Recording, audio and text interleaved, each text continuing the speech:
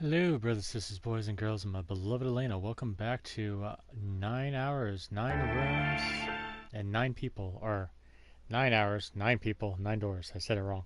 Had one flipped with the other. But anyway, this will be the end. We are working on the end now. And I'm waiting for my beloved Elena to join me because she's been dying to know the ending. There she is, my beloved wife. Here we go. We're going to start off. Forgot that quickly. Where did we stop?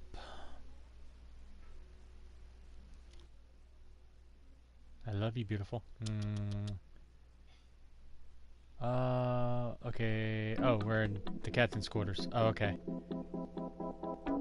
Okay, yeah, we stopped this part because I forgot that quickly. I was like, where are we? We did the stupid-ass helm puzzle, which was a pain in the fucking ass. I love you more. Gorgeous. The helm puzzle, setting the clock, and then, oh, you mean this? I have no idea. It's been a while since I played this. There's cameras here. What is this? I didn't mean that. What is this? Can I click on this? That looks like batteries. There's a cabinet running from, or a cable running from them to the monitors. Okay. Does this open? Yes, it does. What's the deal with this? Is it some kind of code? There are 4 rows of numbers and letters. All start with a 0 and end with an 8, F, N, or V. Repeating.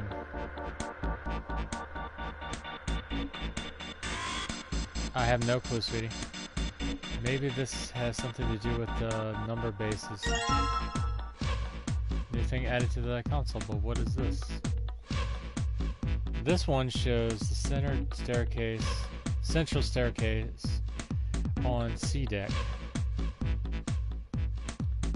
I don't recognize this. I don't recognize the room on this one. Probably a place we haven't been yet. That place looks familiar. The room on this screen looks really familiar.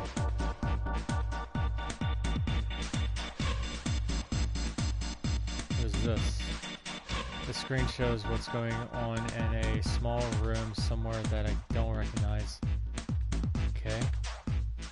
Definitely someone is spying on them. Yep. Here's the hospital bed. This screen shows the big hospital room. What is this? There's just some random hallway on this one. Hey Tony, bring in the donuts, laugh out loud. I don't know this room. Don't know that room. Don't know that room, and don't know that room. We know this one, and that one. The screen shows what's happening at the staircase on deck B deck. There's a bunch of weird buttons on here. They probably switch what you see on the screens. Do you know how to work this thing? Why don't we press one of these buttons? Like this one. Whoa, what do we got here? Okay, I see the thing that's on the door behind me. It's like a code, key, what do they call that thing? Keypad? I think it's called, a keypad. And there's a bunch of writing on these monitors, but then the word says 0. Yeah, that is interesting. Well, I guess it does change the... What in the hell is this? What is this? Something written on the monitor, just static. What do you mean static? That looks like writing. There's something on the monitor, just static. How's that static? It's words! There's words there! Hey, isn't that the door on the screen behind us? You're right. So whatever that camera sees is sent to this screen in real time. Oh, there's an update on one of my games. I wonder if that means something you know. Huh? Huh. Zero, huh? It's like he's making fun of us. No, I don't think so. Maybe it might be the actual numbers for the door behind us. Ooh, think with your brain, Jubei. Instead of thinking with your you-know-what the last time. What do you think? I just realized it looks like there's an iron door behind that actual desk. That's weird. Huh. Nothing. Oh, come on, Clover. Cheer up. Need to use your noodle, FLM. What about him? Do you think that's really Zero? No. There's no way that's him. Clover. Didn't I tell you already? Zero is one of us. One of us. One of us. One of us. Yeah, right. Well, even if he wasn't one of us, there's no way that man could be Zero. He looks like that weird-ass fat monk dude from Asura's Wrath. Remember that giant fucker I had to fight, sweetie? That turned into like bigger than the planet? And he tried to squash me with his finger? And I had to end up blowing his finger up along with him? Huh? Don't you get it? The letters that spell Zero on the TV screen, the captain's clothes he's got on, and of course, the bracelet with a zero on it. It's too obvious. Look, this is Zero right here. This dead body is Zero. Isn't that kind of fishy? You're right. Only an idiot wouldn't see through something like that. No, that's not the point. I'm not trying to make fun of them for thinking a trick like this would work. I'm sure they didn't think it would work, which makes me wonder. Why did they do it? I think this is a challenge. A challenge from the person who's really behind all of this. He's making fun of us. Don't you get it? If whoever killed this guy really wanted us to think this corpse was Zero, they'd never have put a bracelet on him. Walking around with a Zero bracelet would be like hanging a sign around your neck that said, "I did it!" Anyone with a brain would be able to see that this guy is supposed to look like everything Zero is supposed to be. Don't get me wrong, I'm not making fun of the acting. The acting's good, but like the one part where he was like, "I did it!" It's just... I don't know, it really doesn't... He could have been like, that's like hanging a sign around your neck that just says, "I did it," He could have did that instead of been like, "I did it!" Why? Why did you have to raise your tone that way? I mean, that really didn't call for it. That's like the thing before where like he was like, "What are you doing to me?" It sounded like he was hitting puberty again. Just like we did. The killer must have known we wouldn't think he was Zero and put the bracelet on him anyway. Do you know why? Well, it's more you fart it and blame your brother or sister. Why? Like I said, he's mocking us. Too bad, suckers, this isn't Zero. Where's the real me then? See if you can catch me. I'm sorry, in this scenario, like, everybody else has good voice acting. Even the guy that does Jubei, but this particular moment, it's kind of, I wouldn't be doing that. In my scenario, I'd be like, okay, he's mocking us. Like, trying to say, "Oh, this ain't me, or you thought it was me, but it's not me. So, you haven't caught me yet." Like, talk more of a serious point instead of doing the whole mocking part where it's like, "Oh, he sounds like he was Stallone. Oh, who's that?" Like, what the fuck? It's falling flat at that part. It's the same bad joke a lot of criminals like to play. They'll just sit back and watch people run in circles. Like that particular line he just said, that was perfect. That was nice. That was getting to the point, saying that we're being toyed with like cats and mice. Cats chasing mice type thing. But when he does the other thing where it almost sounds childish, it kind of just throws me off. It pulls me out of the game and it's like, That's really twisted. but it almost seems kind of childish. See, like the way she phrased that sentence. That was perfect. That was scary. That was eerie. That was like downright like, oh, you know, it makes a chill go down your spine, you know? The way she phrased that whole sentence right there. The way she like kind of like paused between each line that had the dot, or the word that had the dots. She did that perfect. I like that. But like Jubei, he's doing good on certain lines, but then there's other lines that's like, say it more of a serious tone. Don't take him sound like a boy that's at a kindergarten. Like it's just you know. Yeah, you're right. It's really childish. It's like it's just a game to whoever this person is. That's what seems funny to me. See, now the way he said that sentence, that was perfect. Again, I got another chill down my spine, being honest. Like, he did that perfectly. I like that. But don't do the whole kiddish thing. Like, you're in a serious scenario. Like, if you're thrown into this scenario, you don't have time to be cracking jokes and being like, or acting like a kid. If you're going to be saying your lines or you're being in this scenario, you're going to be serious talking.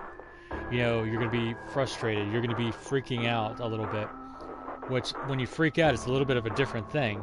Because you have people like freaking out, crying, screaming, banging on the door, trying to open the door, trying to break the windows because they don't know what the hell's going on. They don't know why they got trapped in this whole scenario. Then somebody else has to calm them down so they can all figure out a solution by working together. But like I said, the way he's saying the lines now, it's fine. But that one part that sounded kiddish, yeah. I agree, my beloved husband. You can't joke around like that. Yeah, like I'm getting goosebumps. I am too, because we're close to the end of the game. Alright, let's get back to the point. Say, right there. I like how he gradually raised his tone. Like, let's get back to the point. You know, he raised his tone to that. I like that. Who killed this man? Again, another great raise to the tone. Like my beloved Elena, she's an actress and she does wonderful jobs with how she brings out the actual character. The way she puts it in, if it's anger, if it's sadness, if it's like hatred, or like, you know, somebody did her wrong. I like how she brings it out when she's saying the lines. I don't know. And what's this guy's deal? Who is he? See, again. How would I know that? If I knew anything, I would have told sweetie. you. You're wonderful. You're a great actress, and I love you. And I love having you in my stories when you take and say the lines. You do a wonderful job. You have no idea who he is.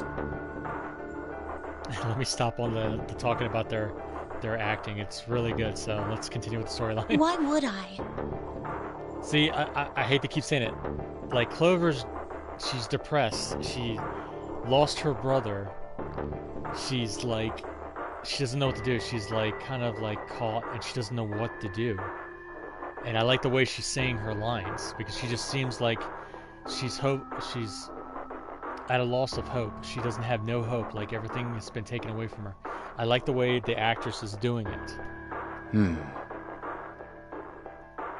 I love it when you help me, sweetie. We should check and see if he's got anything on him that might tell us who he is. Well, let's see. Found his wallet here. Oh, $20. I'll take that. He's dead. He ain't gonna need it. Free coupon to Dairy Queen. Clover, you want that? Oh, you don't? Okay, more for me. Oh, you wanted today's? Okay, take it. Let's see. VIP pass to Hooters. You're a 1-6 son of a bitch. And you're lying about your age, too. It says right here you're 29. You ain't no 29. You look like you're 80. Give me a hand here, Clover. Huh? We gotta flip him over. How else are we gonna search his pockets? You flip him over and his stomach's exploded. Organs everywhere. There's an alien. Okay, fine. Guess I'll do it. Here we go. Huh? Hey, it's the... Lastly, let us discuss how to remove the bracelets. There are only 2 ways to do so. 1. You escape from this ship. 2. Your heart rate reaches 0. In other words, once the bracelet is taken outside the confines of the ship, or the parastatic Nary's heartbeat has fallen to 0, it will shut down automatically. Just don't take the cash. Oh God. This man... he's dead, isn't he? No shit, Sherlock. What else would he be if the fucking watch fell off? Huh? No, it's just... I guess I didn't really think about it until right now. What do you think he was faking? Jubei, come on, we're in a serious game here. There's people dying. I mean, do you want to re-examine the ninth man in the door over there? And also the corpse of Snake? Hello? If his bracelet's off, that means he's dead. No shit. Would you like a cookie? Like my beloved Elena says. Well, it's pretty obvious that he's dead. You don't really need to look at his bracelet to figure out that he's dead. Yeah, see the bullet wound in his fucking head? You could stick a finger in there. You probably thought he'd be like something tanning in the sun bed. Yeah. I guess you're right. It is pretty obvious. Oh boy. Well, he looks a lot better than the other bodies we've seen, though. You know? Oh god, that is such a terrible joke, Jubei. Why?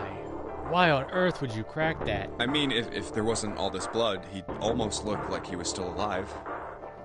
Now you're trying to save the joke. You're really falling short, buddy. I mean, I know it's kind of a messed up thing to say, but he kinda has it better, you know? How about shut up and change the subject? You're making Clover even more unsettled and creeped out, not to mention upsetting her. Dying from a bomb going off inside of you? I mean, that's just... He didn't die from a bomb going off in his stomach, did he? Because there's another thing that happened here. Can't say nothing because I don't want to ruin it. Nice save. Not even close. Agreed, Elena. Some of Snake's bones went right through his skin. Now you have to say that to her? I think the explosion must have thrown him against a wall or something. There was a broken bone just sticking out of his left arm. Okay, here comes a spoiler. And, What did you just say? Spoiler. Here we go. Elena, you watching? Because I've been trying to hide it all this time without saying nothing. oh man, I am so sorry. I shouldn't have said that. I really don't know what I was thinking. I mean... No, that's not what I'm talking about. What did you say about his arm? Arm? Yes, his left arm. You said it, didn't you? Well, yeah, I did, but... I mean, didn't you see it too? Of course not. I could barely look at him. There's no way I was gonna see the details. Are you sure it was his left arm? Yeah, I'm pretty sure it was. And he had a broken bone, right? What the hell are you getting at here? Just shut up and answer me! Yeah, he did. It was pretty bad, too. The bone was sticking out of the arm. Clover? What's wrong? Clover, spill the beans, or do I have to pinch you in the ass? Look, I'm sorry if I said anything... Thank you.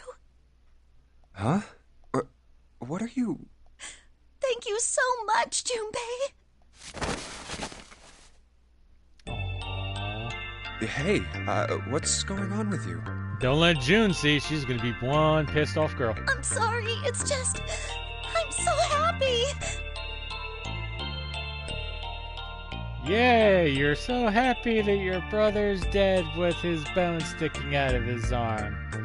Okay, good girl. Can we stop the hugging, please? Can we stop the hugging?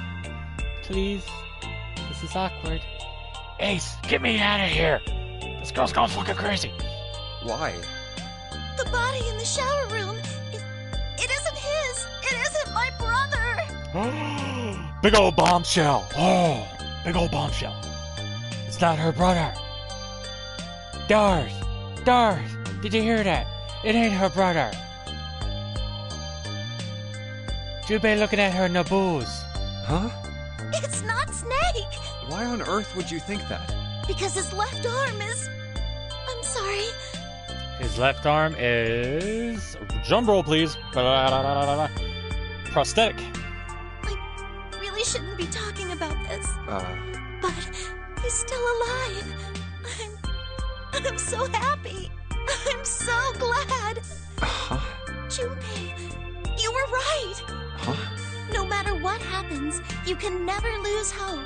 You have to remember what's most important, and that's to have faith and to have love. Good for you. It's not hug. If you can remember all of those, that'll bring you good luck. That's... I only made it here because you gave me this. I was suspicious of everybody. I was angry and miserable. Pat, time to get off. But because I had this 4-leaf clover, because of what you said to me, Yeah. thank you so much, Junpei. Aw, it's a Kodiak moment. Who let that bear in here? Oh, if you really want to thank somebody, you should be thanking Santa. Santa? Nah, Santa ain't coming till Christmas. Santa? Why? Well, he was the one who gave me that thing. And the words for each leaf, I got that from him too. Oh. Huh?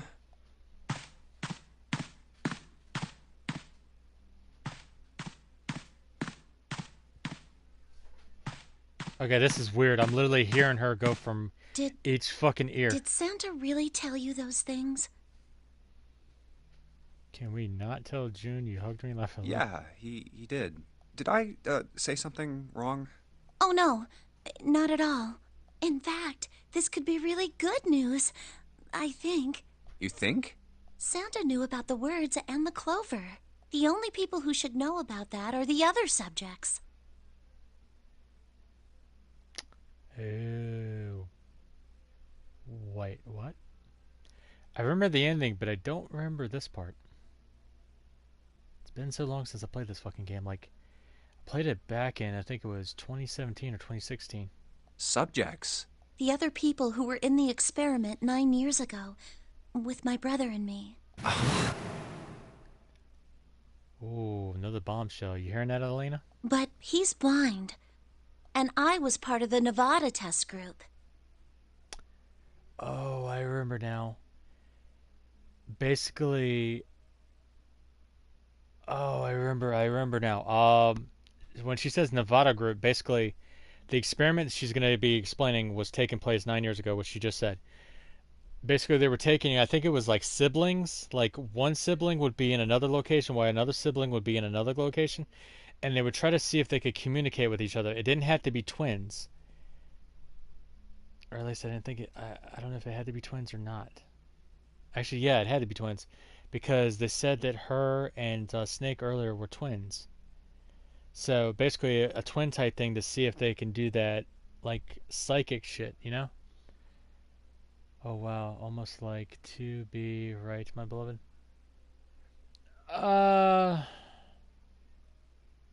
2B's an android, sweetie. She's not human. If you're talking about the Nier Automaton game, which I would love to play on the channel one day, but that is going to be a long fucking process to do. A long fucking process to do. But, she's an android. That's a different subject. They, however, are more like tapped into a data bank. So basically, if one of the androids was to die, they would just upload their consciousness and their brain capacity stuff, or brain knowledge and memories, whatever, to the actual hive and just create a new host of themselves. That's a completely different subject, sweetie. I need to play that so you can see it, so you can understand that one more. So neither of us would be able to recognize the faces of the people who were on this boat. Boom. Whoa. Okay, time out. Time out! Not to be, I mean, Halo, my beloved.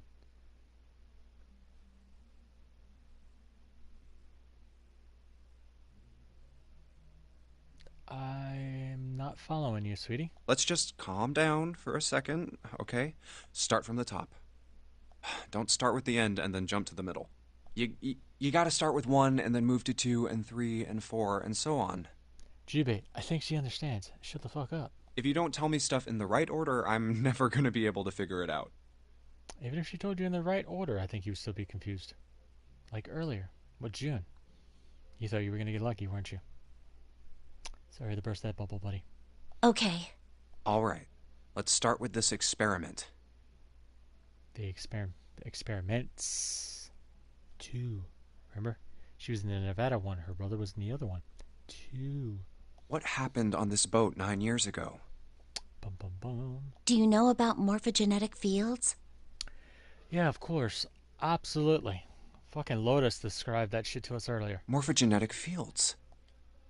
All right, how about this? Big titty mama. Big old saggy titties. Big old orbs. Big old tiggo bitties. Melons. Globes. Old bitch. Betties. Tea bags. Fuck, I ran out. Theory of the telepathic mechanism.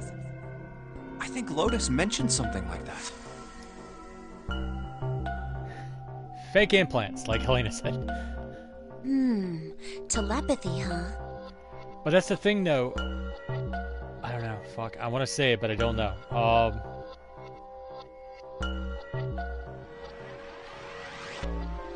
I'm trying to figure out why Lotus would know of that, even though she's like, oh, I read it from a book. Okay, this is very fishy.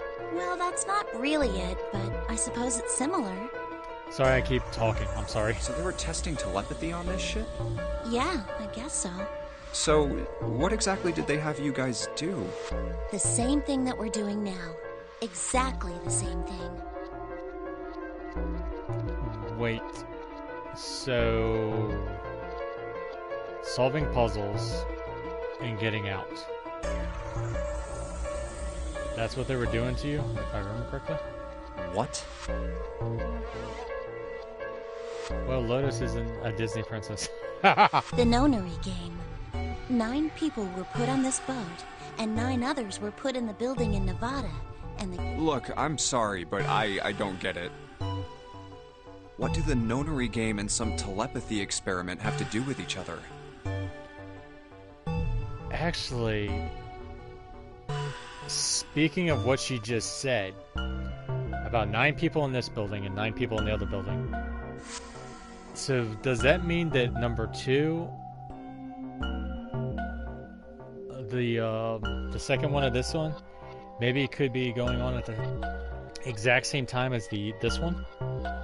Or this one's going on at the exact same time as the other one, which is number 2? And maybe even number 3? Am I missing something here? I'm missing a lot, apparently. This is what happens when joining the X-Men. The ability to access a morphogenetic field is affected by a couple of things. The first is epiphany, and the other is danger. So what I'm gathering by that is basically when you're in danger, your brain starts firing in all cylinders to take in if you have the right mantra going on and you're not fucking freaking out and just screaming at the top of your lungs. But basically, they say in certain scenarios when you're in danger, it's like something like instinct or something else kicks into overdrive and gets you to survive because you want to survive. You know how sometimes when you're up against a really tough problem, and then the answer just kind of pops in your head? Yeah, pretty much. That's an epiphany. I think they make an ointment for that. And what you learn from the epiphany can be transmitted with telepathy. When you add danger to that equation, then it gets easier to transmit that information over telepathy. What? So you're saying the Nonary game was supposed to introduce that element of danger? Yeah, but it couldn't be just any old danger. It had to be life and death. Absolutely. And someone did actually die. A girl. No spoilers. Huh. She was on the boat with my brother. I was in Nevada. I never met her, but... Is it Nevada or Nevada? Is it Nevada or Nevada? I did hear her name. Her name was... Oh, my apologies. I seem to have disturbed you. God damn it, Ace. Ace. You two must have strong stomachs. I can't imagine how you could stay in this room for so long. Nevada? Is it Nevada or Nevada? At any rate, Junpei, would you be so kind as to come and help me with something? I got a question. Didn't we roll the body over? Why is the old man back on his fucking stomach? He's alive. I'm having a little trouble, and I could really use your assistance. Come on. It'll only take a moment. I don't want Ace to hear us. We can talk about this later. Huh? Hey, wait. Junpei, what are you doing in there? Hurry up.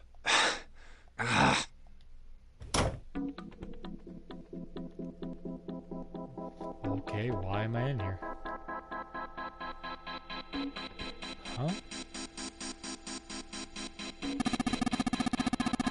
Looks like if I could talk today, Ace would take care of your hair and you're running the fan. What? It looks as though that drawer is the only thing that's locked. I don't see a keyhole though. An electric lock perhaps?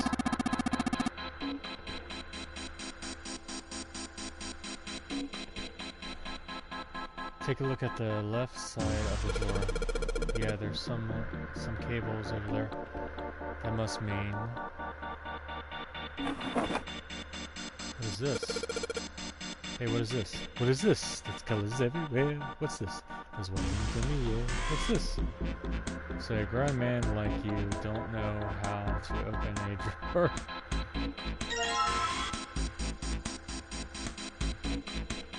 Okay, it's just a piece of paper. Why am I... There's nothing else in the drawer. An early communication device, most likely used to transmit a radio signal of some sort. I experimented with it earlier, but to no avail. I imagine it's broken. Really no. There's a pair of headphones on the desk.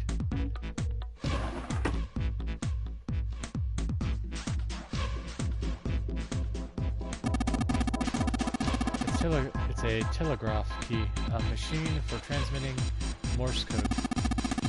I tried sending an SOS earlier. I doubt that anything happened. Yeah. Zero would never let it be that easy. So you think it's broken? No, it works. I'm just not sure if it actually transmits anything outside of the ship.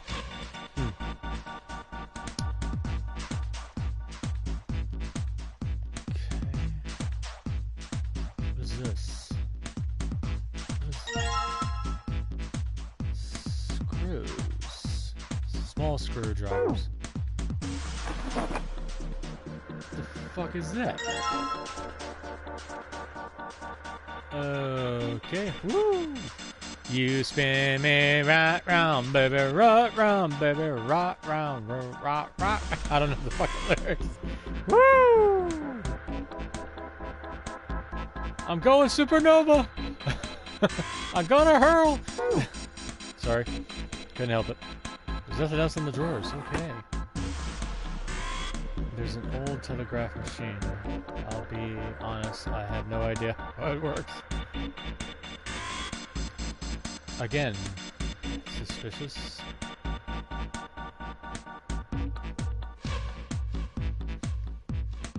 They have the ink pen Sharpie, my beloved. Who has the ink pen Sharpie? Sharpie.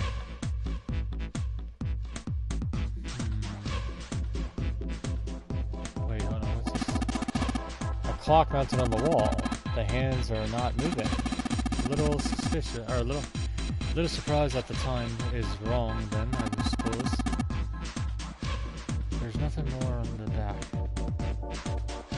So, just a normal light, well it won't turn on, so maybe it's not that normal.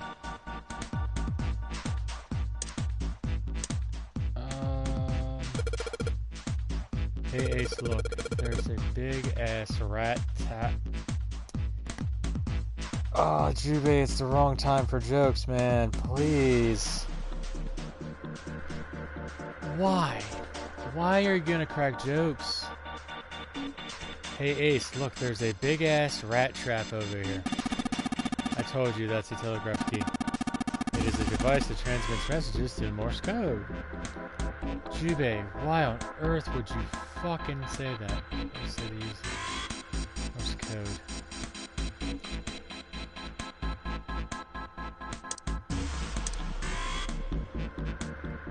But I think it's got some kind of electronic key or electronic lock. Nope, nothing in there. How do I...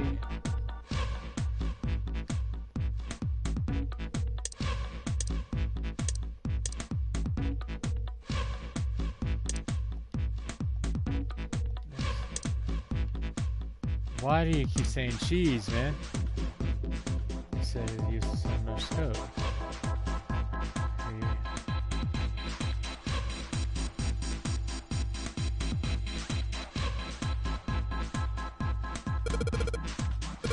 Ace, look, it's... Oh my god. How on earth did you arrive at the conclusion? Oh my god, Jubei.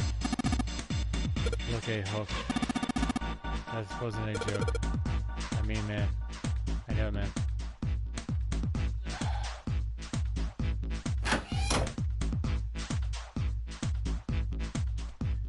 Okay, I have no fucking idea.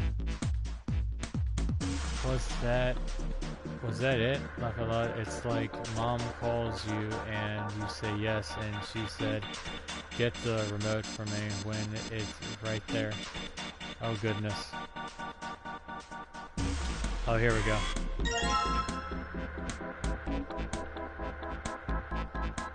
I think I gotta take and combine.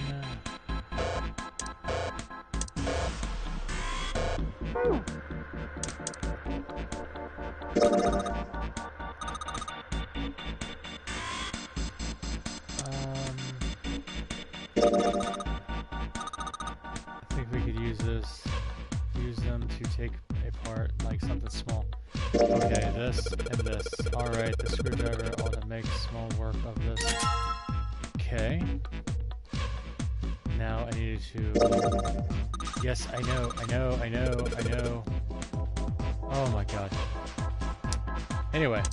This and this. I guess I'll put the ink on the cylinder. Now combine with this. Now I gotta roll it on there. There we go. I knew we had to do it that way because I remember that puzzle. You just skipping instructions a little bit. Well, that's because I remember this one. I just gotta figure out how to, because we gotta fuck with this thing right here, which is a pain in my ass. Alright, I got the Morse code. I suppose I should enter it in. If I do this right, something will happen, I hope. Alright, let's give this a shot. So, let's see. Dot. And dot.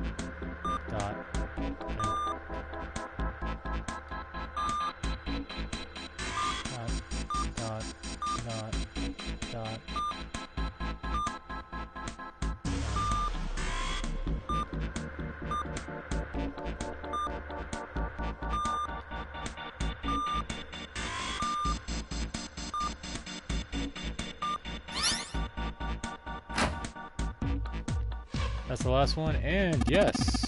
Excellent work, Jubei. Good luck. Good work, laddie. You unlock the fucking drawer. Yay! What is our prize? An all-expense paid trip to Hawaii! Nope, just a... Looks like there's something on the cover. The bind says Alice. Is anybody else seeing this? It says Alice. A-L-L-I-C-E.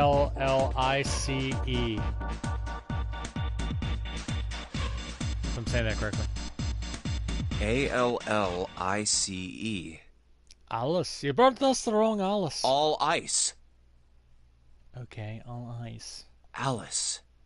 Okay, now you're saying the shit I just fucking said. Does this mean... What the hell is this? It is the Egyptian hieroglyphs, and fuck me if I know how to take and read that. They are hieroglyphs, a form of writing used in ancient Egypt. Ancient Egypt? Ancient as your dick? That's right. Can you read them? Of course. I can't. What would make you think I could? I don't know. You just sound like a smart person there for a moment. I mean, sorry for me that, it didn't really work out. I thought you would have an archaeologist background or something like that. So basically you just proved to me that you're pretty much fucking useless. What the hell? What the hell? The whole thing's like that. Sound like Peanut. What the hell?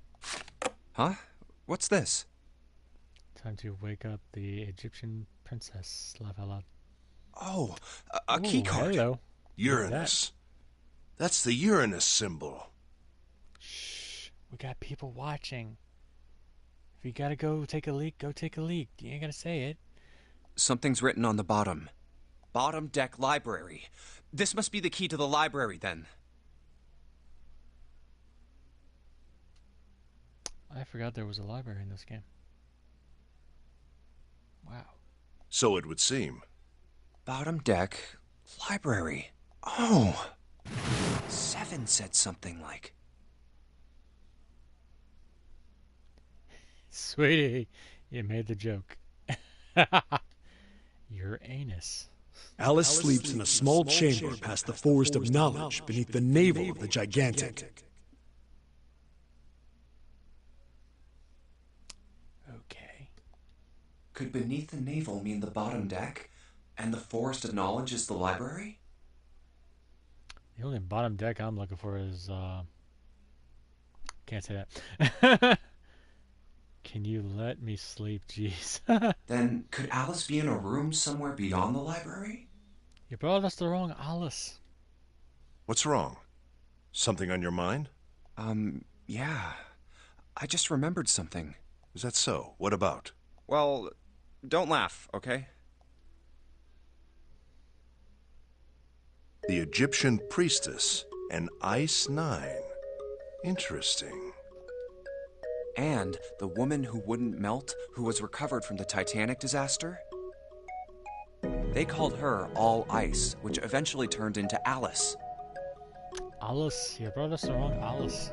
And she was purchased by an English millionaire who called himself Lord Gordain. Lord Farquaad. He huffed and he puffed and he signed an eviction notice.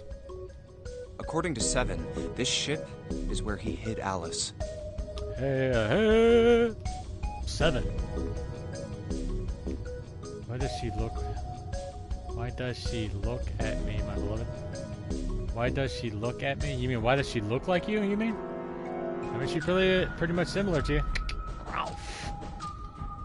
And you think that he hid her in a small room, beyond the library on the bottom deck? Look, man, if we go down there and we start seeing some S&M shit, or some kinky shit, I am the fuck out. Yeah. Well, I mean, it is just a theory. Junpei, have you ever heard of the term Cass? Add on an ES, you got my last name. KC. Cass? ES. Or EY. It stands for Cells Alive System.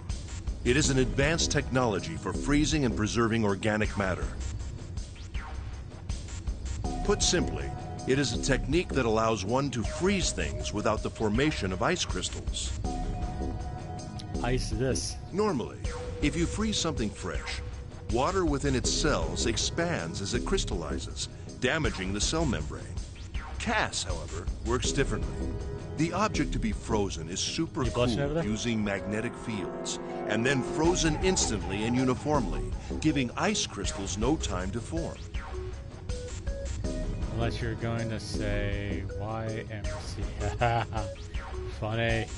It was originally developed for the preservation of food, as an alternative to the normal freezing process.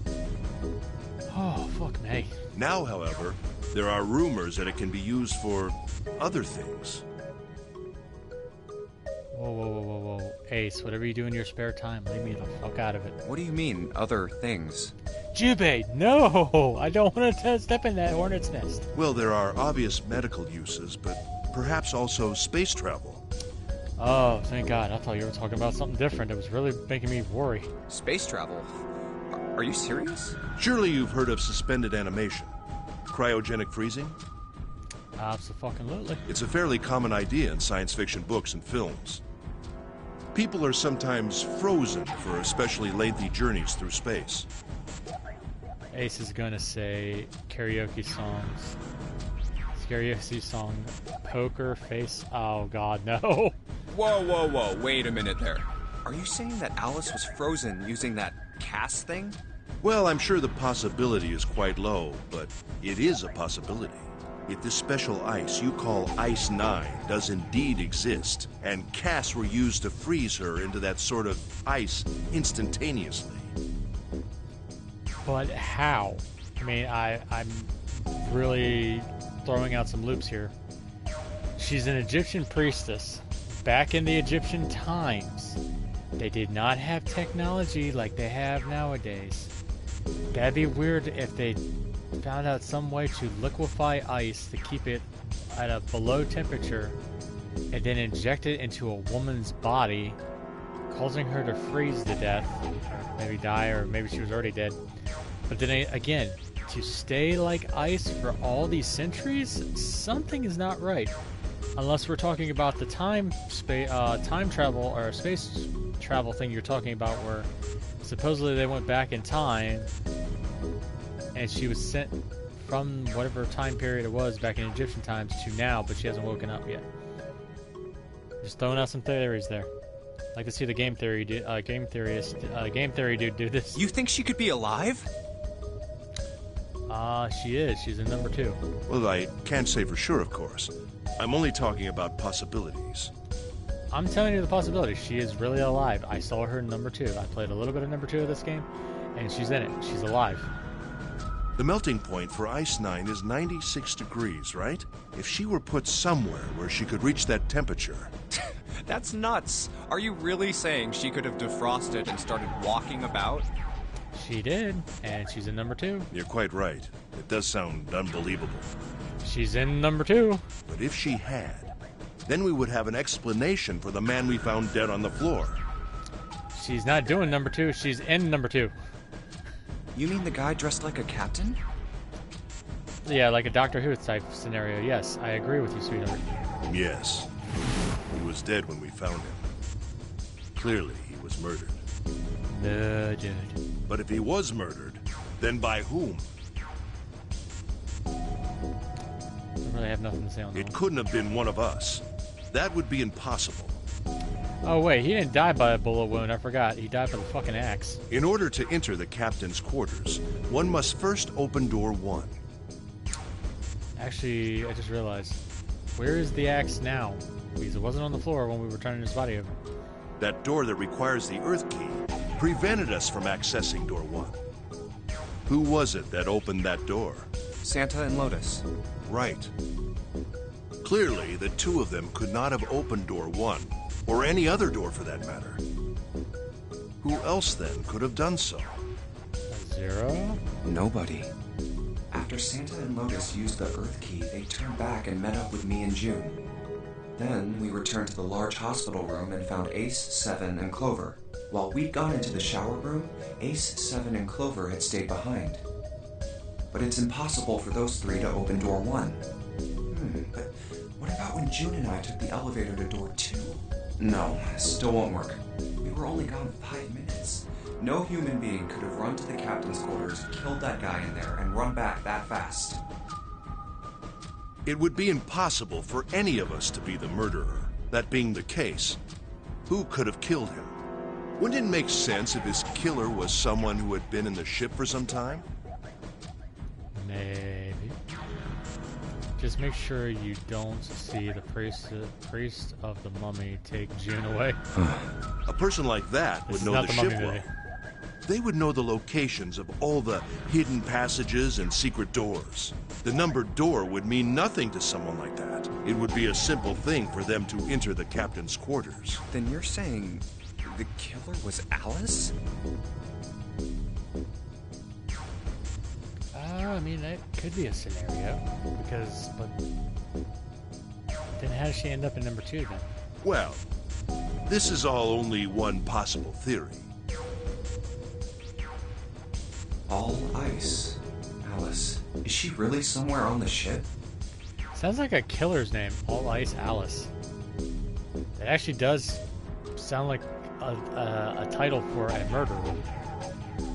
Maybe this card will give me access to the Forest of Knowledge. And the big mystery.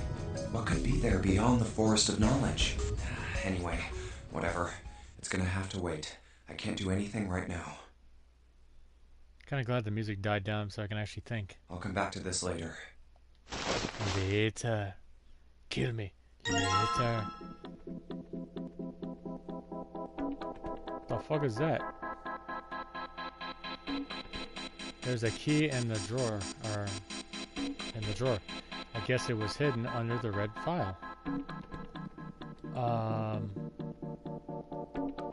Are you gonna pick it up?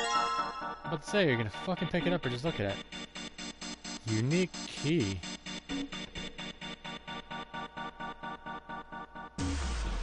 Okay.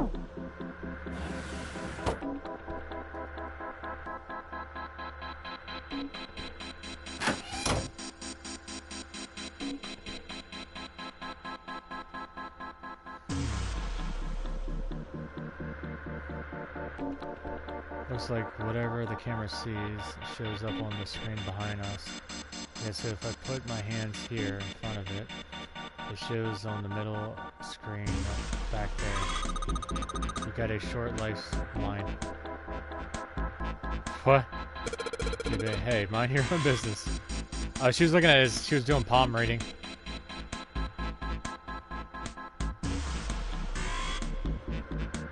What's that? Control panel for the electronic key. Looks like it's got a keyhole on the... Okay, so that's probably where the key goes. Maybe the key I got earlier. Okay. Sweet, just have to input that key in and now it's on. Jubei, look, there's a menace signs on the screen. There's 8 of them. It probably means we got to input 8 digits. 8 digits. Do you think you can figure it out?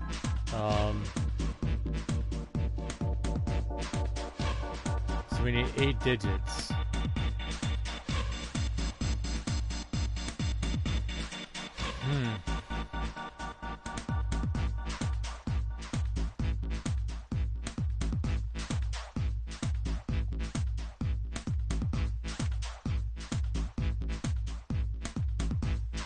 Oh, yeah, sure, sweetheart. This is one of those things that has switches on it. Let's see what happens if I hit it. Nothing. Looks like it doesn't work anymore. It's an E on the screen.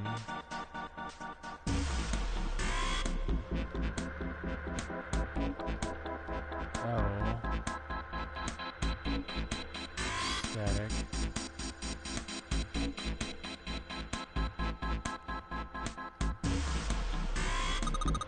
There's blood on the chair. Do you think that was from the dead guy? Yeah, probably. Okay. Anything on the bed? A bed. There's nothing in it. Not gonna say anything. Camera to the exit.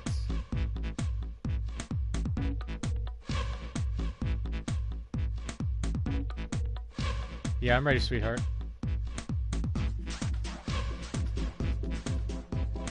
How the hell did you figure that out? Where the hell did you get the code for that?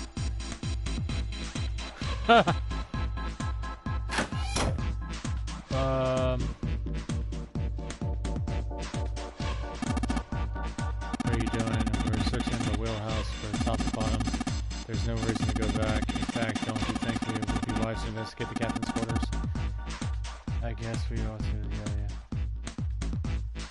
How does anybody figure that out? Or wait.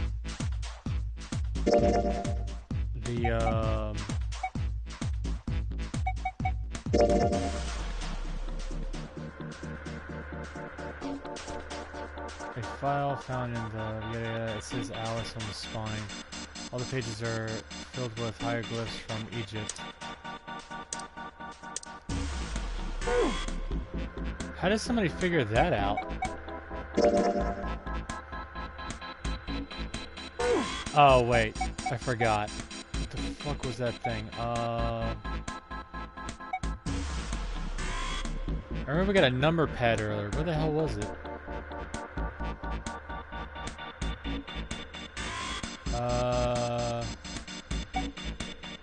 No, not in there. Is this it? No, that ain't it. Where is it? Oh, this is it. So how does somebody figure that out, though? That's the question.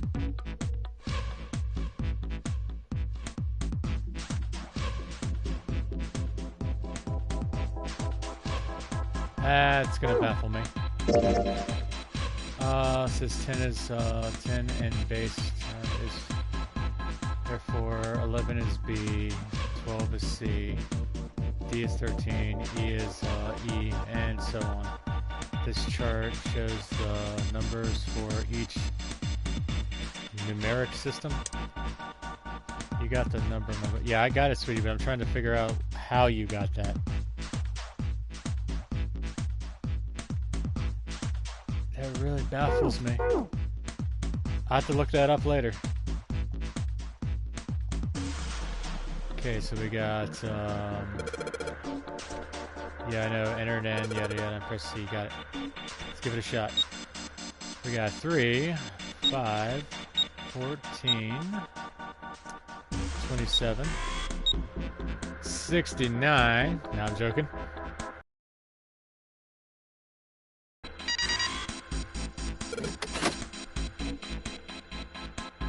How? I gotta really look that up. Don't thank me, thank Elena. She's the one that figured that out, not me.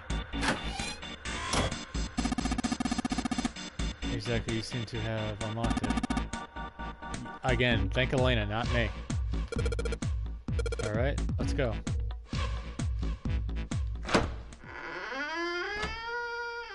That fucking eerie ass door.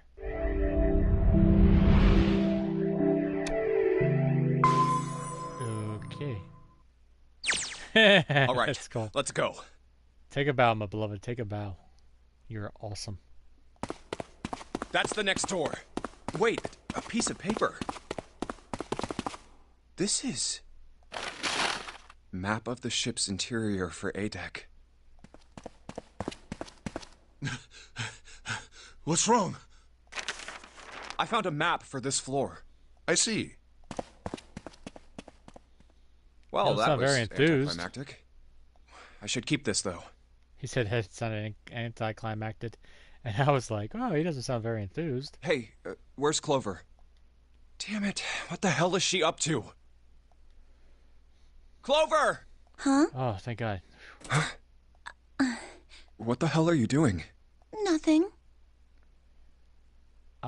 She said that last time, and I think it's because she's got the axe. What do you mean, nothing? What the hell is that? What? You've got something in your pocket. What is it? Oh, this? This is... a note. A note? Yeah, I found it in the pocket of the guy with the captain's clothes. And Jubei, you didn't bother to take and fucking check his pockets. It said something about the darkness of the sinister hand or something. Say what? What the hell? Let me see it. No, not right. Not right. Hey, Junpei, Clover! What are you two doing? Hurry up! Now that's pretty cool how they did that, because it really sounds like he's in the background. So you stopped, laugh out loud. It's like, wait, I found a quarter. He's getting mad. I'll show it to you later, all right? You're hiding something. Come on, we gotta hurry. From the look of that pocket, it doesn't particularly look like just a note. No, not at all. Jeez, what are you thinking? For crying out loud.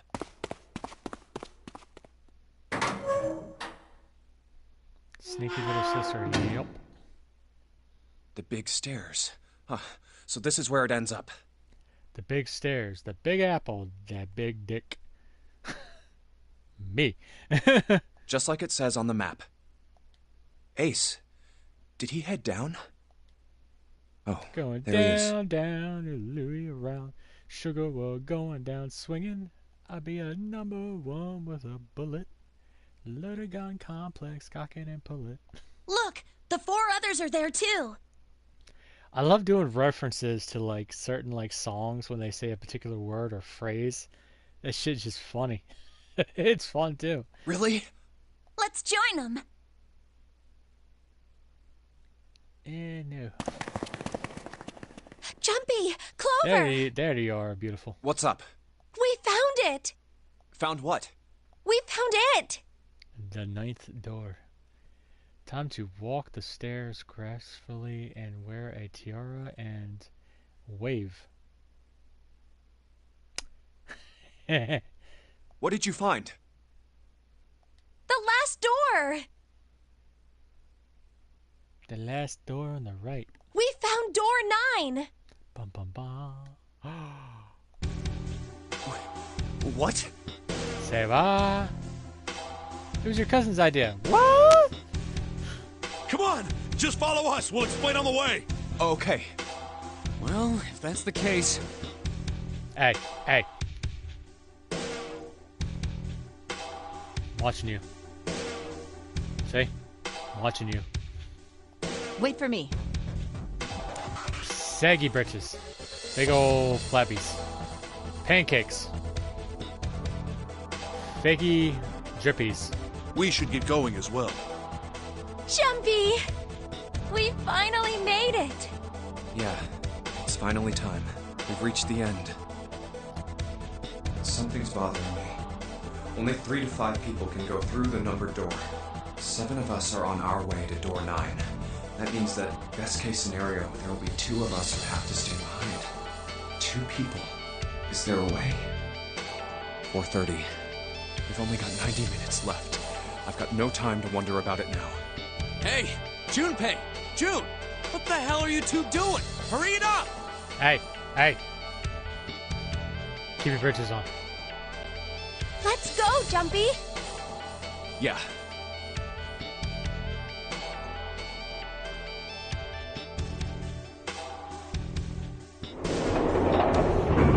Man, this is gonna be a tight squeeze with everybody squeezing in.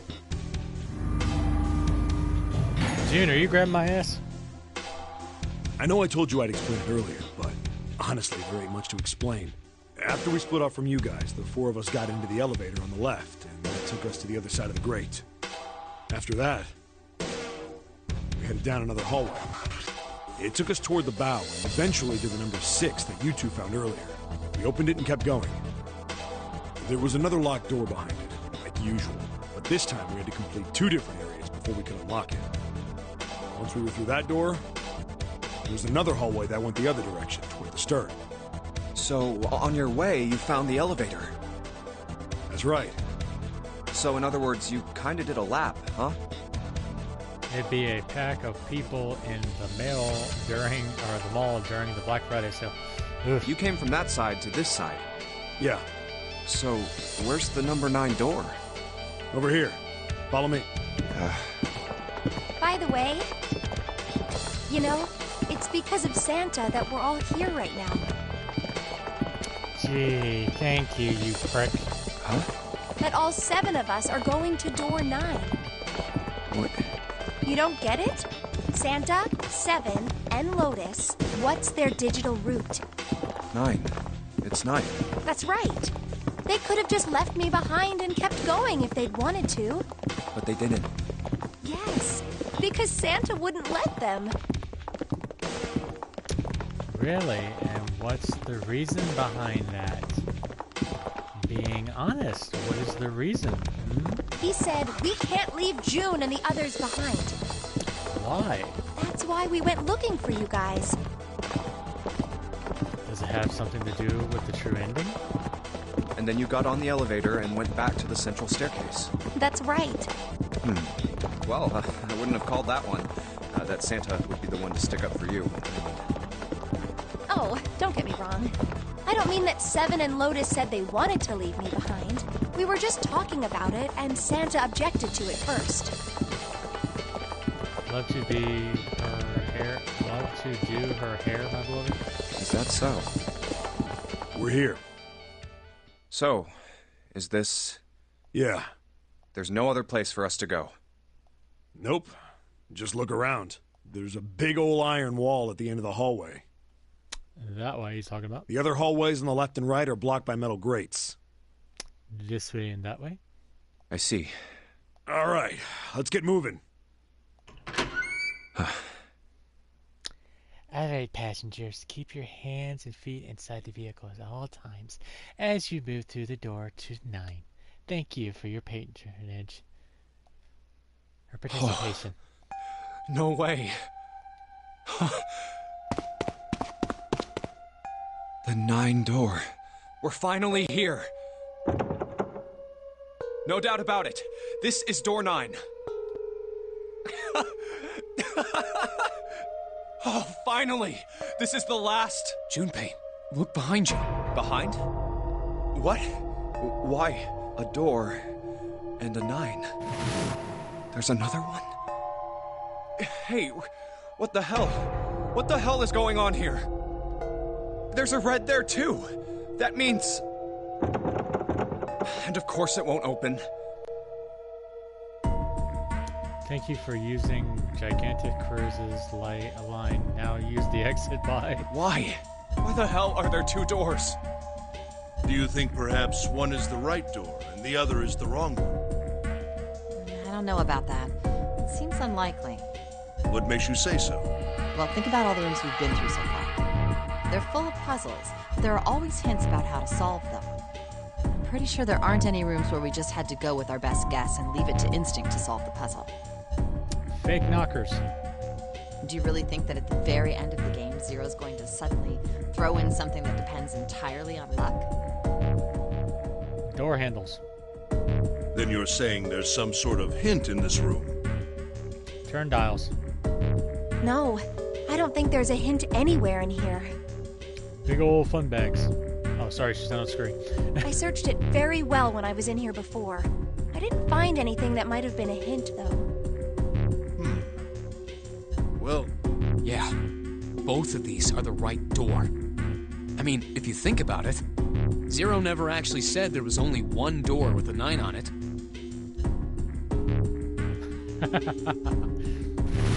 It is hidden, but an exit can be found. Seek a way out. Seek a door that carries a 9. So if there are 2 number 9 doors, if we split it up right... That's not gonna work. You've got a notebook and a pen, right? Can I borrow them? Oh, for fuck's sakes, here I go again. Yeah, here.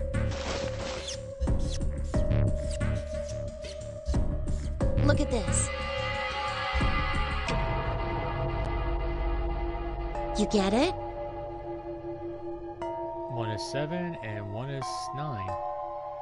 The numbers on the top are all the combinations with digital roots of 9. The numbers on the bottom are the people who don't fit. There's only 8 possibilities if we split up into 2 groups of 3 or 4 people. I'm not an Office Depot or Staples. So... If 3 people go through the door, then 4 are left behind. If 4 go through, then 3 are left behind. Yeah. No way.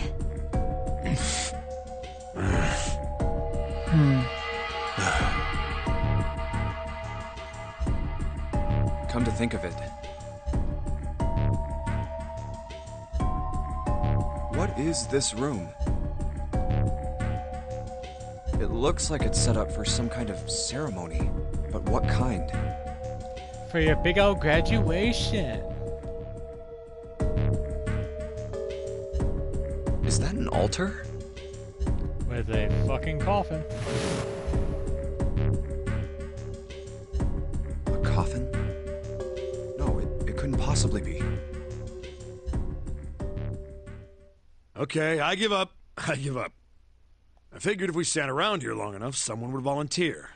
But I guess nobody's got the guts to do it. What are you talking about? What? You guys didn't figure it out yet? Fine, let me enlighten you. Clover was mostly right with her little explanation earlier, but she missed something. She wasn't really wrong, she just... screw it! Let me just write it out. What? What, sweetie? What's wrong? If you're trying to leave with a group of 3 and a group of 4 and get everybody out, Clover's right. But there's another way. Only one combination, though. If you split us up into groups of 3, 3, and 1, you can make this combination. Wait, this means... Don't get me wrong here. I'm not trying to copy Ace or anything like that. Even if he hadn't been the hero back in the big hospital room, I'd still be saying the same thing. The same thing? Are you saying... You are in a church and you have to make a speech? No, I'm good. Yeah. I'll stay behind. Big old hero. The big old mountain. Why are you acting so heroic all of a sudden? Oh, is all the fun bags starting to like him now? Are you some kind of idiot?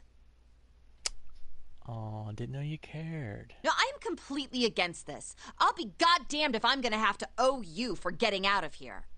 Oh, I'm sorry. I'm against it too. I didn't want to leave Ace behind, and I don't want to leave you either. I want to say something about Ace, but I can't right now. I don't like that idea. There's got to be other options. I disagree as well. I can't say I care much for you being the hero. Well, there you go, Seven. Proposal denied. Clover's right. There's gotta be a better way than this. Doesn't make any sense. Whoa, hold on a minute. I haven't said anything yet. Fuck you. Sit in the back. Are you... agreeing? You want to leave him here? Nah, I'm against it. I don't want to leave Seven here alone. And gee, what has changed your mind all of a sudden? Then I don't see how it matters. I said alone. Huh? I said I don't want to leave Seven alone. What the hell are you... Oh, so you're volunteering now. What? You don't get it? I can't leave just one person. I need 2 more. 3 people, including Seven. I'll be leaving behind 3 people. Oh, so basically you're trying to save your own ass and leave 3 people behind. That's my proposal. No, those are my orders. Far be it from me, but you don't seem to be no fucking captain around here. Sure as hell ain't the man on my boat. What do you mean, orders? What the hell makes you think you can order us around? Who the hell's gonna listen to you? I would fucking jack his fucking jaw with my left fist. I mean, fucking hard left. Fucking make him go over the fucking bleachers there. Or pews, whatever the fuck you call them. You all will. In 3 seconds, you won't have a choice. What? 3, 2, 1. See? I told you. Huh? What? Why? What the hell is that? The gun's from the other room. Oh, I forgot about that. What room? I was trying to remember which room had the gun in it. One of the rooms behind door 6. I should have known he was gonna do this. I should have taken the gun. Well, it's too late now, fat ass. Damn it!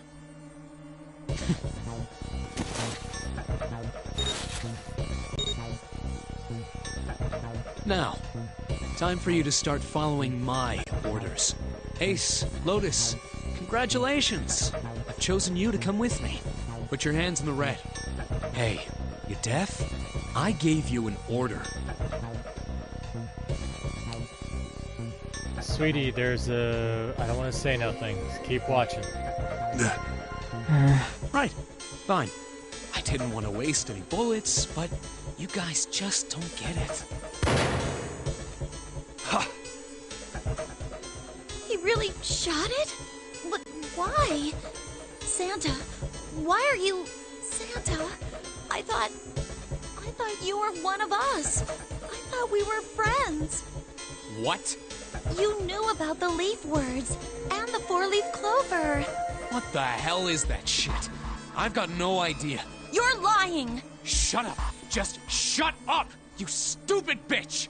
You want me to put a bullet in your fucking head? Santa. All right, assholes. What are you still standing there for? Get over here and scan those bracelets. I don't have all day. Oh, what's the matter? Your hearing's starting to go? Going senile, maybe? That's it. It's the only way. Please, go. Huh? No way. Jumpy, what are you saying? If you stay here, you're going to be stuck, Jumpy. And so will Clover and Seven. I know, but you don't need to worry about us. We'll figure something out. Right, Seven? Right. You just leave it to us. It's gonna piss me off to do what Santa says, but... Don't worry about me either. There's still something I have to take care of. No, you can't! Ace, Lotus, don't come over! Don't worry about me, please! Please. Go. all right. Fine. All right. Now let's get those hands on the scanner panel. What's the holdup? What? You think I'm fucking around here? I don't give a shit about this girl. The red doesn't need a person, you know? All I need is the bracelet. You get it? Good. Now put your fucking hands on the scanner. Now, why do you know about that? It just needs the bracelet. Big drop bomb there. I'm not gonna say it again. Fine.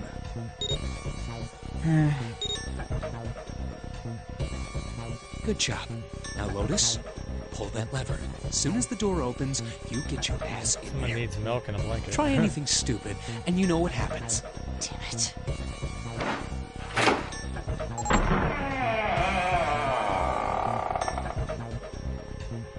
Good. Go. Later.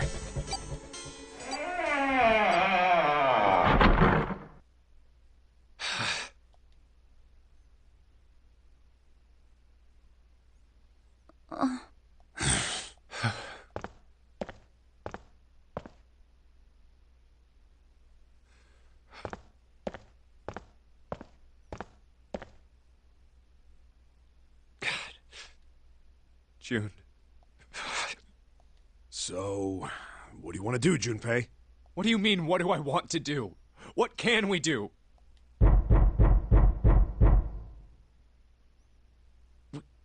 What the hell is that? Shh, quiet!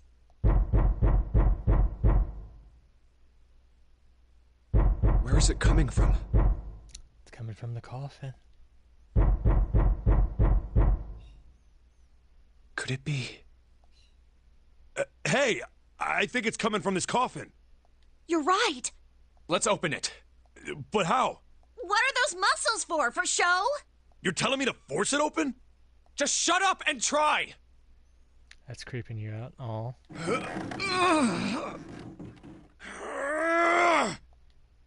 Damn it! Man, it won't even budge. I'm sorry, but anybody else in this room see a keypad on the fucking side? Brute force never opened anything unless it was a pickle jar or a jar of peanut butter. The fuck, people? Where's your brain? Not another one. Yeah, looks like it.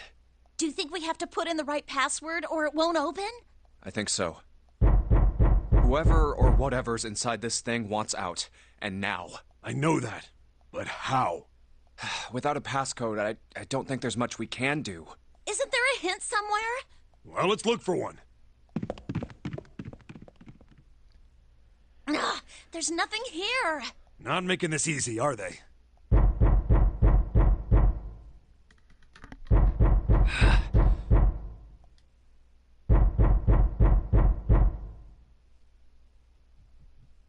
What's the passcode? What am I supposed to do? How can we figure it out? I need something. Oh, that's a cool animation.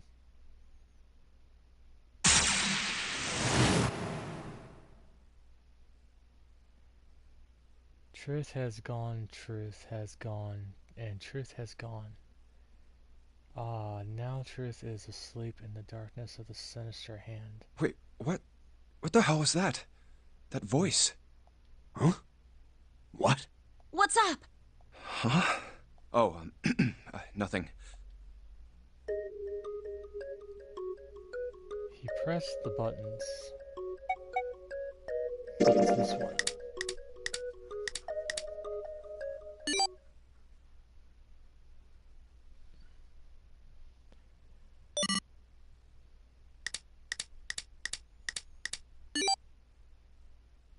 One, four, three. What? 1438342 Huh? Huh? Hey, what the hell were those numbers? Oh my gosh, are those... 1438342 I hope you enter it in because there's no fucking way I'm gonna be able to remember all that. Oh, no, I was about to say, is it backwards? But no, it's not backwards. It's just like a number missing on the one side, but 1438342 Alright, good. I wonder who's inside. What? Why are you...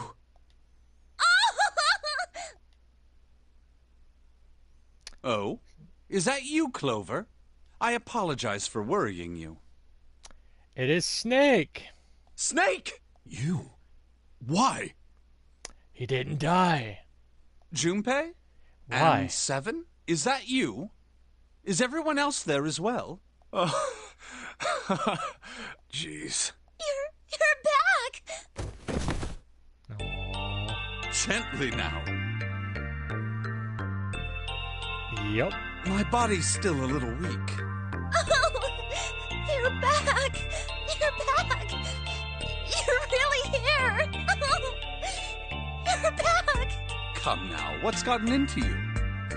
Well, we thought in the other room that was the bathroom that your stomach exploded and you had bones everywhere. You're acting as though I've returned from the grave. Yeah, pretty much. Not as though you did! I really thought you were dead! Huh? You jerk! Idiot! Idiot! Idiot! She's adorable. Can't help it. Don't get on her fucking bad side or she'll put that axe I clean see. through your I fucking believe skull. I understand things rather well now. Thank you. And she wouldn't be complaining. Stop complaining about you. In the shower room, there is a dead body wearing my clothes. Abso-fucking-lutely. Because of that, you thought that I was dead. Correct. Abso-fucking-lutely. Yeah. You also discovered a corpse in the captain's quarters, and Santa turned on you here, in this room. Yeah, that pretty much sums it up. Do I have it straight? Yep. Well, the dead body in the captain's quarters is a surprise. Oh, I forgot you weren't there. Sorry about that. Sorry, there wasn't a good time to tell you. No comment. Don't worry about it. And you look like you dressed like something the bishop. Well then. I've got a pretty decent idea of what happened while I was indisposed, but it's still something of a mystery who did all this, and why. The corpse in the shower room that looked like me, and the corpse in the captain's quarters. Why were they killed in the way they were? You don't know? No. Why would I? The guy in the shower room. We don't know who he is, so let's just call him Mr. X. Xavier? Professor Xavier? Anyway, this Mr. X is wearing Snake's clothes. Professor Xavier. But you're wearing some kind of weird robes. Okay. That means someone took your clothes and put them on Mr. X. Professor Xavier. We need to figure out who that was. I apologize, but I have no idea who might have done this to me. Yep. An X-Men reference. I only just now woke up. I was unconscious during all the events you just described to me. So did you have a nice fucking nap there? They must have undressed me and changed my clothes during that time. Ew. When were you knocked out? When we split up to look for the red. Where did they get you? Do you remember? It was a small room in one of the hallways on C deck. What happened? The same thing that happened to every one of us when we were abducted. A canister releasing some sort of gas was thrown into the room. Ew, too much details. Can you imagine? No, I don't want to imagine. I Stop. believe the gas is some sort of incapacitating agent. Then that means it was... Means you got your ass knocked the fuck out. Zero. Looks that way, huh? There's nothing else I have to tell you. When I woke up, I was in this coffin. Why? Why did Zero make Mr. X wear Snake's clothes? Professor Xavier. How would that benefit Zero? I don't get it. What the hell does any of it mean? And I have no idea how I got the passcode for the coffin either. Truth had gone, and truth had gone. Where did those words come from? Why did I feel compelled to push the buttons on the bracelet after hearing them? All I know is my fingers moved on their own. It was like I did it subconsciously. I don't get it. What the hell does any of it mean? Also, Snake and Clover had been subjects in a similar experiment 9 years ago. The ability to access a morphogenetic field is affected by a couple of things. The first is epiphany, and the other is danger. And someone did actually die. A girl. Her name was... There had been another experiment conducted on this same ship 9 years ago, and a girl had died during it. Morphogenetic field theory. The two murders. Switching clothes. The Nonary game. They have dark phoenix powers and went to beat them. OS, my beloved.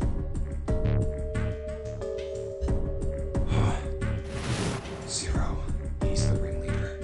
The person who trapped 9 of us on this sinking ship. Zero should know everything. If we can uncover Zero's identity, all of our questions will be answered. At any rate, we'll have plenty of time to decipher the details later. For now, it is of utmost importance that we escape. Junpei, it was 4:30 the last time you checked the clock, yes? That means we have less than an hour. We must hurry. Hey, how are we gonna get out of here? Isn't that obvious? Through the other number 9 door. Oh yeah, you're right. You're blind, but how do you know that? With Snake, we can open the door. Don't tell me you hadn't figured that out. Clover, settle your hormones. Come on, you gotta tell me these things. I, assumed you'd figured it out. Forget it. Let's just get going. Yeah. All right. You guys ready to go? Yes. Yep. Not yet. Huh? Before we go in, I'd like to check something. You want to check something? Yeah, but before I do, 7, could you pull the lever? I want to make sure we can verify with just the 4 of us. What do you mean? We don't need...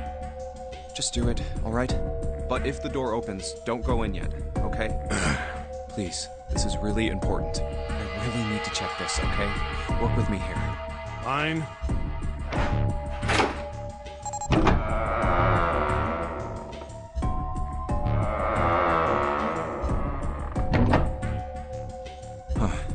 Alright, that means the 4 of us can go into door 9.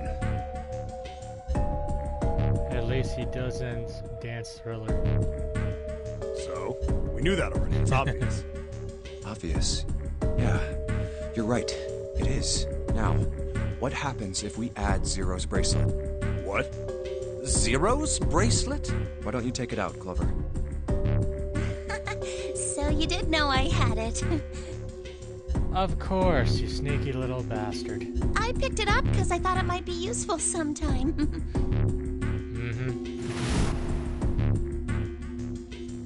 This was on the left hand of the corpse in the captain's quarters. If you look at it, you can see it's got a 0 on the face. Just to make this a little easier to talk about, I'm gonna call the guy we found dead in the captain's quarters, Cap.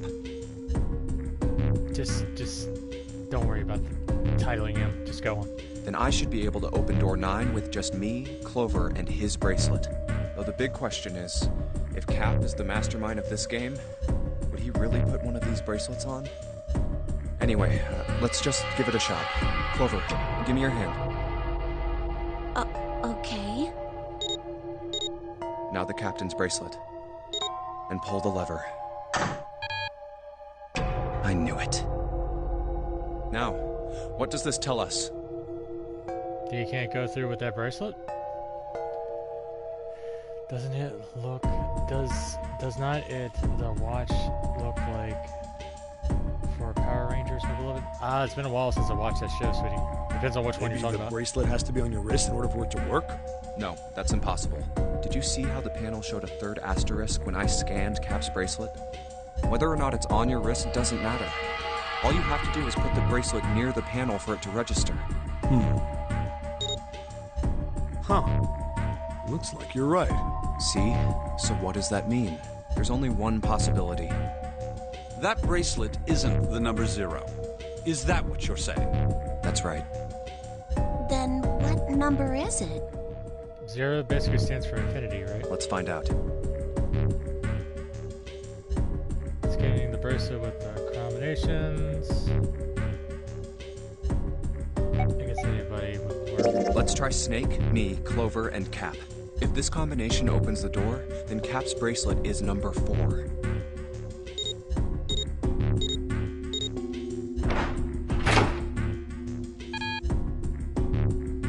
Didn't open. So Cap's number isn't 4. How about... Okay, let's try Snake, me, and Cap. If this combination opens the door, then Cap's bracelet is number 2.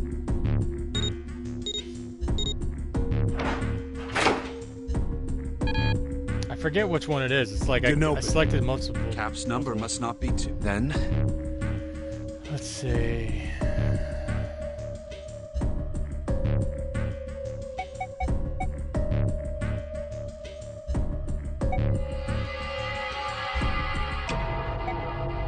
Let's try 7, me, and Cap. If this combination opens the door, then Cap's bracelet is number...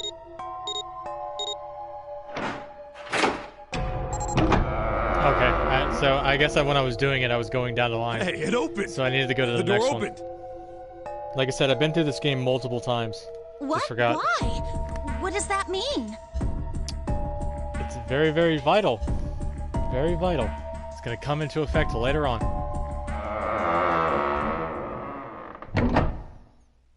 Isn't it obvious? Cap's bracelet is number 6. But doesn't it say 0? This isn't a 0. The symbol on here isn't a number 0. It's a letter O. Oh. Whoa, wait a minute. I don't get it. I mean, we figured out that Cap's bracelet is 6, right? It's better to run right now and you wait too long. Yeah. Does that mean there are 2 people with 6s? There is most likely only one person with a 6.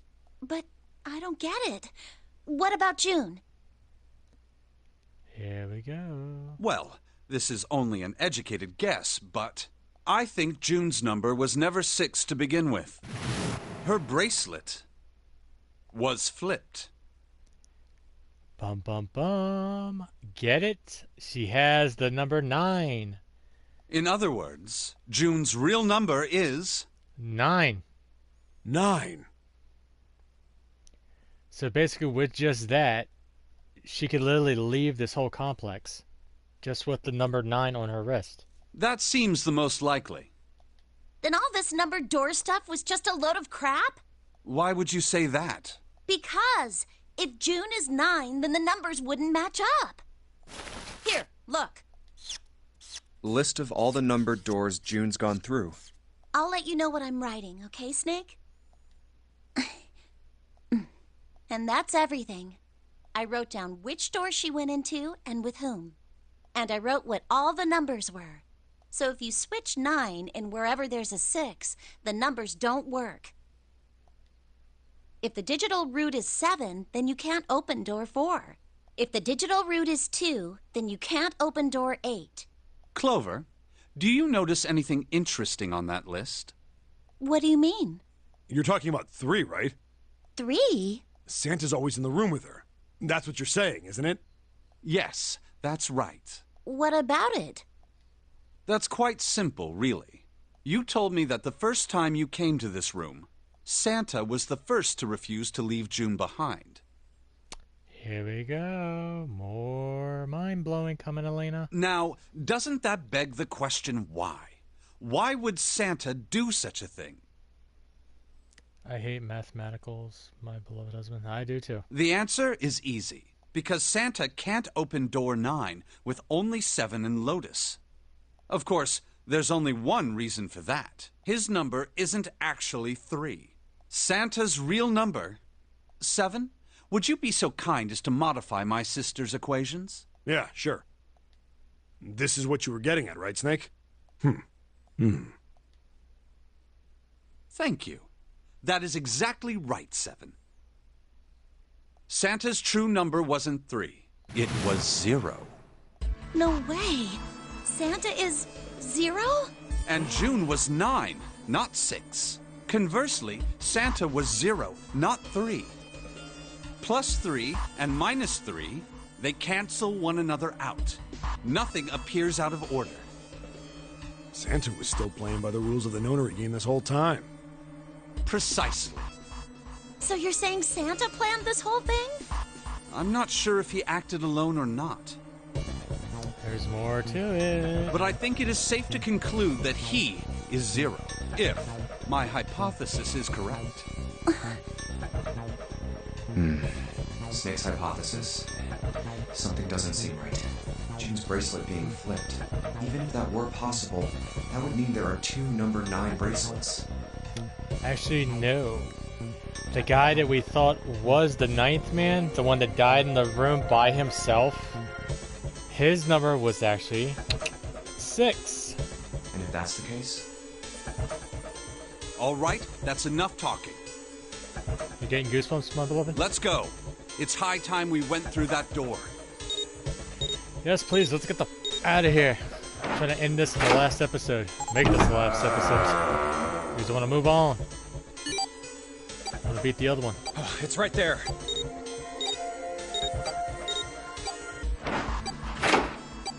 Oh. All right, let's keep going. I think these stairs go to the bottom deck. Looks dry. Let's head down. Hey, it's a... This is the Neptune symbol. There must be a key around here somewhere. Neptune key. I only have the Uranus key card. I told you to go before we got here. It's a different planet. Plus, it's the wrong kind of key. Let's turn around and go back for now. Yeah. Hey, another door. And a card reader this time. It's the Uranus symbol. Again, I told you to go before we left. This is the place.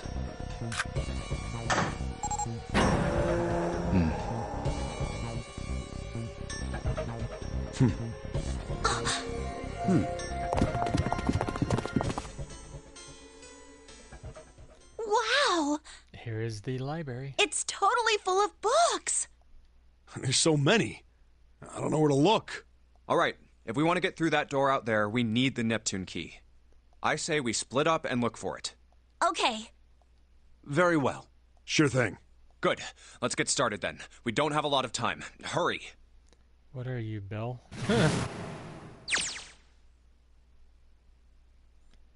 Alice sleeps in a small chamber past the forest of knowledge.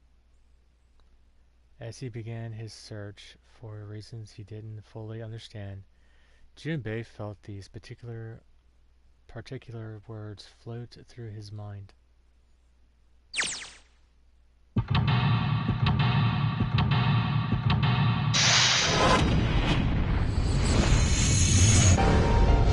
Seek a way out.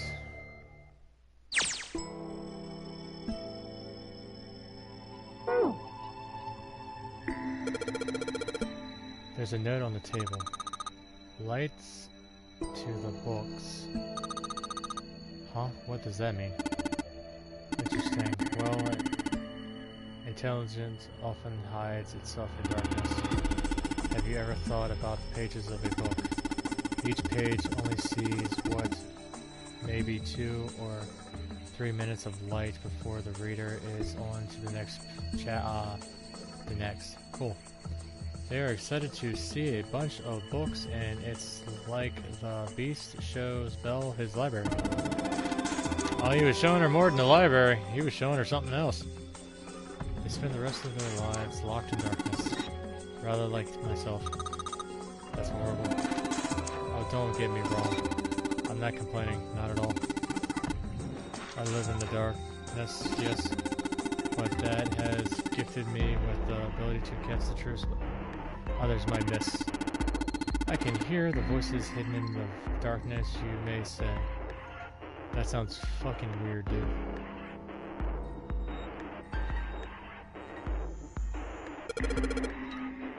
Mother Nature.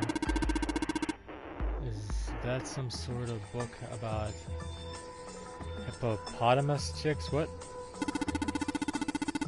Probably not. Especially perhaps whatever. It's more likely about protecting environments.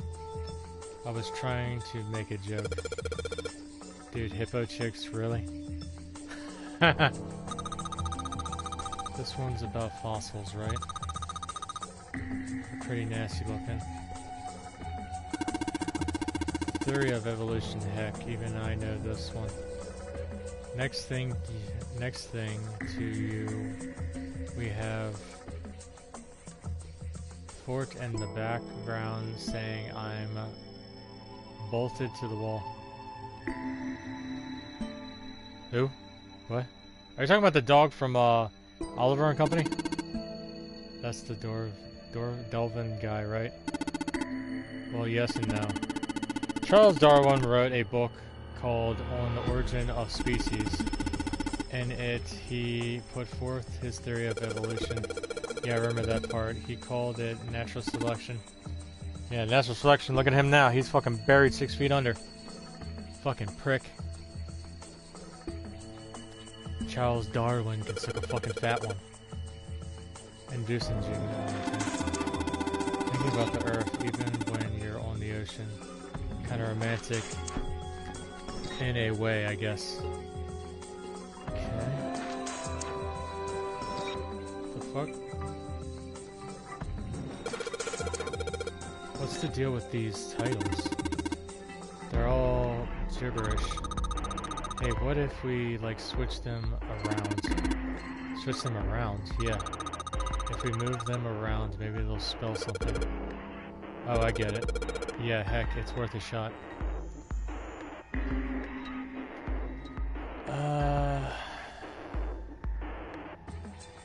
So what if I do this one here? Oh, okay, hold on. Open here, find what? Bulb? Okay, or how about this? Open door, find bulb.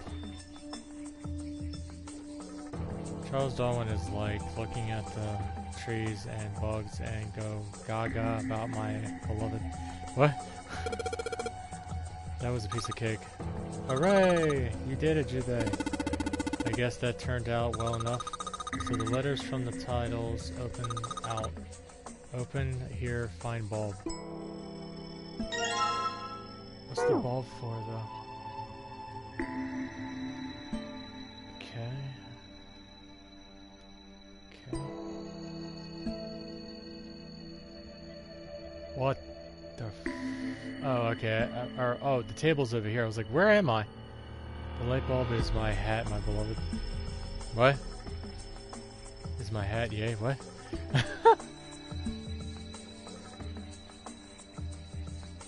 No.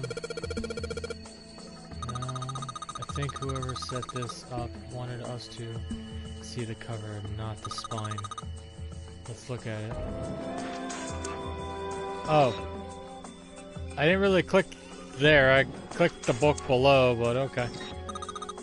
Look, Jubei. I think there's another something hidden behind the books. It's a bulb. How many bulbs do we need? What's on this one?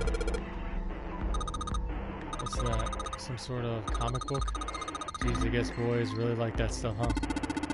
No, you're thinking of a different sort of robot. This book is talking about automatic machinery that's used to build things like cars. Oh, okay. What's that one called? It says Foundation of DNA. Okay, yeah. That's a boring fucking book. Let's see. What the hell is this one about?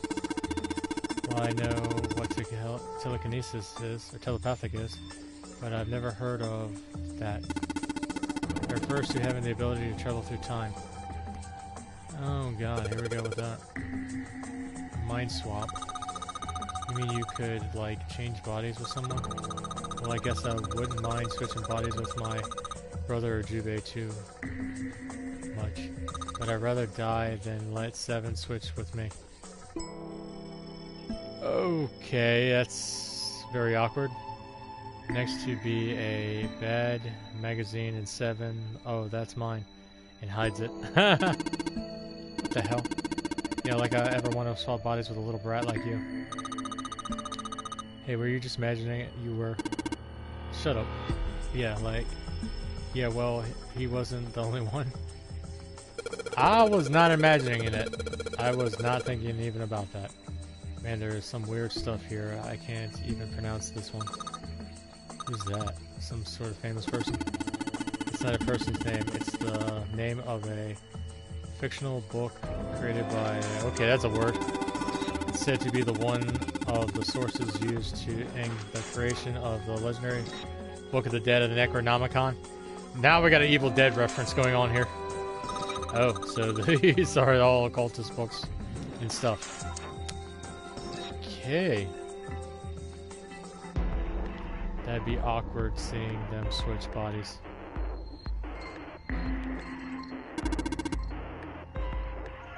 This one says Treasures of Extension Series. We need to hurry it up or we're going to end up like this. Pages of a book like that. Am I supposed to be looking at all this? Let's just go downstairs. What is this over here? Okay, it's a padlock. What is this here? There are 3 lights in this. There are 3 lights in this thing. They aren't very bright, though. Hey, didn't we find some kind of real powerful light bulbs earlier? Why don't you put them into one of these bulbs? Yeah. Well, they gotta be a lot brighter now. Well, if there are 3 bulbs, that means 3 bulbs. There won't be much light point using... Unless we have all of them to replace them, yeah. We need 3 bulbs, huh? Yeah, I gotcha. Okay. What's down here?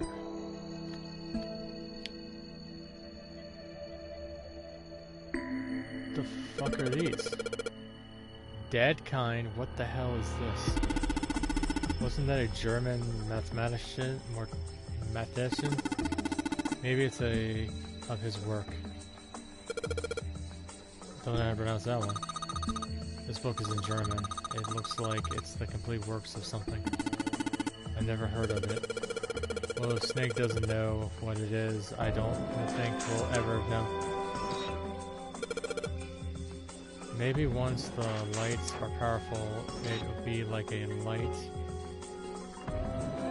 house or the 4th of July. Omen. Omen isn't going to...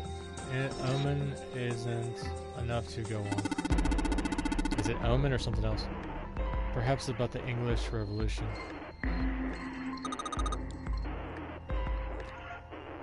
Shieldrak? What? I don't even know how to pronounce that, isn't it?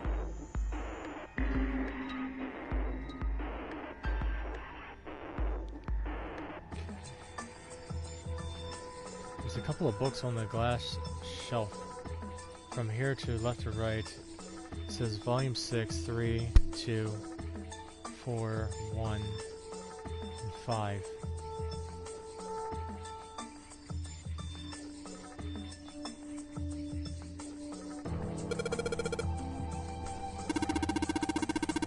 Conjecture, what's it about? Like magic or stuff or something? Right, I bet it's about jewelry, isn't it? It may be an odd title, but it's actually a very respectable... More math books. It deals with one of the unsolved problems of addicted numbers theories. Sorry I said anything. Look, let's get into the right now. Let's not get into this right now, okay?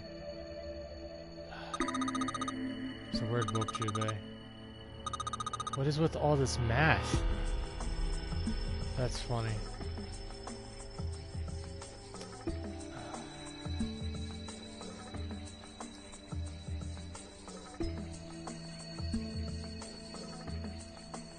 I think we found a bulb over here. I don't think we found one over here.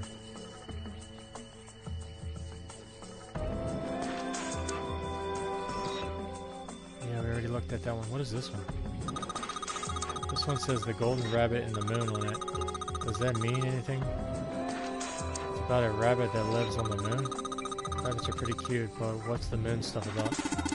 It talks about the Judas tree that is said to grow on the moon, according to Chinese legend. Okay.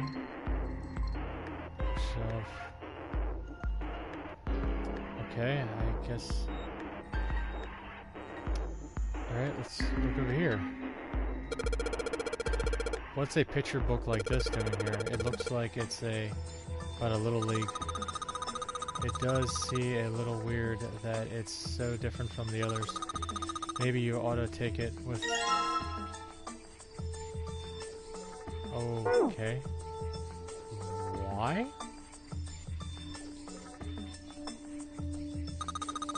It's like, look, oh look, 7. Here's a book that's perfect for you. It's called Muscle and Bones. You're just saying that because it says muscle. So many books. I know, my beloved.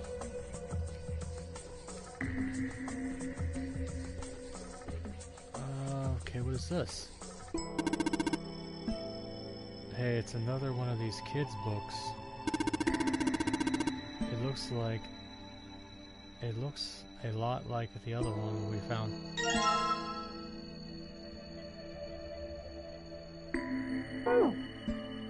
Oh, I think I'm supposed to find these.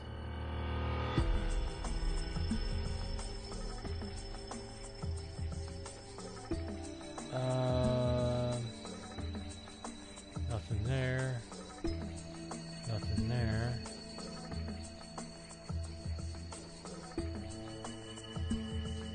I think there's one right here. What's this book doing here? Maybe they were researching human physical limits across history. No, apparently that's not it. Maybe it's like there's something inside my building. Well, I think I might have to put them on a shelf or something, I thought. Or maybe, I don't know.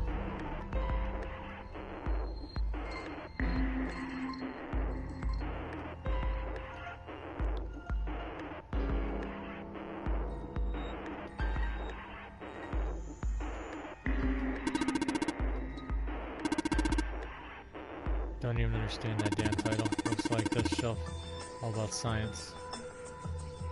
Okay, all about science. And then there's that one we did. What's this one? Maybe this one's about Chinese 4,000 years of history or something.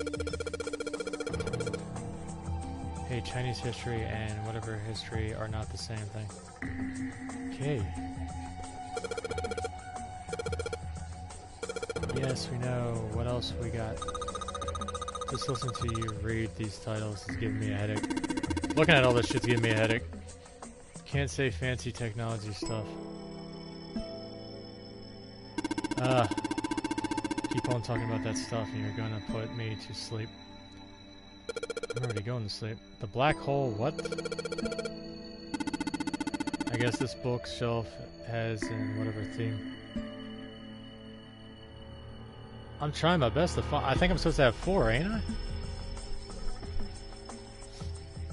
Okay, so guess we're going downstairs now. This makes no sense.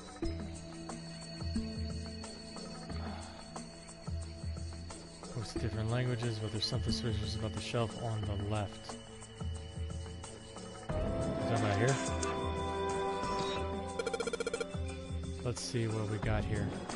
So many books here. I wonder what's this one. Whoa, what's this? Warm? Whoa, wait, hold on. Wait, what? What just happened? He just said something about warm and all of a sudden she's blushing. Oh, sorry. Oh, no, I'm sorry. Hey, what's the deal with this slappy stuff? Junpei, what did you touch? Hey, there's another one of these picture books. Something about these things feel kind of nice, you know? Brings back good memories. I guess even people like 7 were kids once. No shit, you little brat. Hey guys, cool it. Alright, I think I'm gonna take this picture book with me. There we go, now we got 3.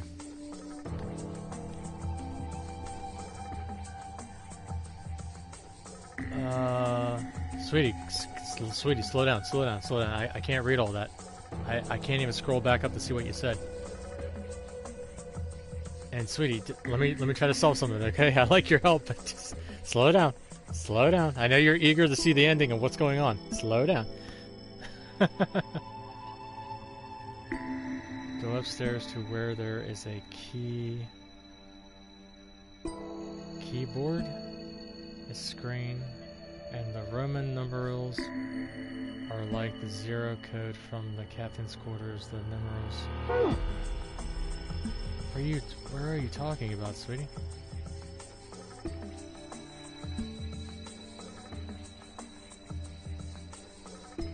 I had ice cream, my beloved. Okay. Oh, are you saying you're hyper? I don't see no computer up here. You said there's a computer. I don't see no computer up here, sweetheart.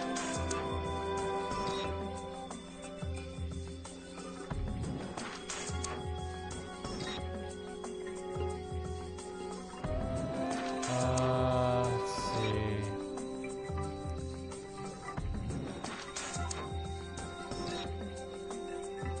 Shit, hit the wrong one.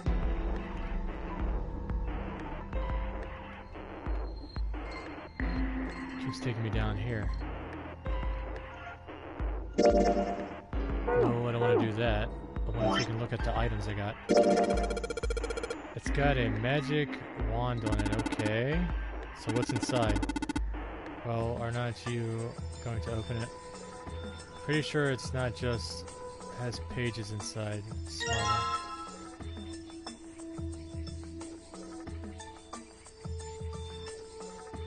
What the? Hold on, stop.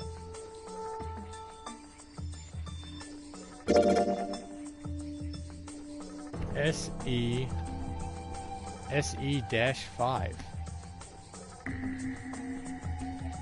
Calm down, sweetheart.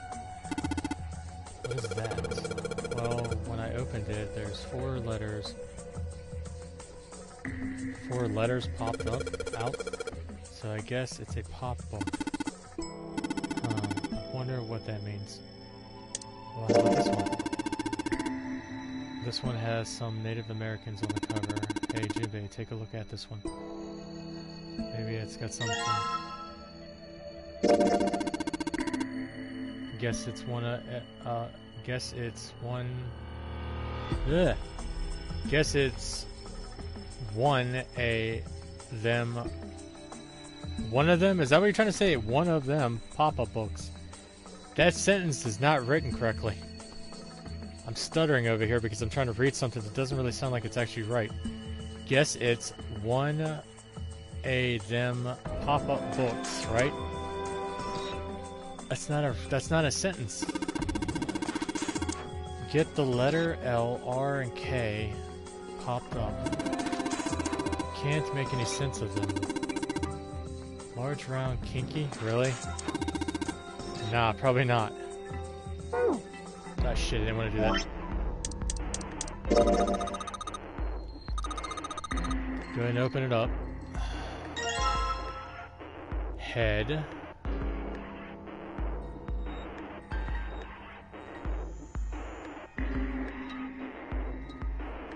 Head.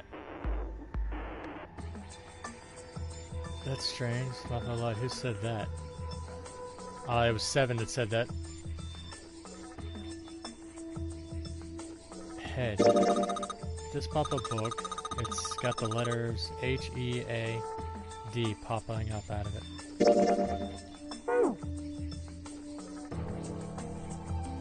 Is there only supposed to be 3 books, though? That's the question that keeps getting me.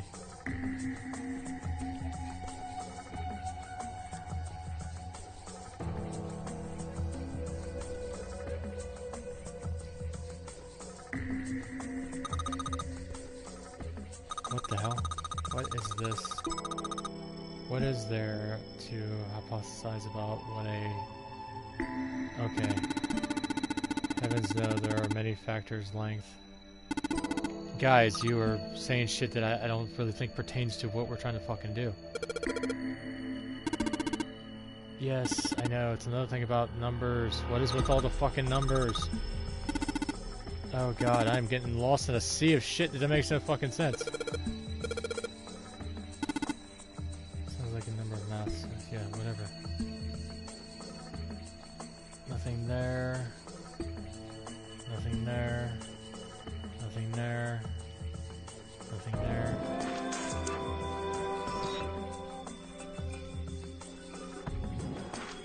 Let's do this one more time. We're looking for a book. Not there. Not there. Nothing there. Nope. So let's see. Nope, nothing there. Can I take this one? Because this is the only thing that looks like different. But they're saying it's not the right thing to take. There's something over here. Gladiator, but it's not the right one. I'm surprised there's no computer, my beloved. There might be in the next room, but you need to be careful of what you're reading because you're going to give away something to yourself. And I don't want that.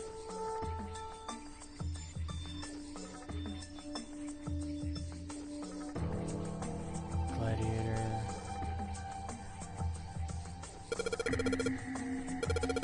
I guess this is a book about the nervous system. I'd love to ask you to read it to me, but I don't think we have the time. I'm kind of curious about it too. There's got to be a reason why people connect with each other, you know? That's not really helping me.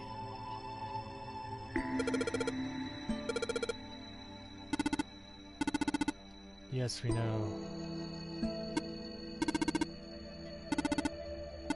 Come on, guys. I mean, we gotta really move this along a little bit.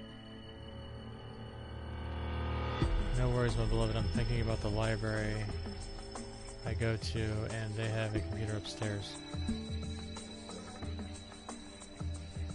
Huh.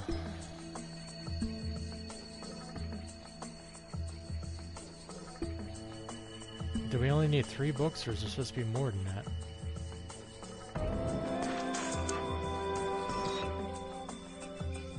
This red book says Dad Kind on it.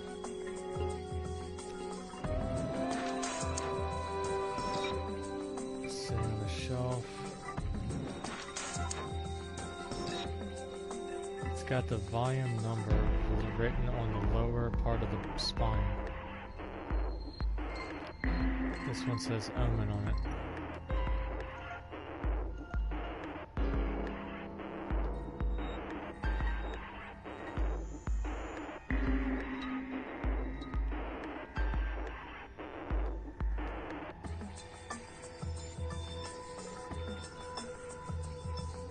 How do I open this? No, come on. It looks like there's some type of padlock there. Can I open that? It's pretty big, but there's only 6 books on it. There seems kind of weird.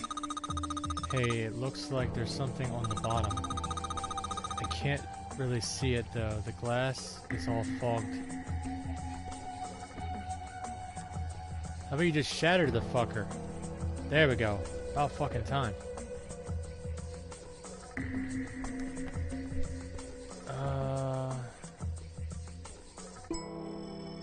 So we got a number pad here. In the middle of the glass door is a cylinder lock. You know, the kind of lock where you rotate numbers or yada yada. We know. What the hell is this? It's like they just gave us the answer. I guess I might as well give it a shot. What's the hint? Oh, is that the hint? 632415? Really?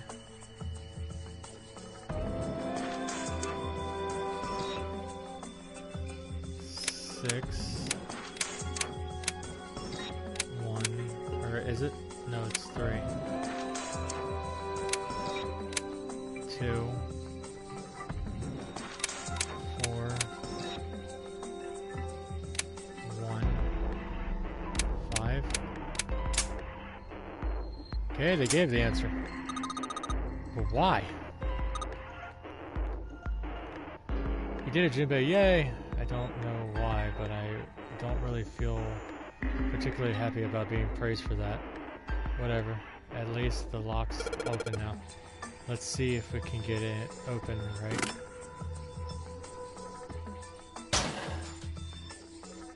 There we go, that last fucking bulb. Feels like the bulb. Alright, yeah, okay. Now let's go to this. Alright, attach all the bulbs, yada yada yada. Whoa. These bulbs are pretty different, makes it feel like brighter in here. Okay, I think we're supposed to sit this in there. Whoa, it's so bright now, it's almost blinding. Alright, that means we just have to do this. It's pretty bright here. Okay, it's pretty bright. Oh, right here. It's small with nine sides. There are 3 of these things that look kind of like music stands. A squeaking sound. I know, I heard it. I was like, what the fuck? Okay, how about we try this?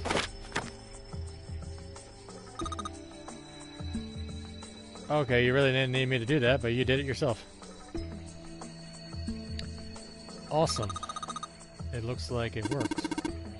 Way to go, Junbei. Good job, buddy. There's something projecting on the bottom. These letters there seem familiar. Shield Rake 5. Shield Rake 5.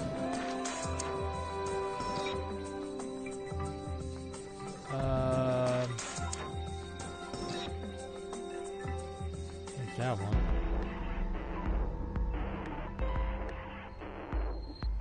Yeah, this one right here. It's got the volume number on the lower half. Number 5. Okay, I know. That's what's being shown over there, right? I guess I'm supposed to click on what the fuck I'm looking at, right? For them to see it. Sheldrake 5? I think I saw the rest of this collection somewhere. Behind us. Yeah, I think it was somewhere around here. Behind me, where my ass is pointing. Let's go take a look. Okay. Sheldrake. Guys, over here. Where the fuck are y'all going? Have you heard of him? Sheldrake, I mean. Sounds familiar. Is he a poet? Is he related to Shakespeare? Yeah, Lotus told me about him. Oh, that guy. There's a British biochemist named Sheldrake. He has a rather interesting theory. Morphogenetic fields, which relies on the theory of morphic resonance. Laugh out loud. To the left. To the left. Really? From Lotus, huh? To the left. To the left. To the right. To the right. Now jump, baby, jump. No, oh, it's now dip, baby, dip. My bad. Fuck that song up. Well, Clover also said something to me about that stuff. She did? Yeah, what was it? The ability to access a morphogenetic field is affected by a couple of things. The first is epiphany, and the other is danger. Bless you. That girl. I told her not to tell anyone. You did? Why? Chat, chat, chat, slide. Or Cupid's shuffle? What? Well... Look, man, I didn't push it because we're in a hurry, but I'm kind of sick of this. How about you just tell me, okay? Yeah, spit the fucking truth out, because, like, we're all trapped in this situation. I would like to know who the fuck I'm working with. Tell you what? I would like you to tell me the truth, because if we get towards the entrance and we're about to leave, I don't want my fucking throat slit by you. Don't give me that. About the experiment. Ugh. Very well, fine. I'll tell you everything. I will rip your prosthetic arm off and beat you with it if you don't fucking tell me. But not here. Let's move to the top floor.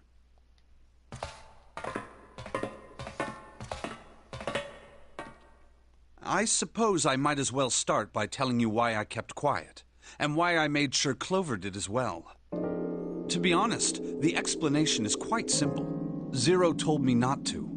I had little choice. He didn't walk up and tell me, of course.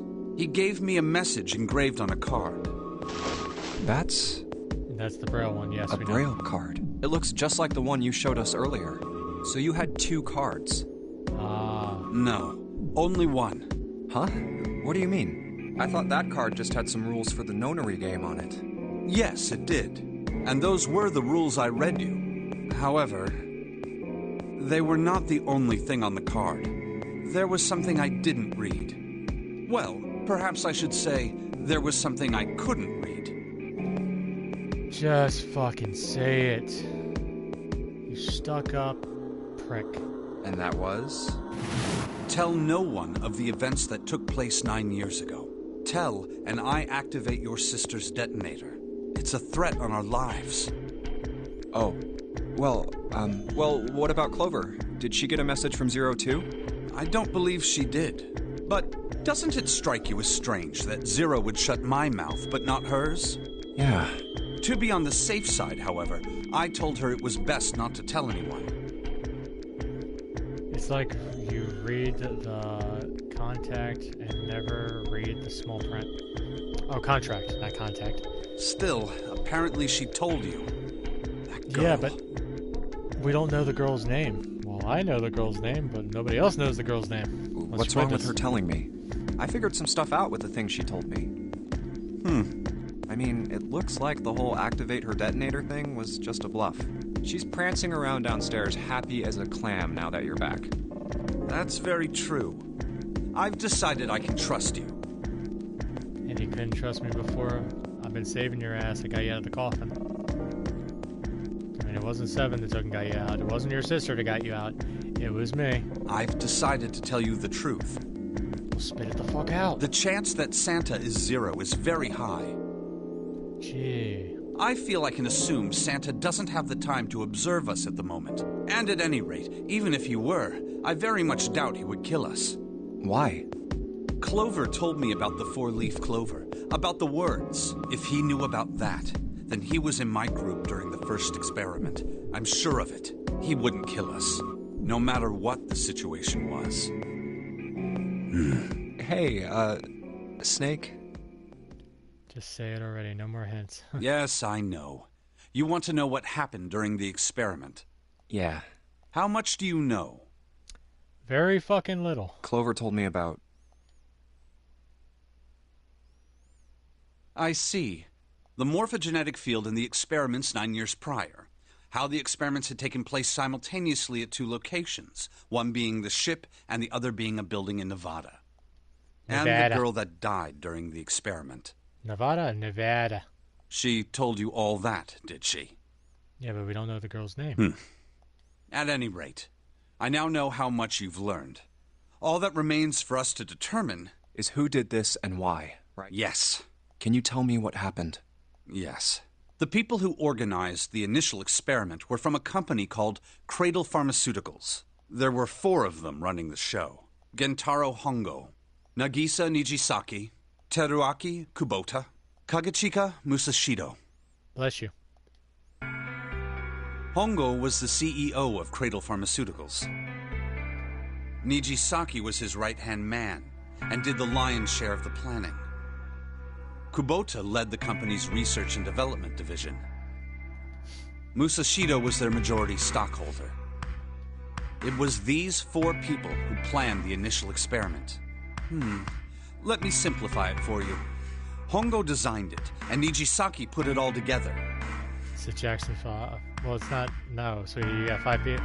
You need 5 people. There's only 4. Kubota developed the technology required, and Musashido provided the cash. So it's Hongo, Nijisaki, Kubota, Musashido.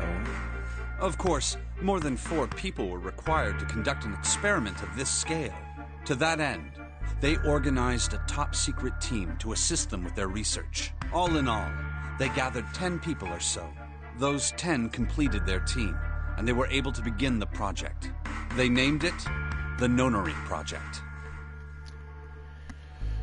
The purpose of the experiment was to research the prospect of controlling a human mind through sheer will. The vessel, I suppose you could say, for this control was the morphogenetic field. Why did the glycerin suddenly begin to crystallize? Why did the crystal structure of EDT undergo a sudden change? I felt loud. The no. Boo boo, what? Why did the rats improve their puzzle-solving skills with each generation? Experiments with humans produced the same results. The more people who knew the answer to a question, the more there were who could answer correctly without having seen the problem before. Why is that? How could it happen? The answer is that the shape of the answer has been stored in a field invisible to the naked eye. And through that field, the resonant event transmits information related to that answer. That's essentially the idea behind morphogenetic fields. But that's just a theory. Can't bring yourself to believe it? I believe it. Yeah. Let's say someone killed another person because the devil told them to do it. Whether the devil exists or not has no relevance to the murder. They believe the devil exists. Whether or not he does is immaterial. So what matters here is that Hongo believed in the morphogenetic field. That's right. But I still don't get it. You said they wanted to figure out how to control people, right? That is what you were saying.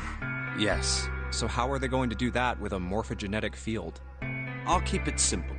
Let's suppose 10,000 people have solved a certain problem. The chance of you knowing that answer, even if no one has told you, will go up. I knew Santa is evil, my beloved. Let's have another example, shall we? Say 1 million people were to do a handstand right now. Tomorrow, the chances of you doing a handstand would be higher, even if you had heard nothing of this hypothetical mass handstanding. Mankind's thought process and actions are all part of a resonant event. All of the resonant events encoded in the fields are projected onto you. Basically, it's like a link, just within a field, yeah. Of course, this assumes you believe in this theory. Do you follow so far? Yeah, pretty much. I've already been to this game thousands of times before. Yeah. Of course, Jubei doesn't really follow. Now, if there was a person who had the same effect as those millions of people, what would...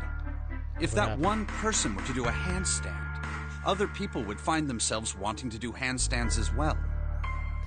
Because it's within the field. Basically, it's like almost sending like a message through like your mind to somebody else. Can you imagine what a person with powers like that would be able to do? Come on, there's no way. I'm not done. Imagine another scenario. Imagine another person. This is an ordinary person. Let's say he does a handstand. What if there was someone who could grab the resonant event he created by doing that and use it to make other people do handstands? Jumpy be like, yeah, keep talking, I'm just closing my eyes. What would happen then? A person who has the power to write to the field, and someone who can read from the same. You could think of them as the writer and the reader, or the transmitter and the receiver. The guardian and the goddess. What would the world be like if there were people with abilities like these? So the transmitter's resonant event The world can would be probably transmitted really through fucked the up. field and sent to the receiver. And then the transmitter can control the receiver however they wish. That's what you're saying, right? Yes. Close enough, at least. Come on, that's just crazy. Well, if you want to prove that, then you'll have to test it first. At least, that was how they thought. That was why they decided to do their experiment. That was how the Nonary project began. By the way, Junpei, have you ever heard of the Gansfeld experiment? No, I haven't, but I'm pretty sure you're gonna tell me. Yeah, that was an experiment in telepathy, right? Oh, never mind. If the world was just you and me, my beloved, and our children, I'd be happy. Oh, I like that. I do. I like that. Love you, beautiful. You place a pair of subjects in separate rooms. Then you show one a picture and ask the other what they see. Interesting. I'm impressed. Yes, that is exactly correct. So, why did you bring up the Gansfeld experiment? It was used to screen subjects for the Nonary project. The hospital in a remote town was affiliated with Cradle Pharmaceuticals. Was that the place in Nevada? Hongo used it to conduct experiments on visiting children in secret. Some of them, he found, had potential. Love you more, beautiful.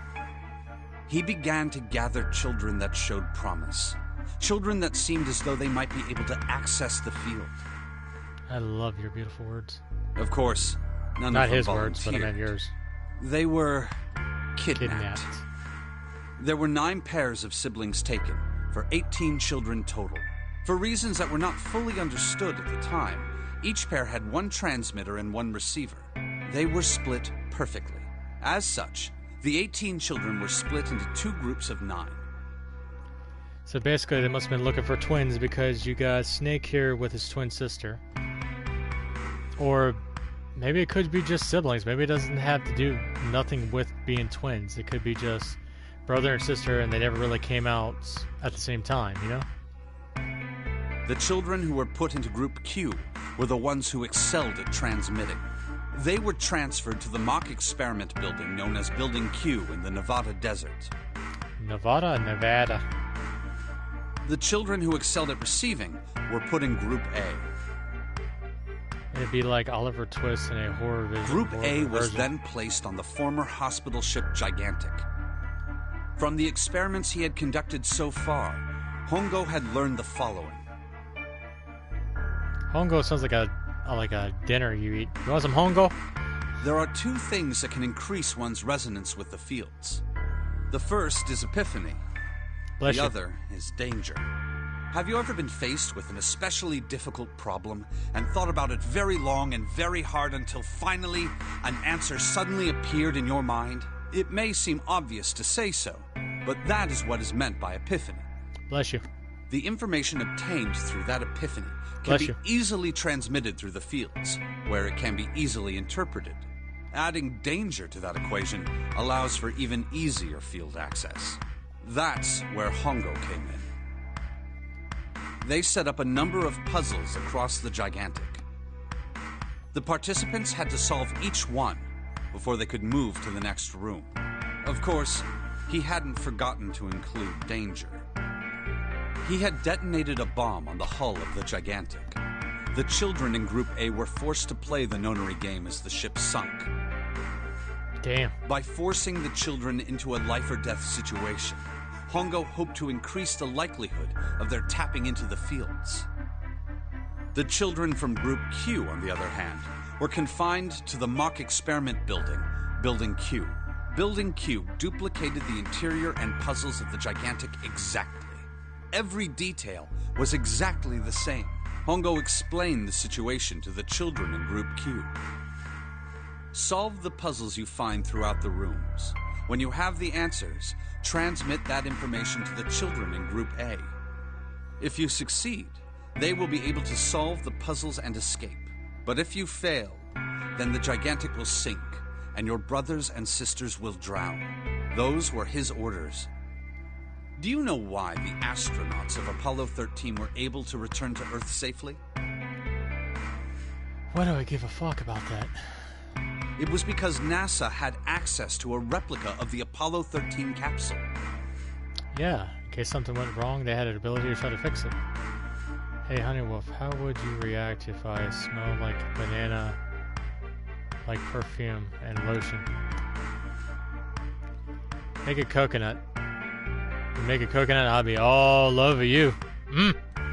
All of the equipment, the instruments, everything. All of it identical. I'll be licking you from head to toe. Getting into those nookie crannies. Everything was just like the real Apollo 13. NASA was able to replicate the situation the astronauts found themselves in. By putting themselves in the same situation, they attempted to solve the problems the astronauts were dealing with. Once they found solutions, they reported their findings to the men aboard the actual capsule. You're blushing, I bet you will be. I mean those words. I'll be all over you. That was how they were able to return safely. It was the same with the Gigantic in Building Q. You won't be able to move for a while, you'll be drooling. The children from Group Q had to use the power of Epiphany to solve the puzzles they found and transmit what they learned through the fields. The children in Group A, however, they had to access the fields to learn how they might advance to the next stage. That is the simplest explanation I can manage. Man, you talk a lot, you know that? Huh. Hey, Junpei, Snake! How much longer are you two gonna sit around on those bony asses? Thank you, 7. Even though I understand everybody else wants to learn about this, including my beloved Elena. But son of a bitch. For a second I was like, if he keeps going, I'm literally gonna fucking fall asleep here. Because I've already heard this shit like 4 fucking times or more. Hey, Honey Wolf, there's a movie that's similar to this situation. What's the name of it? Get down here already! I'm coming. He's right. Let's go, shall we? We don't have much time. We need to get out of here, and soon. Hold it. Yes. There's one more thing I want to ask you. Are you sure that there were 18 kids? Why? Well, I thought it was only 16. Oh, yes. That was what they said on the news, wasn't it? Yes, I have no doubt that 18 children were abducted and used in Hongo's experiment. You're not the only one. I'm going to be smugging? Snugging? I don't know. What? After all, you couldn't exactly play a Nonary game with any less, could you? Well, yeah, but are you saying that the news got it wrong? Yes, I am. There were 2 more children. However, they had no relatives that I'm aware of. I imagine no one filed a police report when they went missing. They were brother and sister, like Clover and I. The brother's name was Aoi. Aoi? The sister's name was... Her name was Akane. Bombshell! Elena, look! That was the girl who died. Akane Kurashiki died 9 years ago? Then, who is June? No. That's impossible. Can't be true. Akane isn't that uncommon of a name. If Snake had known her last name, that's a different matter entirely. So they share a name. A lot of other people do too. It doesn't mean anything. It was someone else. Of course it was. It has to be. Is something wrong, Junpei? Your breathing sounds strange. Oh, no, it's nothing. I'm fine. Let's get back down there, all right? I couldn't do it. Why didn't I ask? What's her last name? I just couldn't get the words to come out. If you excuse me, I have to wrap my head around it. Okay, so...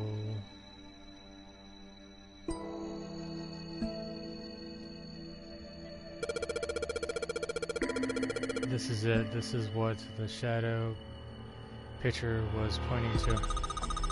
But it doesn't say 5 at the end of the shadow page.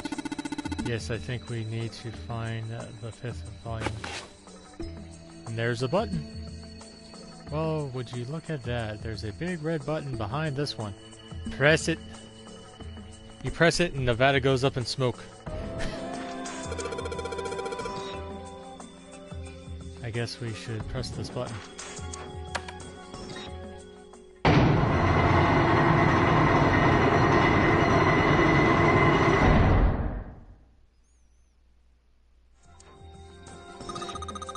What was that sound? Sounds like something really big was moving. It came from the upper floor. Alright, let's check it out.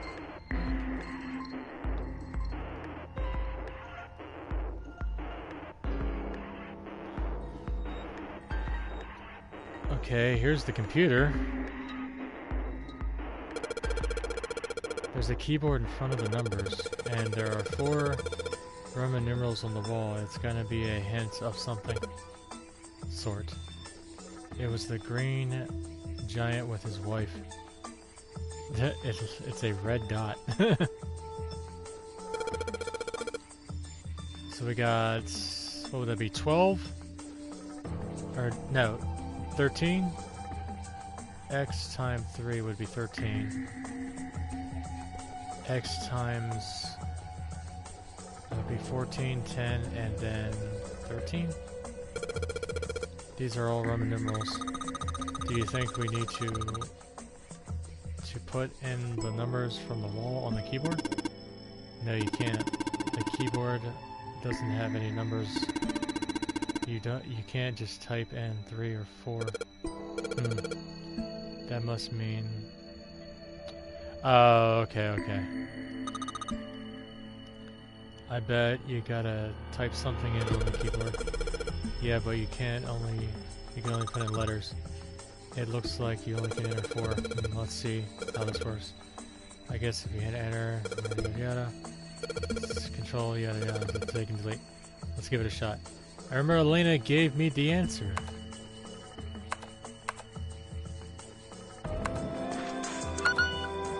Oh. It wasn't 0?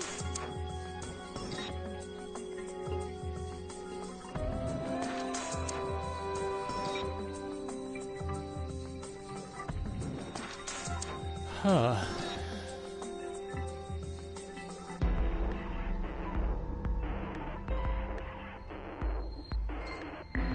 Hey, sweetheart, I need your help with the, solving it. We got 13, 14, 10, oh, try dead. Okay, thank you. Yeah, you did it.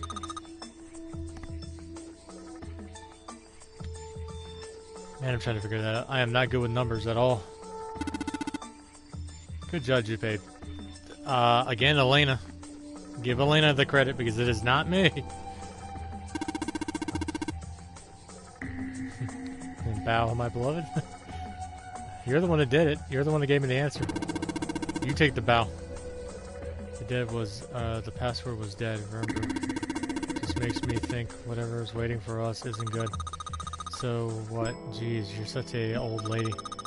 We can't be worrying about stuff like that. I mean, come on, we got it unlocked, didn't we? Let's go. I guess any door would do. It's a thick iron door. Yes, there's a handle in the middle. Why don't you open it? Bow and courtesy. Damn it. I can't get it open. This thing won't even budge. What? Why not? We put in the password. What else do we have to do? And that means it's probably the other door. Are you sure? Alright, let's try this one. The fuck? Yeah, you found it. After a long, grueling time. Alright, this is the next. Ugh, the door! Did that just close on its own? Don't tell me we can't go back. I don't know. Let's see. Pretty much fucked on that one. Damn it. It looks like it locks automatically. Is there any other way out? Well, there's another The other door one's- over on the right. There's a card reader next to it. Need to find the card reader. It's got a red light the on it, card. though, so I'm pretty sure it's locked, Creepy too. door, closed slowly, yeah. But there is a card reader, right? Yeah. Then perhaps if we find a key card, we could open the door and leave? Well, yeah, that might work, but... Hey! Wait a minute. Are you saying we're gonna have to search through this room for one little card? Look at this junk. Yeah, tell me about it. Oh, man. I like his saying. Oh, man is right. Looks that way.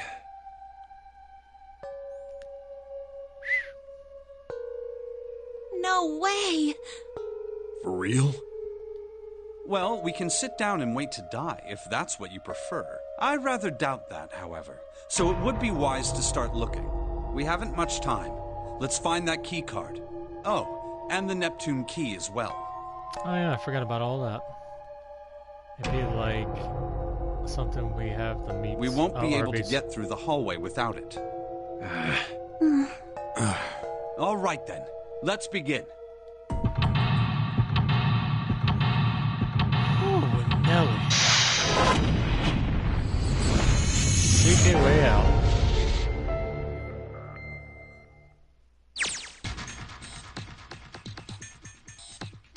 I would say it's not that big, but it's pretty fucking big.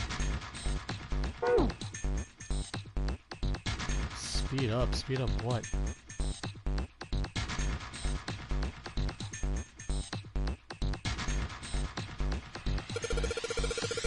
This monitor is part of this machine. It's really dim, though it's a map of the world on it, but I can barely make it out. Huh.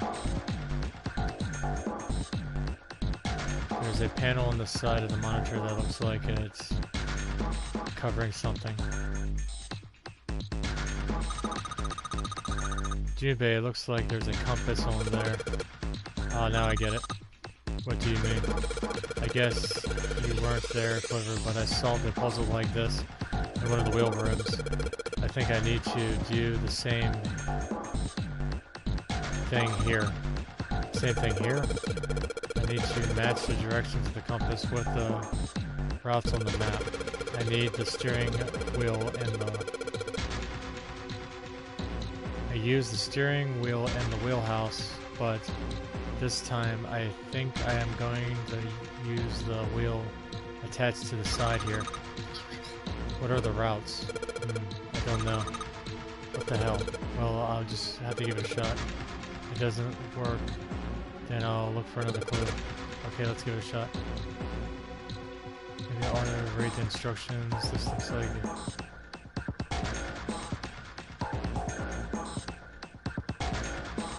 Yes, I know. Alright, let's give it a shot. Let's see, what was it? I don't think it would be the same. Let's see, where's my notes? Oh, no, that ain't it. Where's my notes?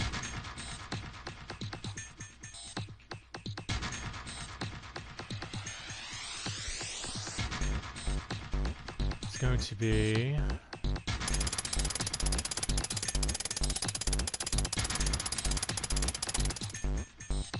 South...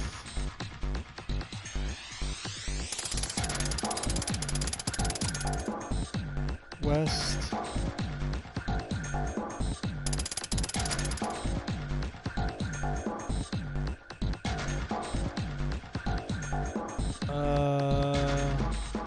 Southwest we're on, right? Yeah. So we're going to northwest. Then east.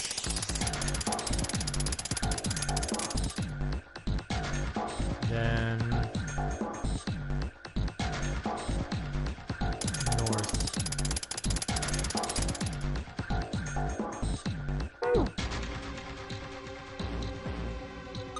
Did that not work? I don't think we're going to be able to solve it by plugging in a random thing. Alright, I wonder if there's a hint or something. Gee, you shouldn't let me look around instead of me actually fucking doing the puzzle.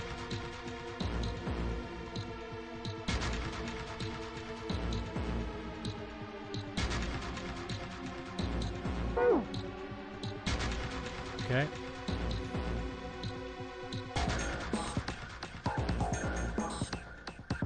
There's a control panel in front of the big screen. Wonder if any of these buttons do anything.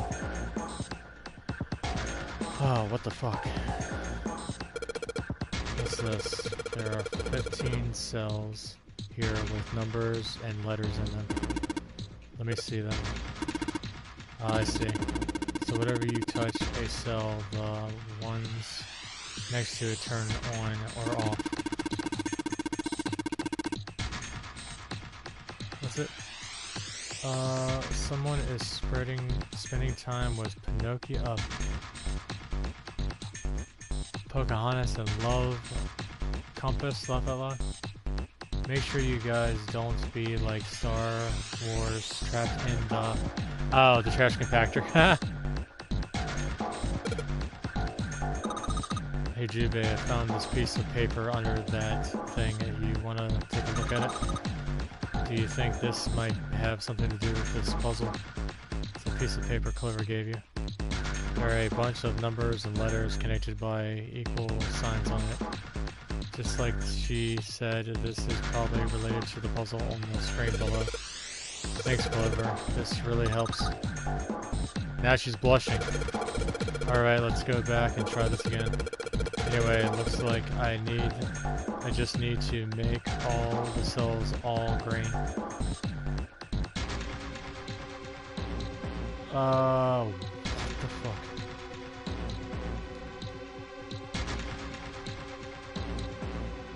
So what are we equaling? Equaling.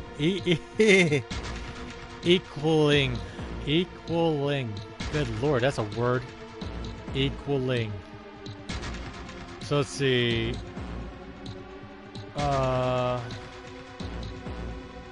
D is 13, or not D is 13, but I don't get it. What is this? Oh, actually, these ain't even right. Unless... So, let's see. We got 9B blank, but this one's green.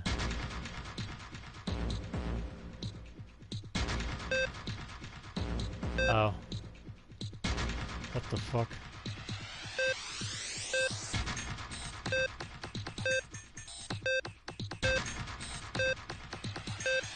I don't... Wait, huh?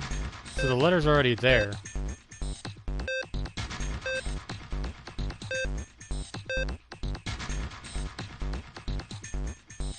So we got C, 5, 4, 6, D. They don't really change, so I guess it's just where I have to click.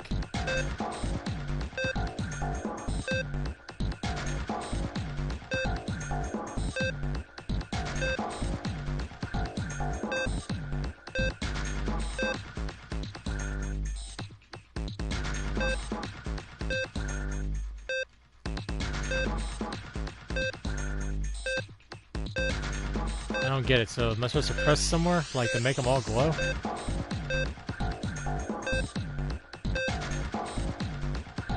I don't get it. What does this have to do with that? At least it's not squids, my beloved. What are you talking about? Oh yeah, the trash compactor with the squid thing.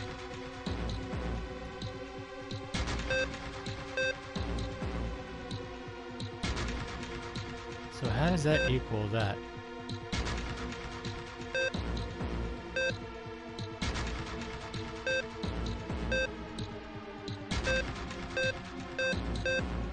Okay.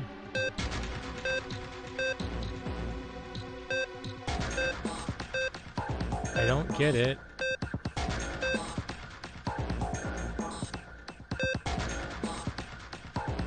How does this pertain to anything? I don't get it. 6 equals 6, C equals 12.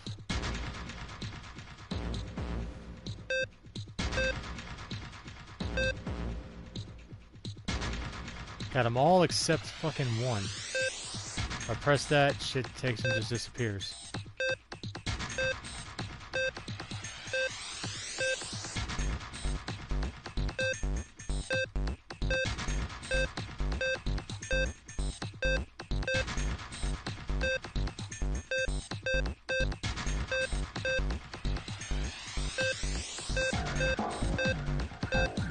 Come on.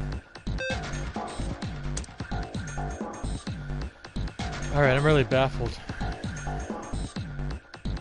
Oh boy. I ain't got time for this shit.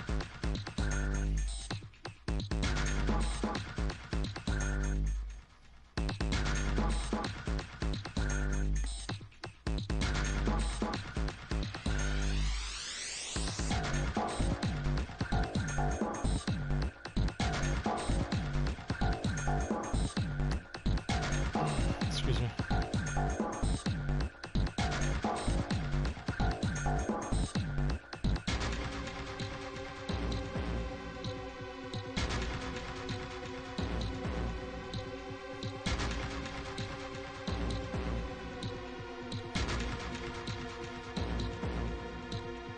Okay, it's not showing me. What's the actual thing?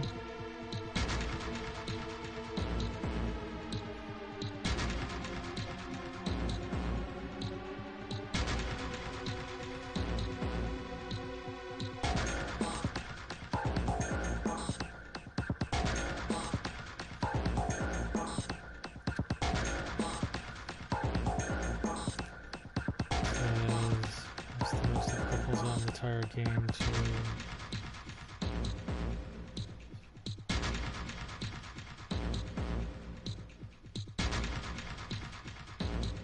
Okay, so...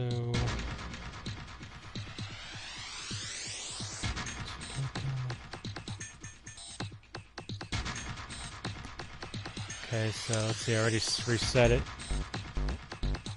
So let's see, it says tap the 5, then tap the D.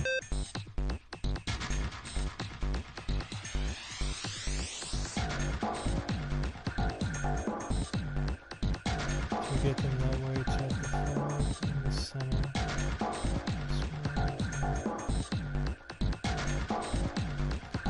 That's... Oh, okay. I fucking don't know, man. Don't fucking know.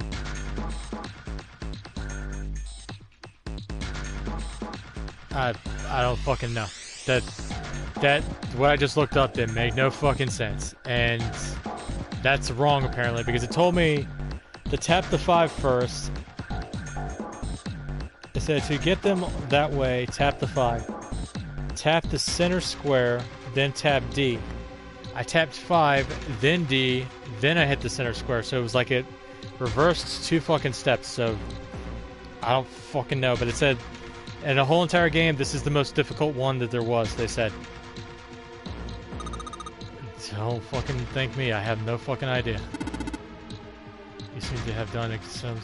Yeah, okay. I wouldn't really call this a good job. I don't know how the fuck I did that. Let's don't get cocky, kid. We don't have the time for that. Look at this. Check on the edge of the panel. The thing slid open, and it's got a... And I need that. Okay. Here's another one of these fucking puzzles. Let's see what happens when I... Okay. This one I'm just going to be looking at the cheat sheet here because I'm trying to move this along. We're going on almost 3 hours. I want to move this a little bit further. I saw something like this when I had to figure out the Morse code puzzle. Back in the communication room. Morse code, yeah. The dots here look like pits for Morse code. There's 2 dots on the first line, 4 on the second, and 1 on the third last. I'm afraid I don't understand. Well, perhaps you should give it a shot anyway. Alright, I'll try. Before I do that, though, maybe I ought to run through the... No, I don't want to run through the instructions. We already know! Just fucking do it, man. This can be dots, line, dot, line, dot, dot. Excellent work, G-Bay. Nah, don't thank me. It's just the actual strategy guide I'm looking at. Moving this shit along. He wants to play battleships. I heard a noise in the device. Looks like there's another metal type of thing. Yeah, it's another shield piece, basically. We got it. Looks like a casino wheel. This one here, though, I thought it's saying...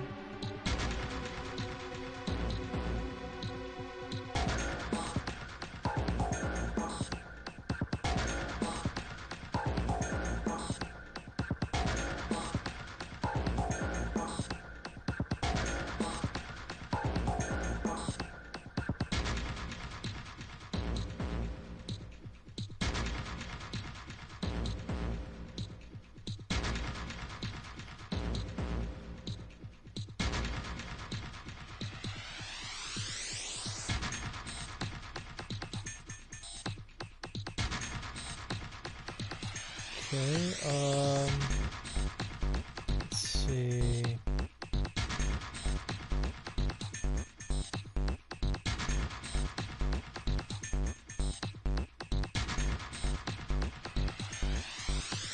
Give me a second. I'm trying to figure out. Did I do something? What do I do with the, Is there a map chart in here somewhere? I'm just not looking.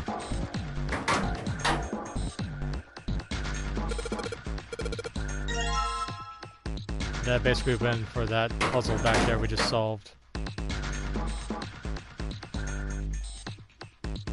Oh, right here. There's a fucking map here. Hey, Jube, isn't this the chart map? Yeah, I feel like I've seen this before. Alright. Okay, so... Nope. Right here. Nope.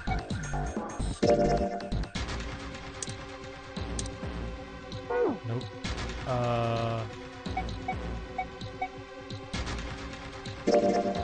There we go. Is it the same one though? No, it looks different.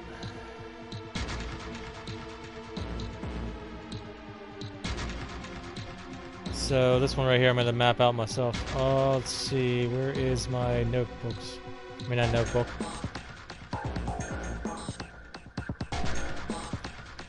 So it's going to be south, west, southeast, northeast. I'm recording.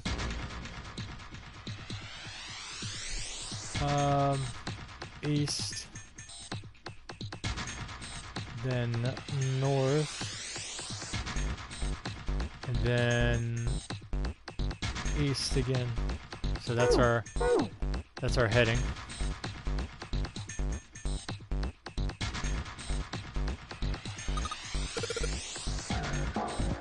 Yeah, I already know the instructions. I already know how to do it. So we're gonna be going south.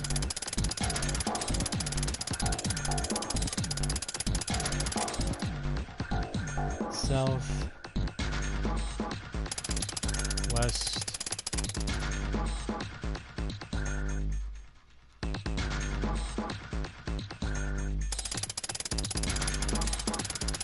southeast,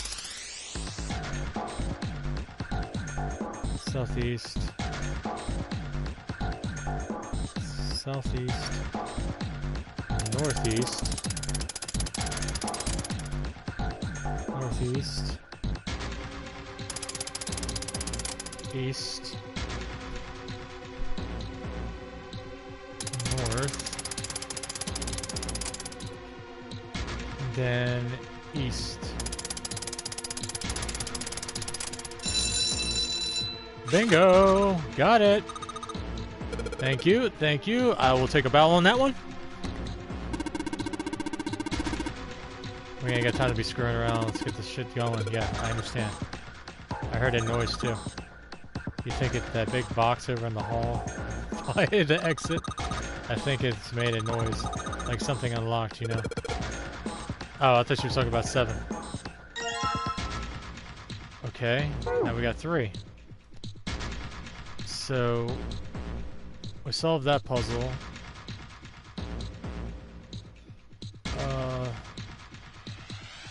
There's a pile of junk everywhere. This is pretty impressive mess. If we try and search every little part of it, we're going to get till the cows come home. Well, that doesn't seem too bad, but we won't have to go bring them in ourselves, though. Don't get smart with me, kid. Yes, yes, yes. Come on, guys. Okay.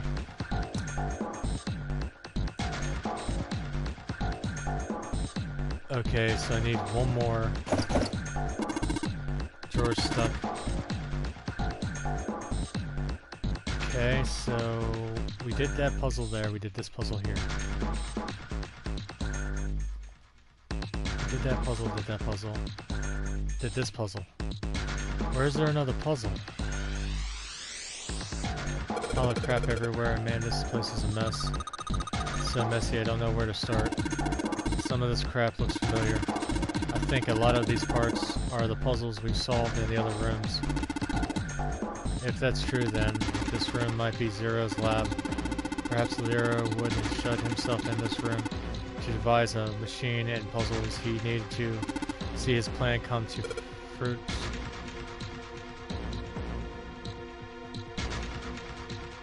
Okay.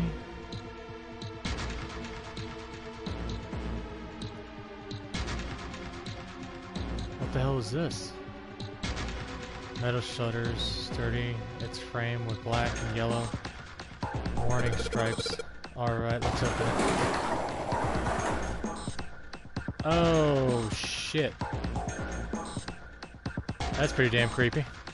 There's a coffin in here. Laugh out loud sounds like a carnival. You won a prize, my beloved. Oh, gotcha. Come in. Oh, okay. I'll be right back, guys. Give me just a second.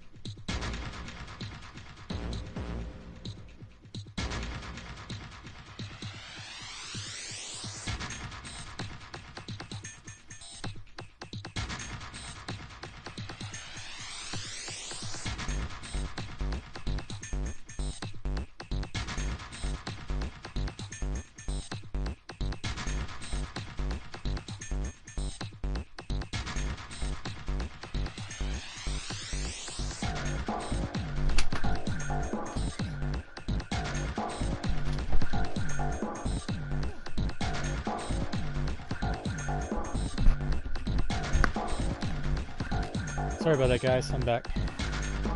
Had to move my car because we're getting rid of one of our cars.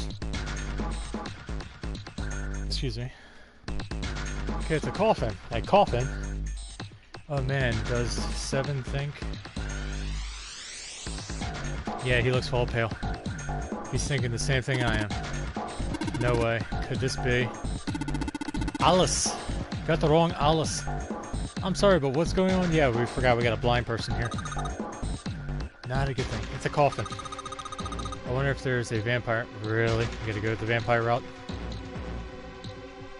Right. I guess Clover and Snake don't know the story. Man, I can't bring myself to tell them. Well, at any rate, let's have a look around. Alright, fine, I'll open it. Okay, Jubei, you can do this. It's just a box. Just a box. Holy shit, this is a coffin. There is going to be something horrible inside. I just know it. There you are, my beautiful wife. Love you. I know you're a wolf, my sexy wolf goddess. Okay, okay, deep breaths, deep breaths. Open it. There's nothing in there. Okay, he's laughing. Oh man, there's nobody in there. Shit, can't believe I was scared of something like that. What do you mean, nobody? Were you expecting someone to be in there? It's a long story. Ask Jubei about it sometimes. Okay? Well, just like Seven said, there's nobody in there. There is something in there, though. Like, 2 somethings, actually. What is it? Oh, right here. Got the key and got the shield. 2 things, yeah. Pick them up. Looks like we got a plate with an emblem on it and the Neptune key. Yay! Yes, we found them. Now we can get out of here. That's correct, Clover, but we do need to get out of this room first, you know? Yeah, I know. Okay. Let's get the hell out of here as quickly as possible. I don't have any objections to that. Neptune key, yada. Come on! Thank you. It's a shield with the coffin thing on it.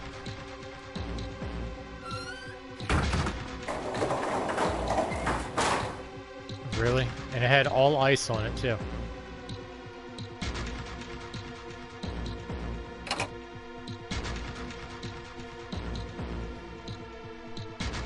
Alright, I'm putting the emblems into the 4 spots, but... Huh? Nothing happens. Wait, what's Snake doing? I feel symbols engraved just above each emblem. On the upper right is the steering wheel symbol. On the right is a cross. The bottom left is the mystery circle. And that waffle thing is engraved on the bottom is right.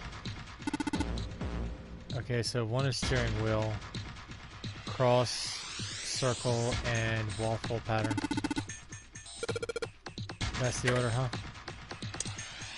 So he said, fuck.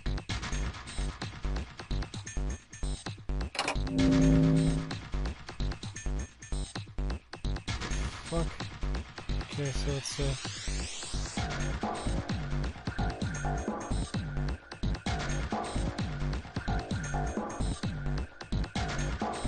Okay, here we go. Whoa.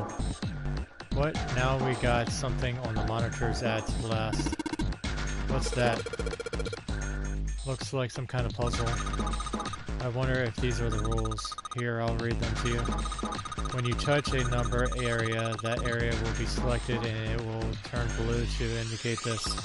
Touching a number ball after selecting an area will cause that ball to be moved to that area. However, you can't move the red balls. Red balls.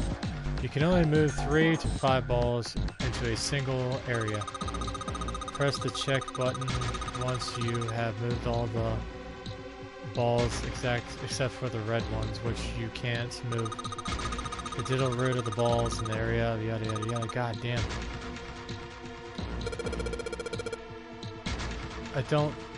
I still don't really get it. Neither do I. Whatever, like they said, practice makes perfect. Let's give it a shot. Don't you mean practice makes perfect? Whatever, let's move with it. Let's see you solve that one. And you can make fun of me. That's funny. Okay, so... Okay, right here.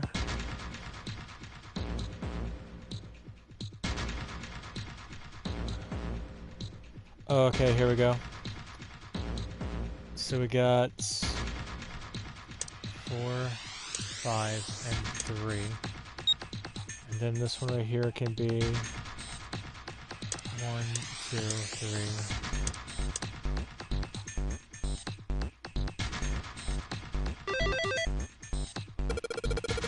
Okay, this is right. But nothing happened. There are still 3 more indications. Colors of Skittles, my beloved. True. True. I imagine something will happen when they all fit in. Doesn't that seem likely? Alright.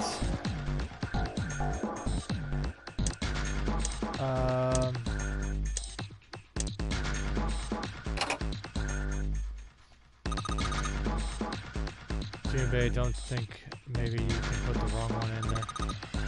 There are symbols on the... Okay. You say there's symbols, but I can't see from this fucking far away. You might as well zoom in on it so I can fucking see it. No, it ain't that one. Okay. There we go. Alright, there's another puzzle, guys. Come on, stop chatting. I got it. Yes, you get confused by this. Let's move on, people. So much fucking reading. Why her vocals sound like a son? Don't chat. I'll laugh alone.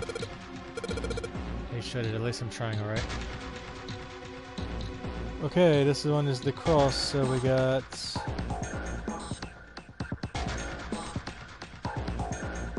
We got this one, this one, this one, and this one, I believe. This one's gonna be boom, boom, boom. Alright, that's awesome, Junpei. There's only 2 left now. You can do it. Yay. Fuck's sakes. Next one. Come on, guys.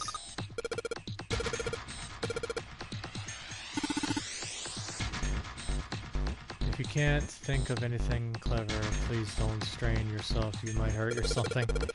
Ah, shut up. Just give me a break, alright? I'll think of something. I'm the one with the cheats here, so just let me fucking do the job. So this one right here is going to be...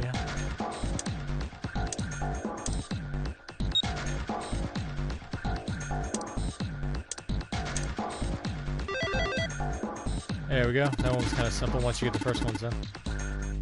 You only got one left.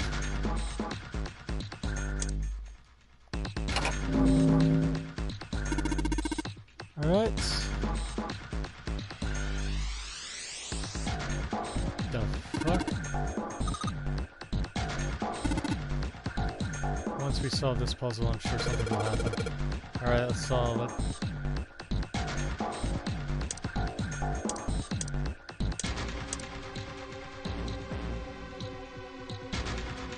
That's it, really. Where'd that sound come from? Underneath the desk. Way to go, Junpei. You answered all the questions. Damn, Junpei, good job. No, I don't. Don't thank me. I'm cheating here. I don't care. Trying to move this shit along. A picture. Hey, sweetie, here comes another bombshell. The 7 guy needs Orbit's gum or Tic Tac. What the? Looks, sweetheart. Doesn't these people look familiar? The one with the white trench coat, doesn't he look familiar? The one with the glasses in the background, doesn't he look familiar? And the fat guy in the corner, doesn't he look familiar? Look closely, sweetie.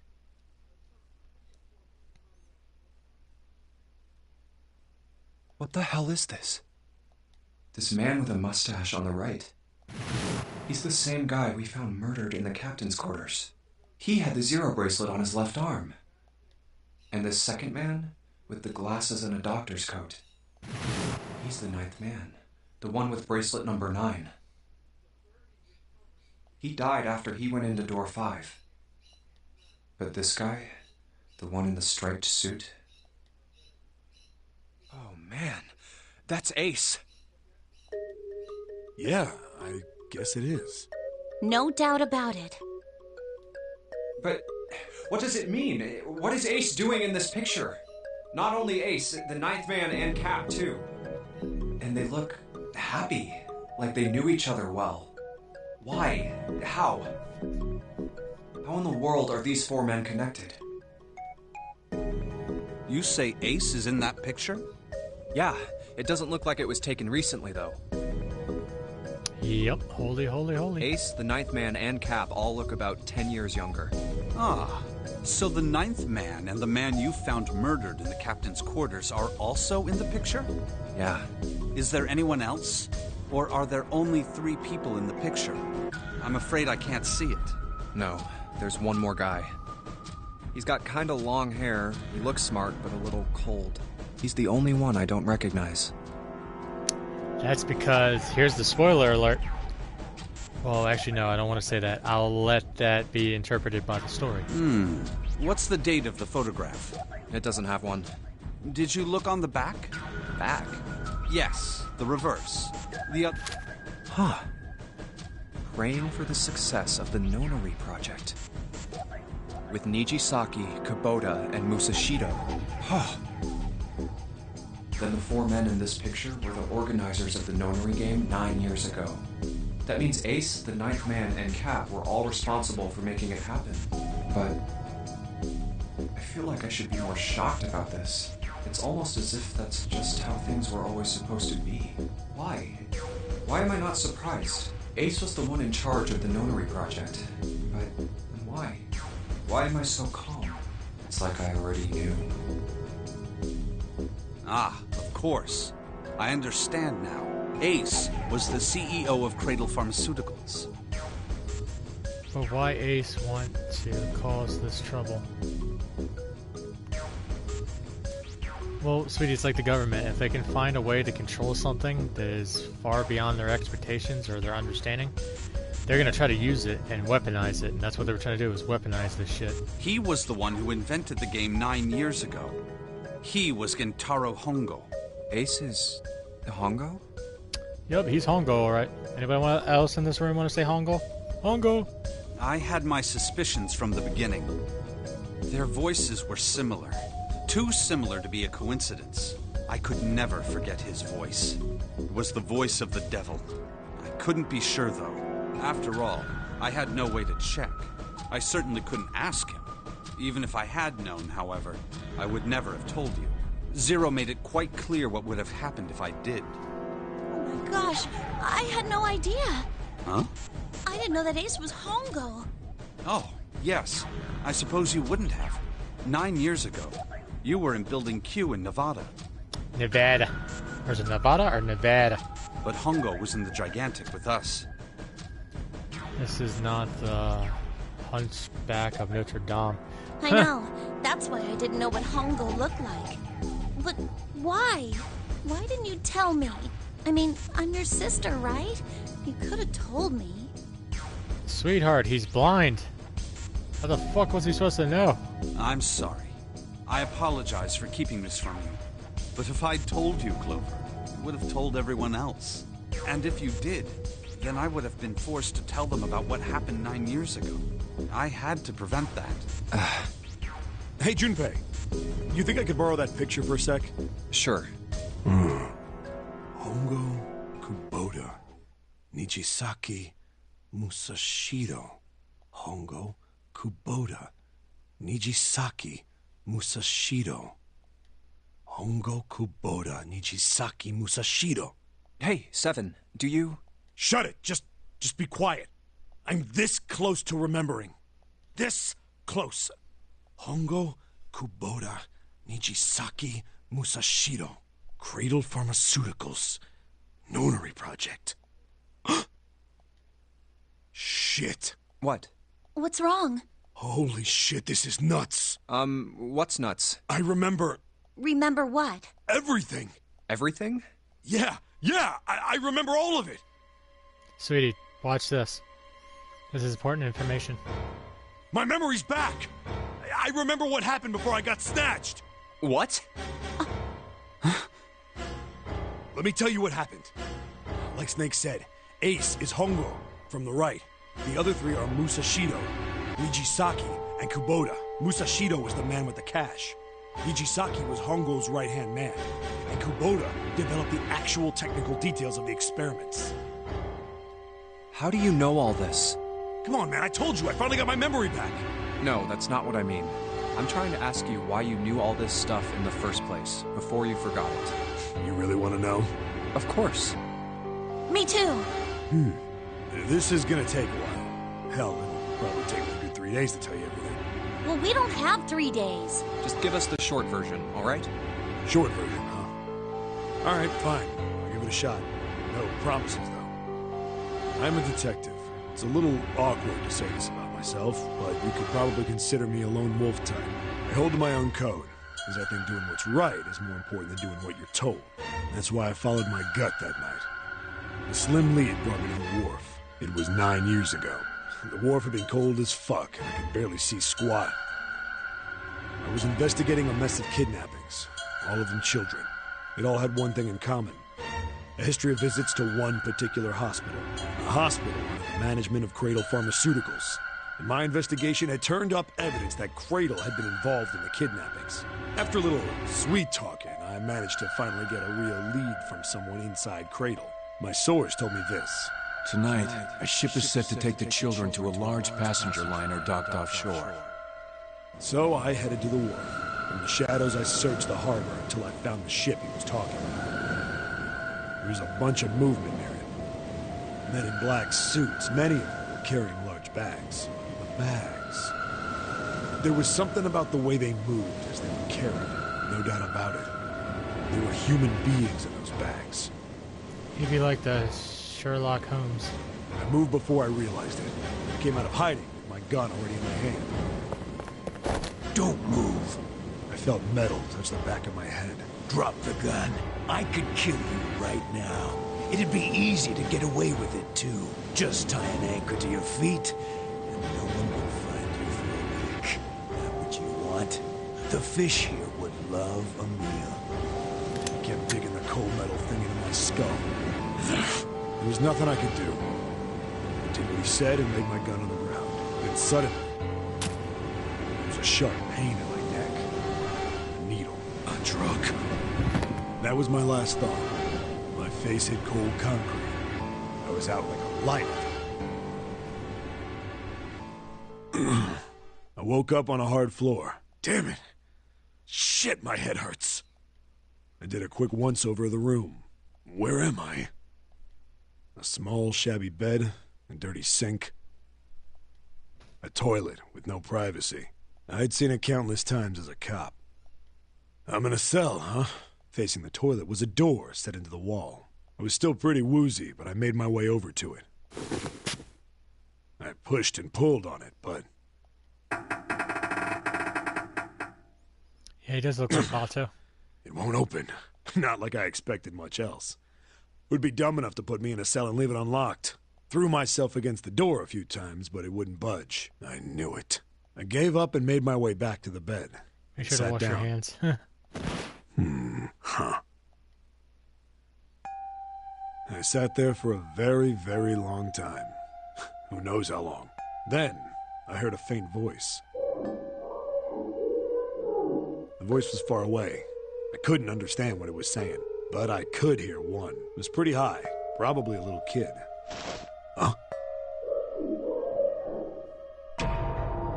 No, it was several. I hear 5, or 6, maybe more. Where? Where are they coming from? I pressed my ear to the wall and tried to listen through it. No, that's not it. Left. It's coming from under the bed? I hauled on the metal frame and flipped the thing over. And there it was. The bed had hidden an air vent under it. The hole in the wall was covered by a metal grate. I dropped flat on the floor and peered through the grate. I couldn't see shit, but I knew it in my gut. This was where those voices were coming from. Hold up. Why are there kids here? But then what my inside man told me popped into my head. Tonight, a ship is set to take the children to a large passenger liner docked offshore. Whoa, whoa, whoa. Am I on that ship? It didn't matter.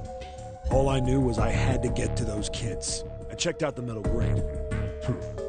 Could I fit? I stuck my fingers in and grabbed it. And then...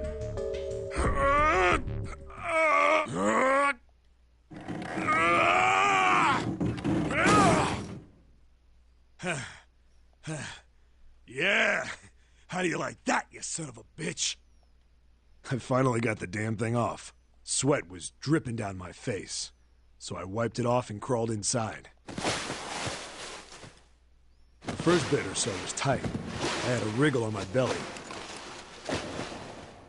It wind up eventually, and there was space for me to crawl along on my hands and knees. I went from crawling like a worm in dirt to skittering like a bug.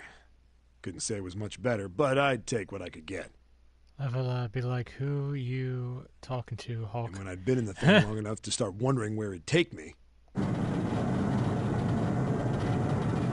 massive sound nearly scared the piss out of me. It was like a heavy metal door had just been slammed shut. Then, there was a voice.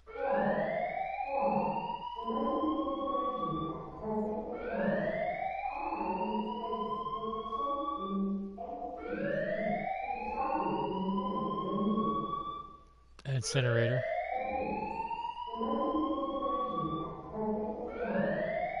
What? I wasn't sure what it meant, but anything with incinerator was bad news. Then, almost as if that was a cue, I heard a mess of young-sounding voices. A bunch of them were straight up screaming in terror. And all the sounds together made a howl that made the hair on my neck stand straight up. Damn it! What the hell is going on here? I scrambled through the duct as fast as I could. I made a giant racket, but I didn't care at that point. I soon found a metal door on the left side of the duct. The kids were screaming on the other side. I found it. I yanked the handle and threw the door open. I almost ripped the metal off its hinges. What the hell is this place? I couldn't believe what I saw. The room had a dome up top. There had to be about 9 walls, all the same size. Up in the ceiling was an upside-down funnel, almost like a chimney. I looked down. There they were, the kids I'd been searching for. They all gawked up at me, suddenly silent, for the moment, from surprise and fear. Scared of the room or me, I couldn't tell. Not like I can blame them running into a mode like this when they're already scared shitless. I snorted at my own dig at myself and turned to the kids. Don't worry, kids, I'm not your enemy. I'm one of the good guys. All of them stood there, frozen. Well, except one. He was a boy, slightly older than the others, in a private school uniform. Who the hell are you? He stepped forward and glared at me suspiciously. I'm a detective. I'm here to rescue you. It looked like they relaxed some the second I got the words out. How are you gonna help us? Where's the exit? There isn't one. The doors we came in through won't open, and the door over there... He kinda cut himself off. I think he was considering something before he changed his mind. Is it sinking in? Do you know who that is, sweetie? White hair? Blue eyes, or whatever the hell he has? Anyway, there's no point. We can't all get out of here. If we don't get out of here, we're gonna be burned to death. Burned to death? Can't you hear it? That voice said the incinerator's gonna start up soon. So...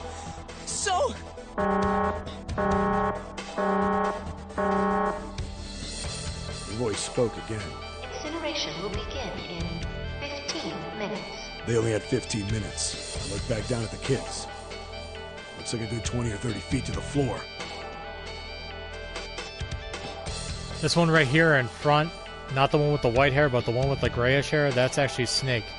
No way I could pull them up. Too big of a distance for any of us to reach. The other one over there, with the different color hair down that way, is June.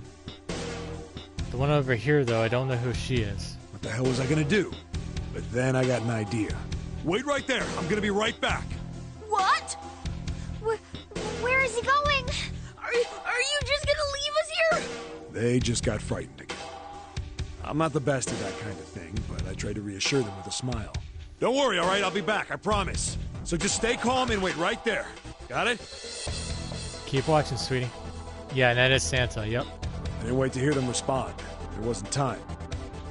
I had to hurry. Well, as fast as a guy could on his hands and knees. Didn't take me long to get back to my cell. Still no way out of there, but I had a plan. I needed something from the room. When I got it, I dove back into the hole and took off towards the incinerator. Then... Sorry to keep you waiting, guys. I tipped out the doorway and dropped down the rope I brought with me. Back in the cell, I'd torn the bed sheets into strips and tied them together to make a rope.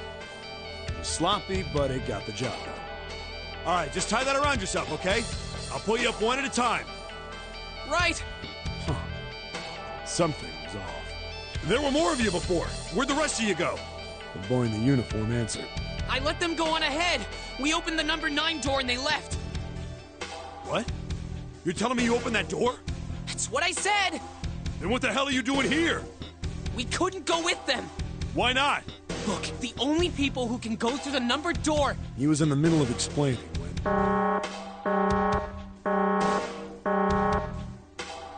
Incineration will begin in 5 minutes. The wall shook a bit from the voice bouncing around. Look, that can wait, all right? Just get us out of here! Right! I grabbed onto the rope. First one I pulled out was a girl with a ponytail. Next was a girl with a red necktie. A boy in a jacket came after her. He said he'd climb up on his own. The boy in the uniform was the last up. Like the other kid, he climbed up the rope himself. He looked pretty scrawny, but I guess he was stronger than he looked. He moved fast, but when he was almost to me, we heard some knocking. Everyone looked at the door. It had a thick, square window set into it. On the other side, an angry face was staring in. God damn it! What's going on here? Why is the room empty? Where the hell are those fucking kids?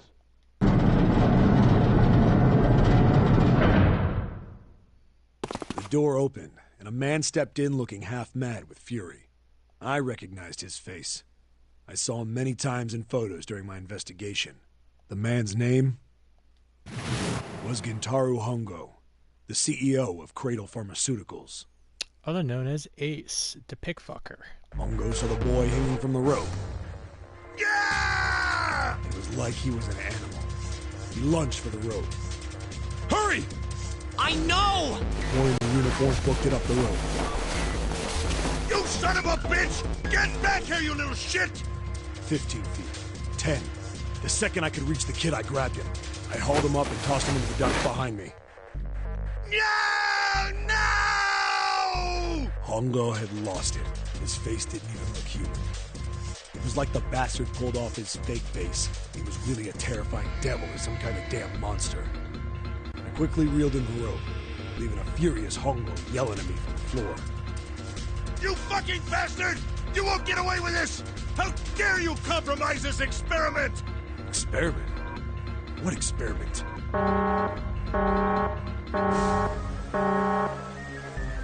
Incineration will begin in Yeah, he sounds like Vegeta, yup. 1 minute. Hey, old man! What the hell are you doing? Hurry up! The boy in the uniform was trying to get my attention. I may have thrown a salute in the raging asshole's face before I closed the door behind me. I wanted to go back to the cell, so we went down the other direction instead. After about 30 feet, we came across another duct on the left. This one was heading down. Everybody nodded and took turns sliding down it. The duct emptied us out into a narrow hallway. There was a door on either side. The one on the left was a normal double door. But the one on the right was familiar. It had black and yellow stripes, and a device next to it on the wall. A plate on it read, Incinerator. Incinerator? Yeah, that's where we were.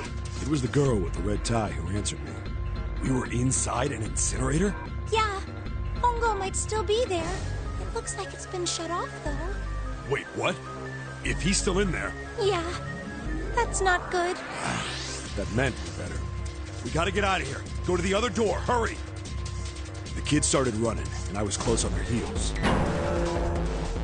On the other side of the door was a large spiral staircase. Run! Didn't need to tell them twice. Up, and up. Feet pounding the steps. Our arms pumping fast. Round. Devils on it. The stairway kept going. We passed a couple of landings when the boy in the uniform suddenly spoke. Something's up. Akane's not catching up to us. Akane? My kid's sister. The girl with the red necktie. Akane. That's strange. This is a crazy story, my beloved, and wow. I didn't remember seeing that name on the list of missing kids. Hey! Akane! He kept his hands around his mouth and yelled. Maybe we outran her. The boy in the uniform skidded to a stop. I stopped too.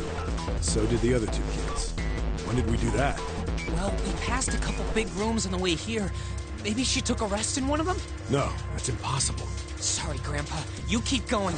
I gotta go look for her downstairs. He turned to go. Hey, kid, wait! God damn it, I said wait! I don't think the kid even heard me. Fuck! I spun around to the boy in the jacket, the girl with the ponytail. I'm going after him. You two keep going, all right? You got it? The girl nodded and ran up the stairs. But the boy... I'm going with you. I didn't have time to argue. I just nodded and took off down the stairs. We ran all the way to the bottom floor, calling for her. God damn it! Where the hell did she go? I could tell the kid was frustrated. And then suddenly... Help me! Somebody help me! We heard a girl's voice. Akane! The boy in the uniform threw open the door and leapt into the hallway by the incinerator. We rushed in after him. I couldn't for the life of me believe what we were seeing. That bastard Hongo had Akane by the arm and was forcing her into the incinerator. Come on, goddammit, move! No, I don't want to! Let me go, please! Let go of me! She planted her feet squarely on the floor and was struggling to get away. But Hongo was bigger and stronger. She wasn't gonna win. Akane! My brother roared with anger and charged toward Hongo. Help me! Ah!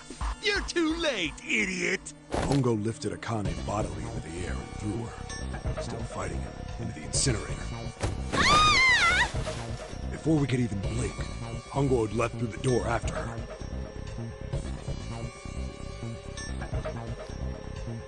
That was strange.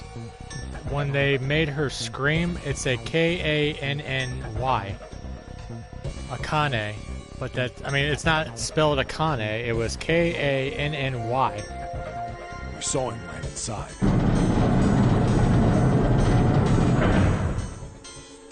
Then, slammed shut. This is getting crazy, my beloved. Yes, it is. We ran to the door. Keep watching. We did everything we could think of to get the thing open. But... Ah! Fuck! It's no use! The goddamn thing won't move an inch! He started slamming his fists against the door. He was close to shattering his knuckles with how hard he pounded on it. Akane! Akane! Are you okay? See, he's saying Akane, but when she yelled, it was Kanny, and I was like, wait a second, that's not her name. It's Akane, but why is it spelled differently? You came back! See, right there, see? Kanny. Is that like a different term? Or is that how the English people pronounce it? Is like that? Even though the other way is different? I'm confused. The voice was muffled, but all of us could hear the sheer terror in it. What should I do? I think I'm trapped in here. Where's Hongo? He went out the other door. I think it's a Japanese thing, my beloved. Oh, okay. What? Warning. Warning. Emergency incineration command has been acknowledged. Automatic incineration will take place in 18 minutes. Please evacuate the incinerator immediately. Repeat. Emergency incineration command has been acknowledged. Are you fucking kidding me? It's the same damn thing! Are you there? Yeah, we're here. Just hang on, alright? We're gonna figure out a way to save you. His words would have seemed like a sick joke to her if she'd been able to see how white and bloodless his face was right then.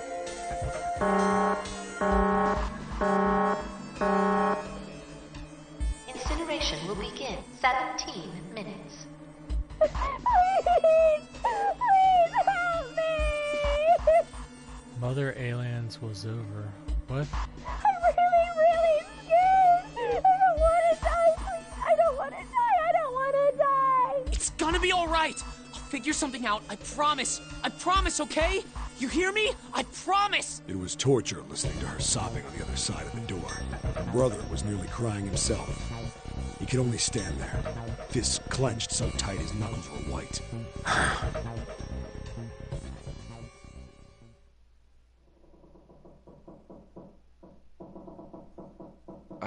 What happened then?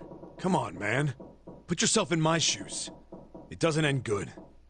You think I want to remember that? If you remember... Oh, from the movie. Okay. Where she shut the door and killed the mother alien by using the incinerator? Gotcha. If you remember Aliens, the movie, my beloved husband, they had a computer called Mother. I think so. Then... Yeah. Shit. If I'd known it was gonna be like this, I almost wish I hadn't remembered. Hey, are you sure? Huh? Look, I don't want to ask this either, but there's something I don't get. So if you could just tell me, did that girl, Akane, really... Yeah, I'm sure. There wasn't anything we could do. After a while, the countdown ended, and we heard something... burning. The fire stopped, but we still didn't move. Me and the jacket kid were frozen. The boy in the uniform collapsed as if he couldn't hold himself up anymore. A few minutes passed. The door opened.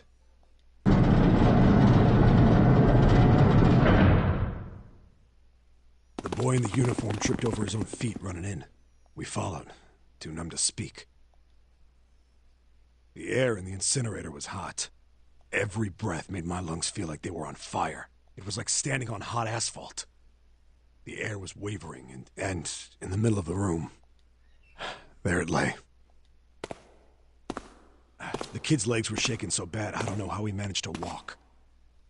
I couldn't see his face, but his body somehow looked empty. Finally, he reached it. He fell to his knees as his legs gave out on him. And then...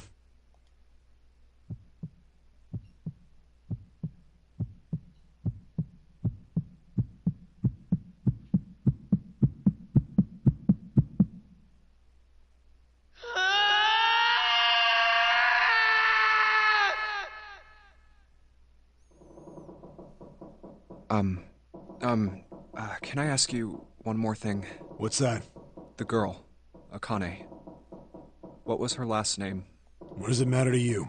Just tell me, okay? Please? Kurashiki. Her name was Akane Kurashiki. And here comes the truth. Yeah, that was a powerful yell.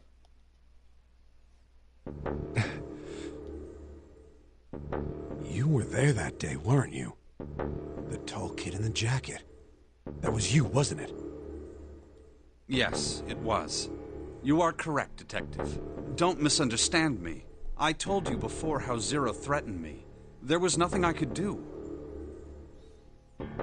Yep. I couldn't say anything about what happened 9 years ago. So you're saying you're not working for Zero, right?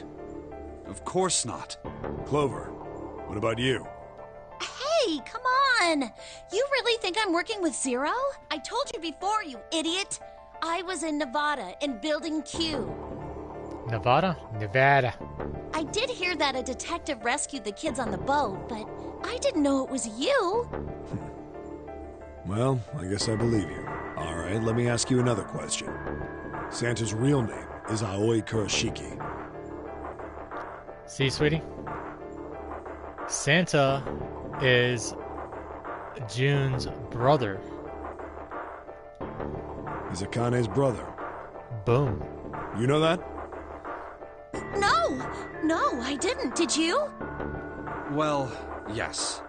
I know Aoi Kurashiki was her brother, but I didn't know he was Santa. At least not from the beginning. 9 years ago, he was in the middle of puberty. His voice is entirely different now. You say that, but I think the boy's still going through puberty. I'm ashamed to say that even my exceptional hearing wasn't able to make that connection. As such, I had no reason to think Santa was Aoi. When did you figure it out? Clover told me that Santa might have been one of the subjects of the initial experiment. Because he knew the four-leaf clover and the words of the leaves. I am mind blown right away, my beloved, like I'm speechless. It was only a short while ago, while we were leaving the library. When she told me that, I had a feeling. Santa is Aoi? Akane Kurashiki? June's brother? There's still a lot we don't know. I mean, like a lot. But there is one thing I think we can say we know. What's that? The body we found in the shower room. It had to be Nijisaki, dressed up to look like Snake. What? Come on, man. What kind of detective are you? You didn't figure that out already? Hey, go easy on me, man. I just got my memory back, all right? Cut me some slack. Well, if he is, the 3 murders make sense then, don't they? Yeah, that's right. Murder. Kubota blew himself up, but that was murder too. So why did these murders take place? If Junpei is correct, and the body in the shower room was Nijisaki's, that means all of the people who were murdered were involved with the creation of the Nonary project. Kubota, the person who conducted the actual experiments. The ninth man. Nijisaki, Hongo's assistant. The one I guess dealt with money. Musashido, the man who financed the project. Okay, never mind. He dealt with the money. The other guy, I don't know who the fuck he was. You mean this was all just revenge? Yep. Santa is Zero. He's getting revenge for the death of his sister. But there is one question nobody is asking. How is it that June is here? Nobody is asking that question. How is June here?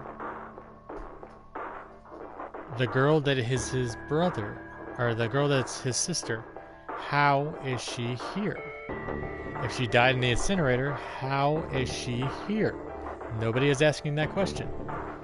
Akane, how is Akane here? That's why he killed them. No, I don't think Santa actually murdered anyone. If I'm right, then it's not hard to figure out who the next victim's gonna be, is it? I'm pretty sure I don't have to tell you. Yes. Yep. Right. It's gonna be Ace. Kill that old motherfucker. The next target will be Gentaro Hongo. Ace. The person who planned the Nonary project. In other words, Ace. What the fuck was that? What the hell's going on here? It must be 6 a.m. Our time is up. Man, that fucker is loud in here. I can hear it. Like, it is really some big fucking bass inside my head going on. Like, whoa. My brain's actually rattling. Shit! Come on, we need to get out of here. How? I'm betting this sucker opens the exit. Let's move. Come on, let's go. Let's gambit this bitch.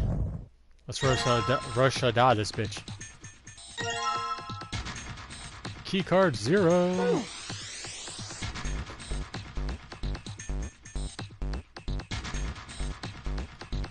Alright, let's swipe it. It's unlocked.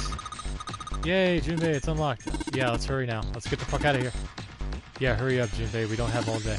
Come on, let's move. Let's get the fuck out of here. Shit's getting hairy. It's really loud too, my beloved. Oh, you can hear it on that end?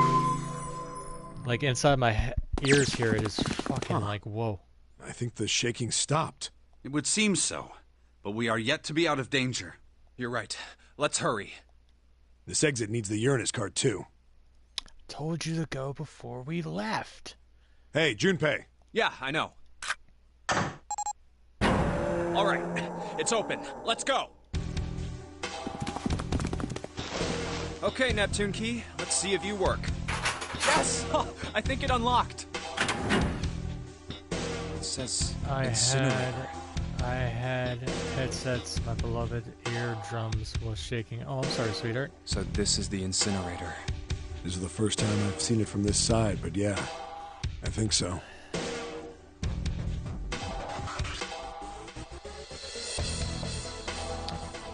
That room he was trapped in, the cell room he was trapped in, I thought we were gonna have to go through that, but I think that was in another way I went.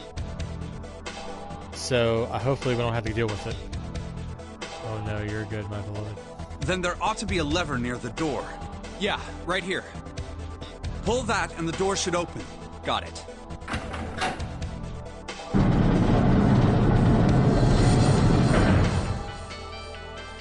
Let's go.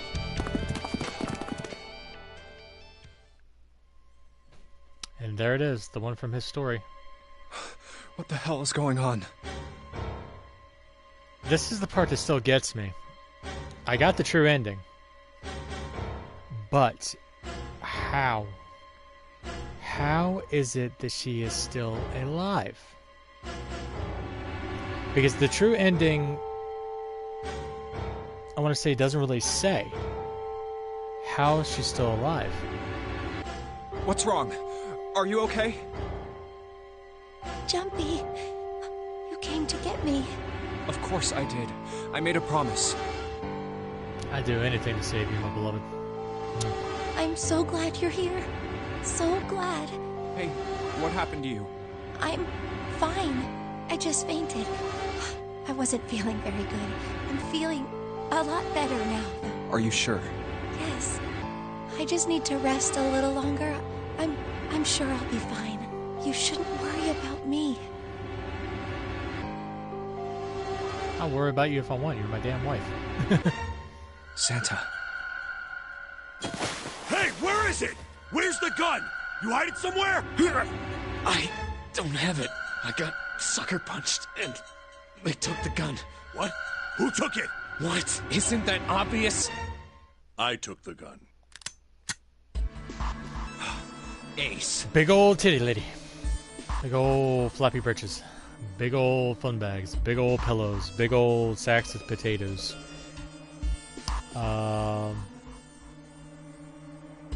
Big old clouds. Shiny balls of gas. Just what the hell do you think you're doing, Ace? Or maybe I ought to say Gentaro Hongo, At least he's kinda CEO bad, of but Cradle hold on. Pharmaceuticals. You have me at a disadvantage. And I don't like that. You know me, but I don't know you. Do you have any idea how much I've suffered? Can you even begin to understand my pain? The pain of prosopagnosia, right? Another irritating insect. And how do you know that? Good question. No matter. If you don't want to answer, it makes no difference to me. This is gonna come into play too, sweetie, so listen. This is a waste of time anyway. It's time for me to go. First is 1. Give me your hand. 8. And with this, 9. The 9th man. Kubota's bracelet. But he doesn't know.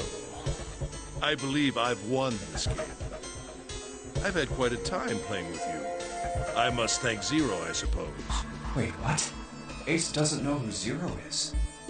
What the hell are you planning, Santa?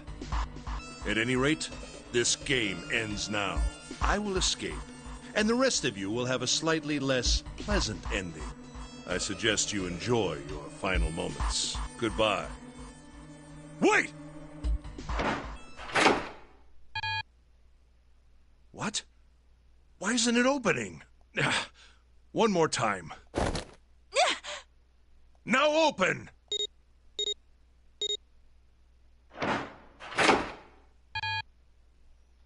No! Nope. What is this? That digital route should be 9! It has to be 9! Then why? Why isn't it opening? Now! Nice. No! Ugh. Oh, that was close. Too close. Thank you, Seven. Don't mention it. Just one punch ain't enough for this piece of shit. After what he did 9 years ago, I ought to rip him to pieces. But if a suspect can't talk, they ain't much good. Once he's locked up in a cell, we're gonna have a little chat. Laugh a lot, dude. That's what you get. 9 years ago? Then you must be... Yeah, you finally figured it out, dumbass.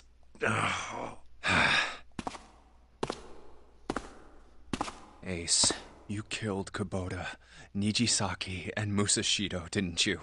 Wait, Nijisaki? Oh, right. You don't know yet. All right. We'll just go through them in order then.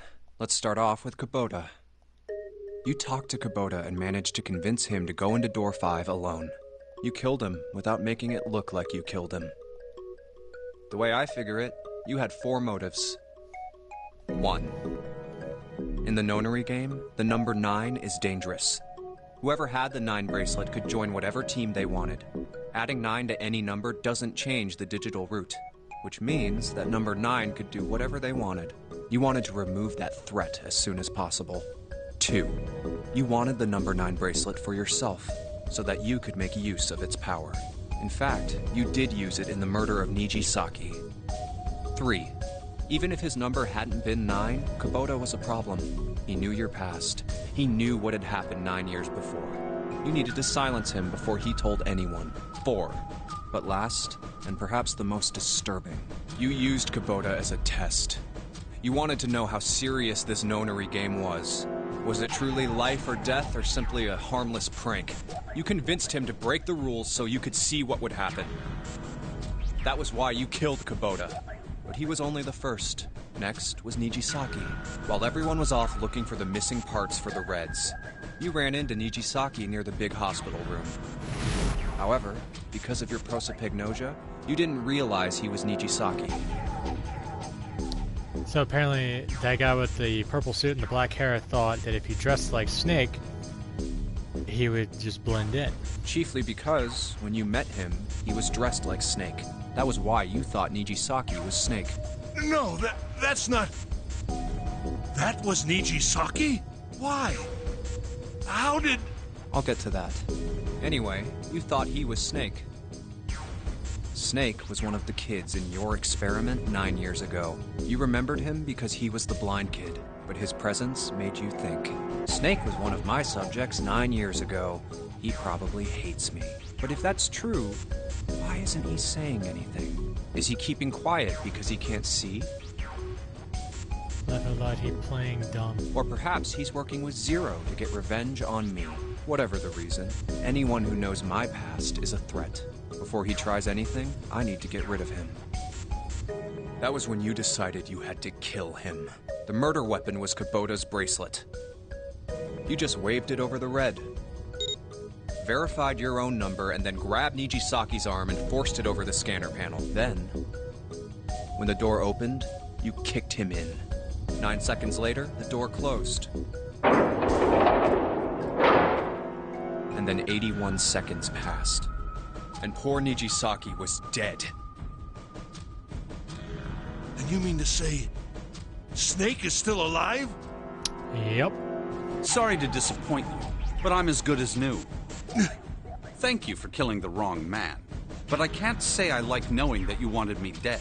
Although, to be honest, even if you hadn't tried to kill me, I would still hate you very much. Well, I wouldn't blame you. Last but not least, let's talk about Musashido's death. When Clover and I were investigating the chart room, you came over to talk to me. Do you remember what you said? Oh, a pocket watch. Might I take a look at it? I handed it to you, and you left the room. You had been in charge of the Nonary project. Of course you would have known the solution to every puzzle, which would mean that you also knew how to get out of the wheelhouse. All you had to do was place the watch in the indentation on the door to unlock it. With the door open, you could enter the captain's quarters.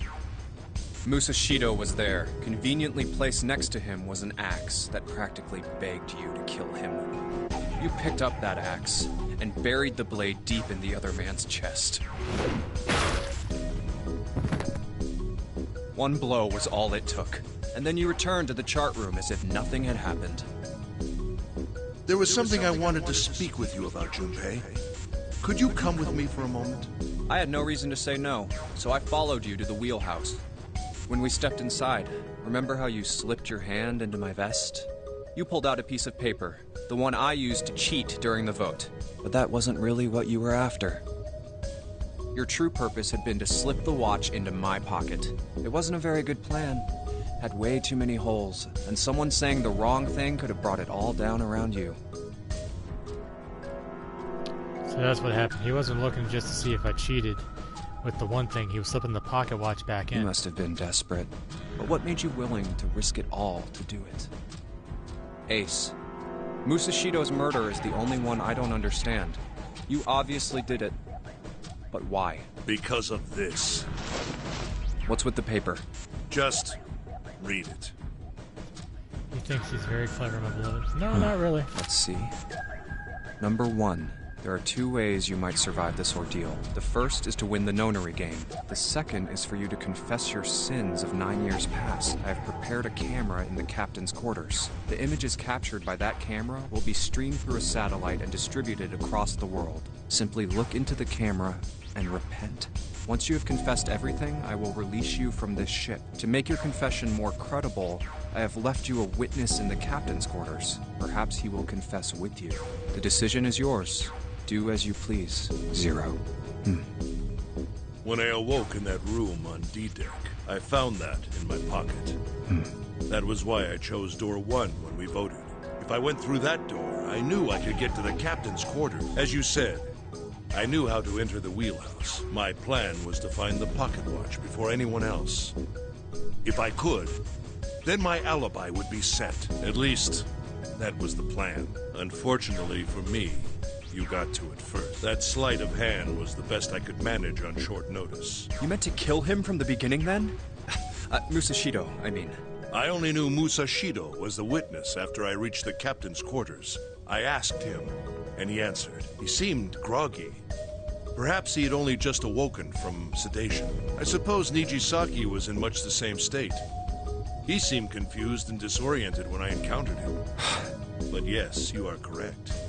I intended to kill him from the beginning, even though I didn't know who he was. He's smiling. In a way, yeah. I proceeded to the captain's quarters in order to remove this so-called witness. Ace, you figured it out, haven't you? You were being manipulated. Yes, so it would seem. I was little more than a puppet, in many ways. Everywhere I went, everything was already prepared. The Reds in the large hospital room were dismantled. Nijisaki was dressed like Snake.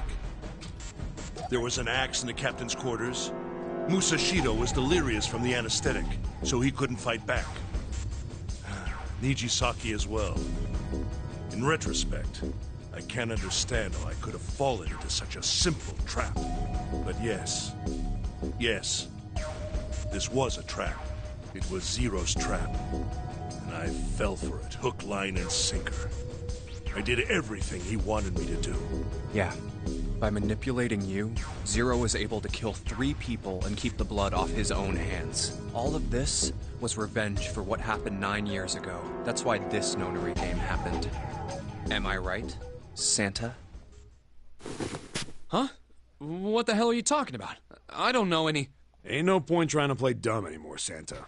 Actually, I guess I should call you Aoi Kurashiki, huh? My memory came back to me, kid.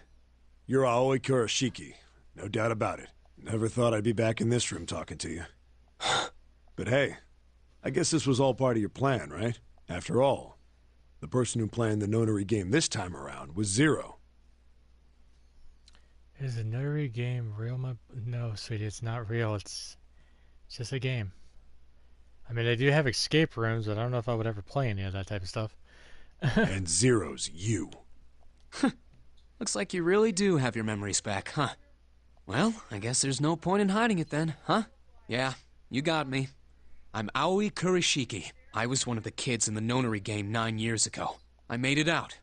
So did Snake over there. But there's one thing... Nah, I guess there's 2 things you got wrong. Number 1, I ain't Zero. What? Oh, what a twist. Wait, what? Sure, I was helping Zero out, but I'm really more of an assistant, like a secretary. But an assistant's only an assistant. I didn't come up with all this. All I did was follow Zero's orders.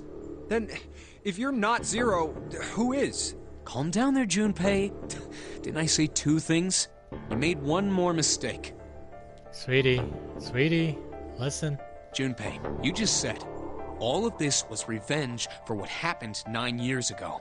That's why this Nonary game happened. But that's not it. Revenge isn't the only purpose. There's another reason you guys were playing the Nonary game. To save someone. Save someone? Right. You were brought here to help my sister, to save Akane. What the hell are you talking about? Akane Kurashiki died 9 years ago in this room. I was there. I saw... What? What the hell? Where is she? Where's Akane Kurashiki? Ugh! Oh, my head! My head, it feels like it's gonna pop.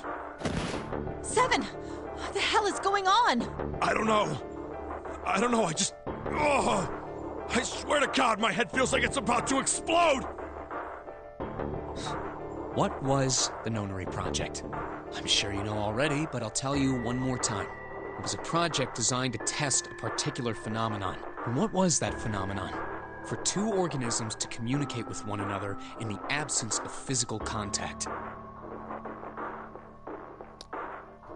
You listening, sweetie? The morphogenetic field theory.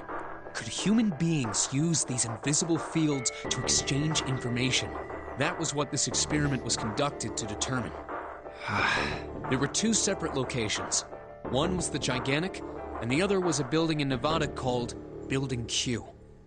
Nevada? Nevada.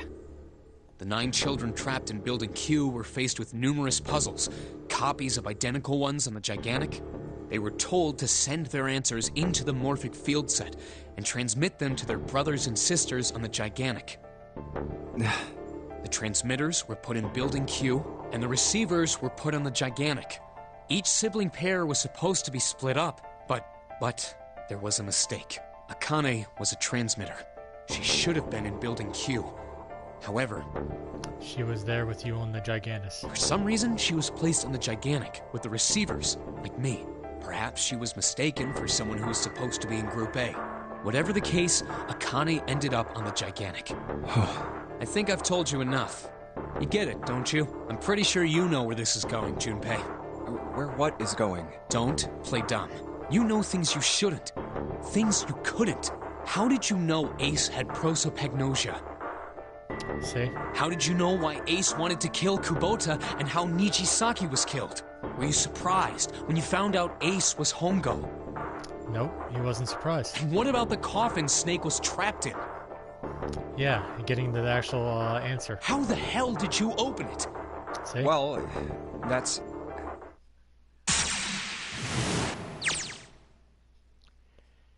He knew because I knew. Junpei was receiving information that I sent to him through the field. It's simple, really. How do I know the alternate futures? How do I know the alternate futures then? Imagine a river that splits into like an upside down Y. The river flows from the top to the bottom from a single stream into two branches. It only flows in one direction. It can never flow backwards. Information is the same way. It moves from the past to the future, but never flows backwards. That's why people at the river source in the past will never know about their downstream in the future. But the person downstream will never know about one another, yeah. Information only flows across the path of the river. But I am different. I can manipulate the field to pluck knowledge from the future. I know what happens on either fork of the river. Either through the people on each fork know nothing about one another, even though they don't know whatever. Now, who am I? Am I the 9th letter of the alphabet, but I am also 0. No, that's not true. I am really not 0, not yet. Perhaps you could say I am less than 0. 0 is my future, in 9 years I will be 0. Has it sunk in yet, sweetie? This is the big reveal. Who is 0? Who is 0? Where did she go? June. No, Akane. Where did you go? Santa! Why's Clover? Oh shit. Freeze. Did I? Ding, ding, ding. We have a winner. Elena's got it. Santa's got the gun. Guess he picked it up when we were watching. Looks like he's turned the table on Ace, though. Wonder how he would likes having a gun on his head. Get up. Sure isn't about to take that gun off him for a minute. He is. Ace isn't putting up any kind of fight. I mean, I don't think I would either. But he just looks drained. I guess he's going for the door, huh? He doesn't need to verify to go through that door. Hey, what's your plan, Santa? What are you doing? He can't get through any numbered doors with just 2 people. What the hell is he planning? Didn't I tell you? I'm Santa Claus. It's time for me to go make a wish come true. That's it. That's all he's going to give us. What the hell does that even mean? Shit, they're out.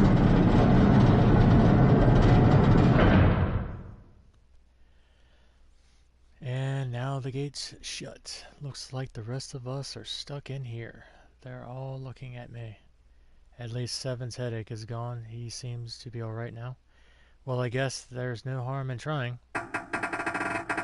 Let's see if this door will open. Damn! Well, it looks like this door isn't opening anytime soon. Oh, you mean we're trapped? So it would seem. What the hell is Santa trying to do? Oh my gosh! Oh my gosh, what? Have you considered where we are? There can really only be one thing Santa would do now. That was insane, my beloved. No. It's not over yet. No, you can't be serious. Keep watching. Oh, but he is. Shit, we gotta do something. Maybe we can still get out through the 9th door, the red. Yeah, alright, we can do this. I just gotta... No, it's not gonna work. There's no way. The 5 of us can't open this door. 2 plus 4 plus 5 plus 7 plus 8 equals 26. 2 plus 6 equals 9. Or 8. I didn't say 9, 8. I meant to say 8. Is there any combination that'll work? Junpei, can I borrow your pen and notebook? Yeah, but if you're just gonna write the same shit, it ain't gonna fucking work. Sure, why not? I don't think I'm gonna need it anymore. I'm gonna burn alive. Well, she certainly looks purposeful. Looks like she's writing equations, a lot of them. Huh, oh man, she doesn't look very happy. What? Hey, no need to be ripping pages out of like that. Jeez. What the hell are you doing, Clover? Give me that!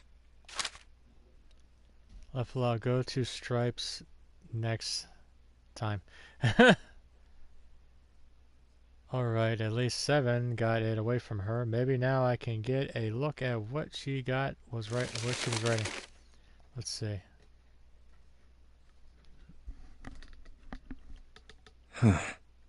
2 plus 4 plus 5 plus 7 equals that. And then 1 plus 8 equals 9. What? And there's no other way? So what's my number? I forgot my fucking number that quickly. Lotus. Looks like she's figured it out. Man, this is just too It's cruel. okay. Oh, she's gonna die. Go. Lotus. Come on, you know we can't do that. Don't give me that. I'm sure you'd love to get rid of me. God damn it, you idiot! Whoa, where the hell did that come from? Looks like she expected that about as much as I did. Without... if you're not... Look, it'd be bad, alright? Oh, apparently 7's got the hots for the Lotus. He wants to nail that ass. Oh, shit, I didn't mean to say that out loud. For a cop, he sure doesn't have much confidence. Yeah, if there weren't assholes like you around, I'd be out of a job. Really? Uh-huh. Look, I'm just not leaving you behind, alright? End of story. 7. He's right. I'm not leaving you either. He likes it when a woman can kick his ass. I know you're here, my beloved. I love you. Me too. You didn't honestly think I'd abandon you, did you? You're all idiots. Oh, calm down, big titties. Act as tough as you want, Lotus. We can all see you're about to cry. That being said, however, I doubt we would be able to open the door anyway, even if we were to leave Lotus behind. Huh? I trust you remember what happened to Ace? I couldn't, see exactly what happened, but I was able to guess what he was attempting to do earlier, at the Red. Oh, yeah. No! What is this? Why?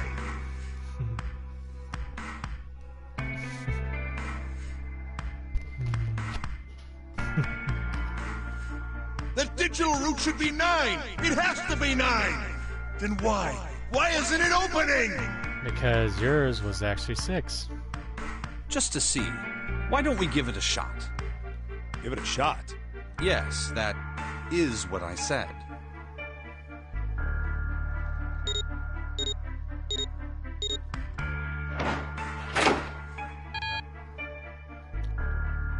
Two plus 4 plus 5 plus 7 equals 18, which would be 9.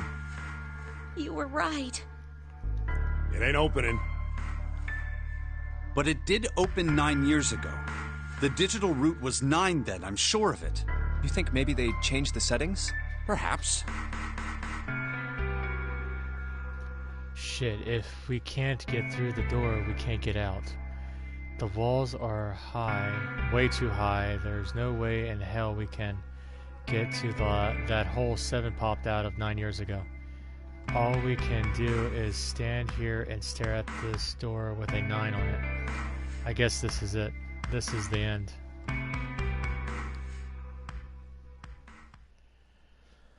Or is it?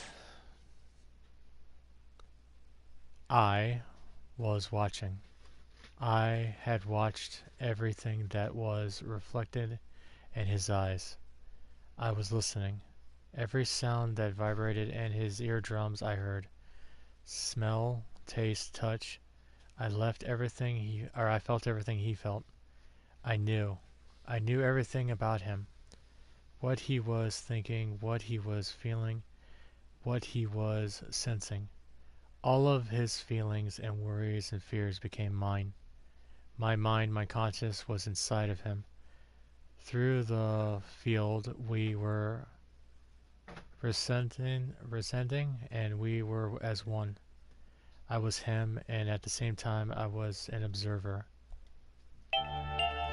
It started with a noise like a clap of thunder that was approximately 9 hours ago.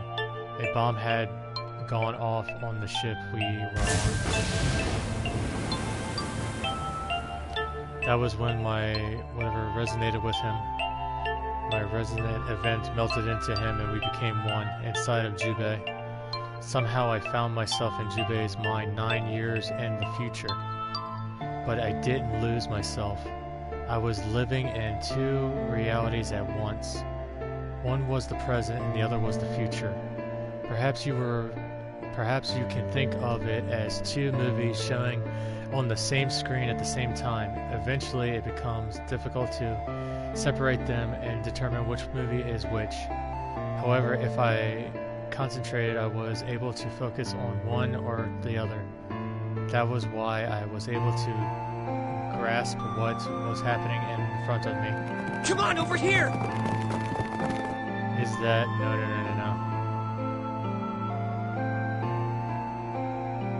Come on over here. That was my brother, basically Santa. He was yelling. I followed him. Around me were 7 other kids. They all looked like they were about my age. Hurry up! We ran down a long stretch hallway and bursted into the large hospital room.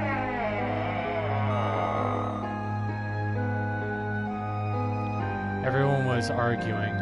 2 of the boys got into a fist fight. A girl watching them began to cry. I wanted to go home, she cried. I wanted to go home. Another girl slapped the crying girl and gazed down at her. It had been 2 hours since the Notary game began. We were starting to fall apart.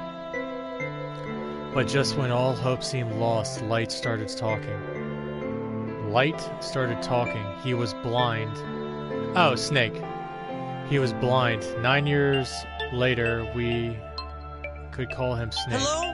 Everyone? Could you come over here for a moment? He was older than most of the other of us, and his voice had audience and digital to it. Depth to it, I guess. The fights died down, and we gathered around I have him. a little sister. She is very important to me. Right now, she is over in Building Q, and is desperately trying to send information over to me. In Nevada. Her name is Clover, and today is her 9th birthday. Oh. As he spoke... Sorry, kind of getting choked up here. Woo! As he spoke, he pulled something out of his pocket. 4-leaf clover. In hand... Why am I getting emotional? God damn!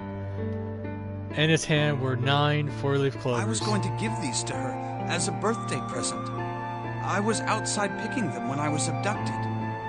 Yeah, but you're blind, but yet somehow you have them. I'm sure I've already told you, but I am blind. For a man who can't see, collecting 9 of a very specific plant is... well, it is difficult. I got it. But my sister means a great deal to me. And I hope that these would show her how much I cared for her. Come on, man. Damn. Since it's her 9th birthday, I thought 9 4-leaf clovers would be appropriate. Aww. Every one of you has a brother or a sister in Building Q with Clover. For their sake, we have to survive. We have to get off this ship. Do you understand? If we're going to do that, there are 3 things you have to remember. We need trust and love, and we have to have faith in one another. If we can take all 3 of those to heart, then I promise that good luck will come our way. Did you know that the leaves on the 4-leaf clover mean faith, trust, love, and luck? Those words are leaf words. So if you believe what I've told you, and you understand, then I want you each to have one of these.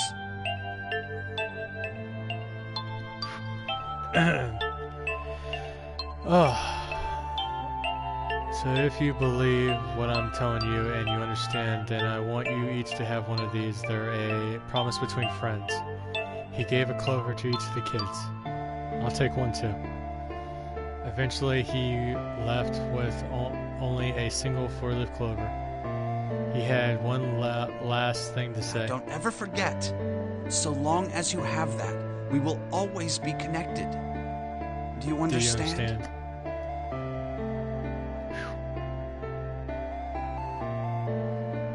Sorry. Getting fucking emotional, man. Damn. When he finished, the tension of only a few minutes between was gone. We were calm. After that, we ran around the ship for a while longer and opened several of the numbered doors until we found a door with the number 9 on it. In fact, there were two doors with 9 on them, and we found them in the what do you call that? Chapel. And we split into 2 groups and walked through the doors. Trying not to cry, but I'm crying. Whew. I didn't know it would still affect me after all these years. And the music's not helping. Before long, we all found ourselves in a room with a ceiling that looked like an upside-down chimney. For some reason, this room had another number 9, but this time it was only the one. But if there was only one door, that means only 5 could escape. What are we gonna do? There aren't any other doors! We began to panic again. Then, as if things had not gotten bad enough already, the doors closed behind you. Warning. Warning. Emergency incineration command has been acknowledged. Automatic incineration will take place in 18 minutes. Please evacuate the incinerator immediately. Repeat. Emergency incineration command has been acknowledged. What? What's happening? What did that thing say? That one kid that said "What's happening?" That was really done well. Like you could feel the tension and the panic in their voice. Really done well. That didn't sound good. My brother Santa swallowed hard and I answered. think it means this room is gonna burn. Burn! The plaque on the door says incinerator, and that voice said that the incineration is about to start. And incinerate means to burn. Why does Santa sound like Vic?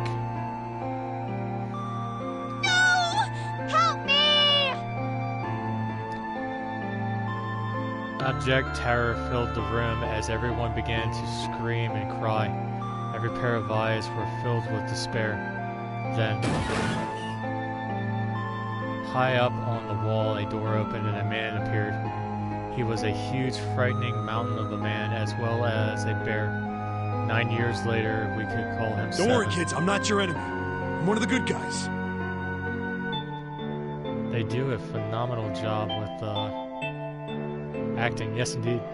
I'm a detective. I'm here to rescue you. The rest happened just like Seven had said it before. The 4 of us who had stayed behind were saved by 7.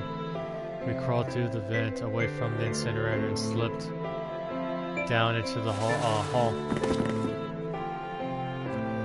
We came outside the other side. We came out on the other side of the door 9. On the wall opposite the door was a set of double doors. We went through these and began to run up the spiral staircase. As we ran, I led the way. Behind me were Nora, my brother, Snake, and 7. The other children, the ones who got through 9 door before us, were up ahead. I heard them cheering each other on. We ran and ran and ran. We leaped across as many steps as we could and kept running. The stairs spiraled upward with a tornado. Eventually I pulled ahead of the rest. Perhaps Nora had slowed them down.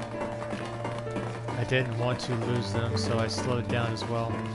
I didn't stop, but I glanced over my shoulder from time to time to see if they had caught up. That was when I realized... No, where is it? Did I drop Jumpy's present?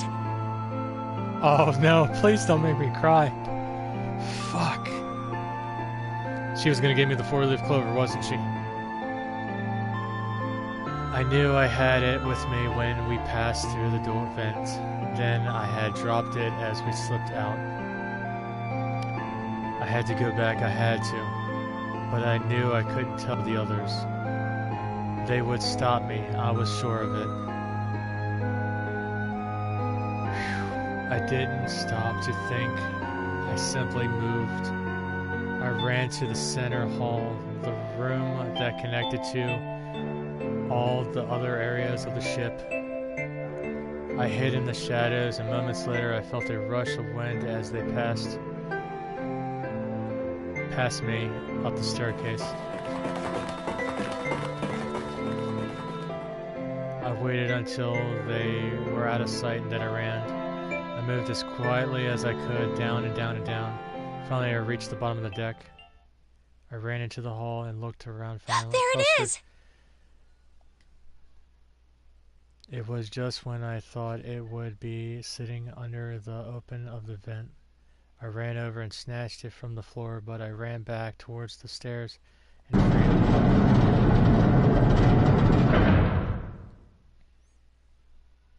the door in the incinerator opened and a man stepped out. It was Hongo. That guy. 9 years later, we called him Ace. Ah, how wonderful to see you decided to come back. His smile made my blood run cold. It looked mechanical, as if someone had simply pulled up the corners of his maniacal? No, it ain't maniacal, is it? The corners of his mouth. Come with me. We must continue the experiment. I shook my head, eyes wide. Slowly I began to walk backwards. 1 step, 2 steps, 3 steps. Then I spun around and ran into... I felt Hongo's hand close around my wrist. I said, come with me. Then there was an edge of insanity to his voice. Or insanity. I pulled as hard as I could. No! Stop! Let go of me! Let go! I shook my body and flailing my arms, trying desperately to get Hongo to let go of me. But I was still only a child. I was no match for a man like Stop Hongo. struggling, goddammit! Do as I tell you! He heaped on my... I guess they're saying that like he kept yanking on her arm, trying to pull me into the incinerator. I screamed. Somebody help! Then suddenly, the door to the stairs flung open, and my brother Santa bursted out of it. Behind him came Seven and Snake. Akane! He cried my name again as he leapt towards Hongo. You came back! Cried out. But then... You're too late, idiot! Hongo threw his full weight against my arm, pulling us back into the incinerator. The force of it threw me to the floor. I scrambled to my feet and looked towards the open number 9 door. Hongo stood between me and door. Stood between it and me. Goddamn. But behind him, I could see my brother, his fists clenched. But those fists never reached Hongo.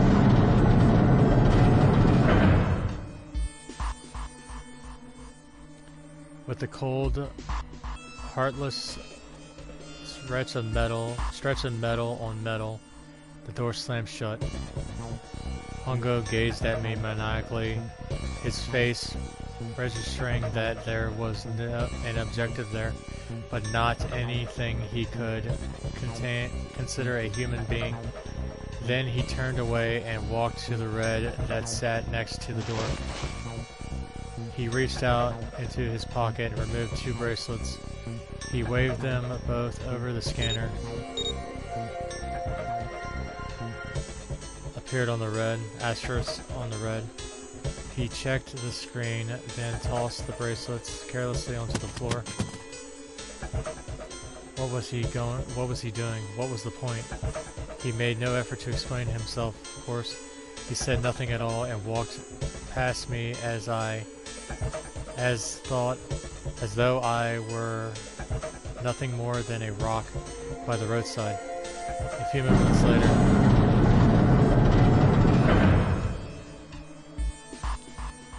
the two other doors slid closed as well.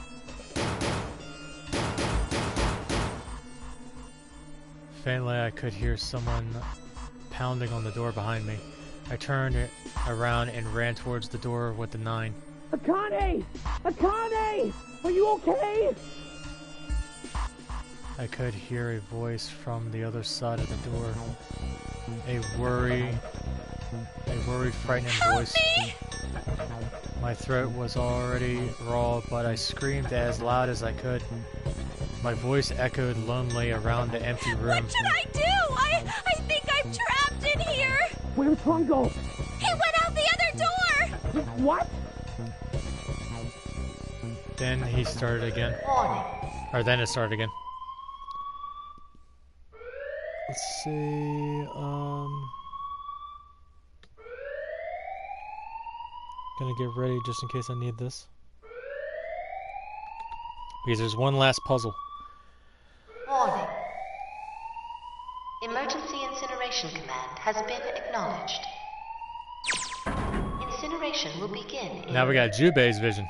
18 minutes. Please evacuate the incinerator immediately.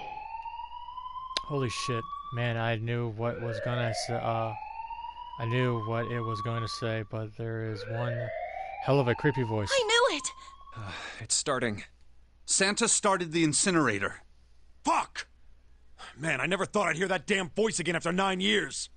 9 years. What the hell? What the hell? What in God's name are you talking about? Calm down, big titty lady. We'll explain all this shit when we're out. It's 9 years this and 9 years that, and when it's not 9 years something, then you're talking about some sort of fucking experiments. You aren't making any sense. You will know soon enough, big flappy bazingas. Oh man, this is gonna be crazy. Yes, it is. I'm sorry, Lotus, but we really don't have time to explain it right now. Just take your big titty ass and go sit over in the fucking corner until we can figure this shit out, okay? We got 18 minutes, okay? I promise. I'll tell you everything once we get out of here. But Incineration. Don't make me slap that titty off of you. 17 minutes. You know what that means, right? Incinerate means burn! what kind of idiot do you think I am? I know what incinerate means. Lotus, do I have to do it? Well, god damn it! Okay, fine. I won't ask anything else. Talk about whatever you want. I'm gonna fucking do it. You are really, really patronizing me. I'm gonna fucking do it. But you have to do something for me. 7, figure this out. What? Why me? Just shut up and stop this thing. How the hell? There has to be some sort of emergency shut-off button. There isn't anything like that. How the hell do you know? Because I looked for it 9 years ago. Yeah, Lotus isn't happy about that. Can't really blame her. Wait. The floor, it's moving.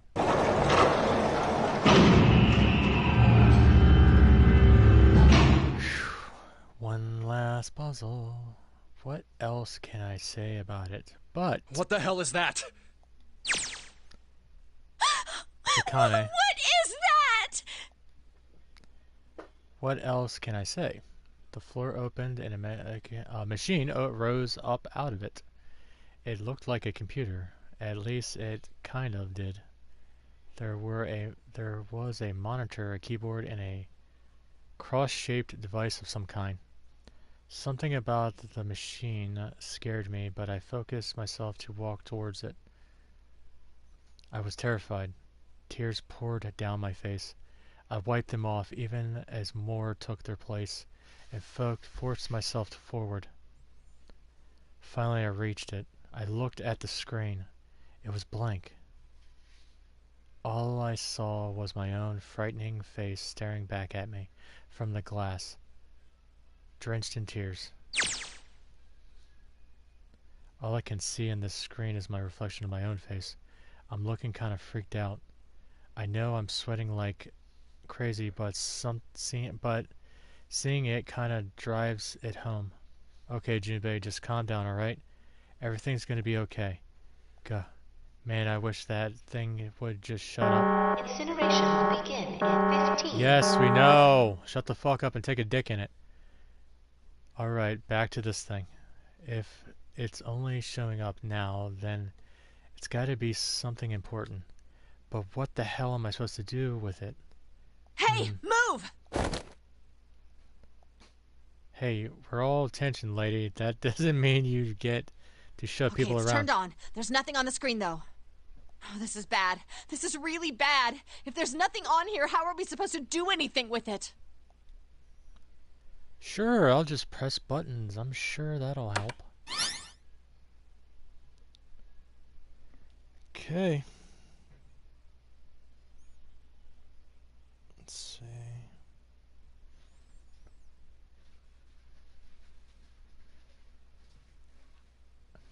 Does she need ice cream and cookies? I don't know what the fuck she is. Maybe she's pregnant.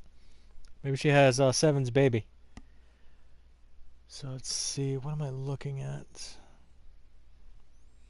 Well, clearly that's not the fucking answer.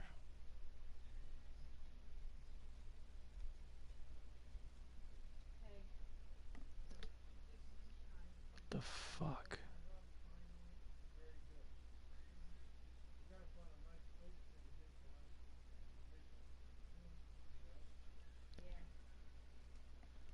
Okay. What's on the screen, What though? is this? What's up? It looks like some sort of puzzle. It's got a bunch of numbers and letters scattered across a 5x5 grid. The number ranges from 1 to 8, and the baby is gonna have 7. Fair, laugh out loud, and with a, I don't know what that is. Do you think that if we solve this puzzle, the incinerator will stop? Yeah. Well, we can hope, right? Alright, puzzle time. How do we do? How does it work? Oh man, that goddamn voice again. Incineration will begin in 13. Yes, we know. Shit, 13 minutes. Can we really do this? My heart feels like it's going to pop. My heart was pounding like it was about to explode. I stared at the puzzle on the screen. I was sure I had to solve it somehow, but I had no idea. Let's see. I'm gonna look it up real quick. Let's see.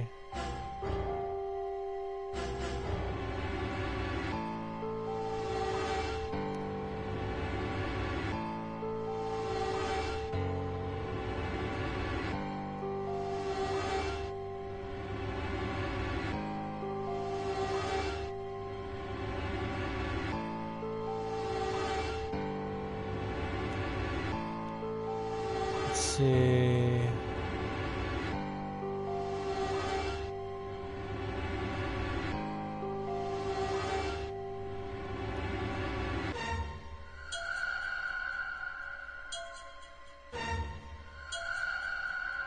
Are they gonna tell me how to fucking do it or what?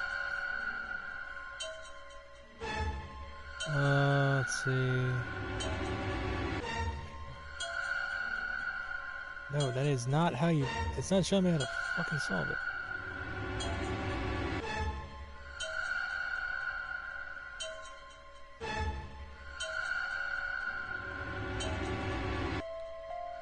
Let's see. Give me a second, guys. I'm trying to figure out how to fucking do this.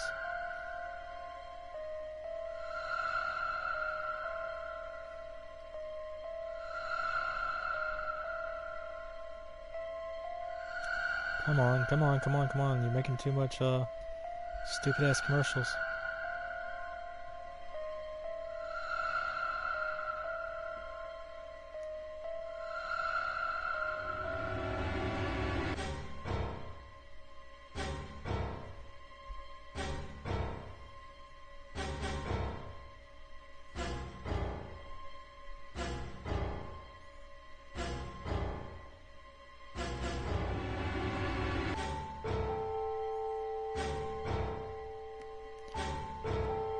Okay, hopefully this is gonna work. I was sure I had to solve it somehow, but I had no idea how. My contact at Juve had been gone for a while. His mind was gone. I couldn't get any more information from him. I felt the seconds tick by as I stared at the screen, completely lost. My cheeks felt hot as tears poured over them. Then I heard a voice. Hey, what are you doing? It was a muffled. I turned around, pressed against the glass, and the entire door was a face, a frightening, evil face. It was Hongo.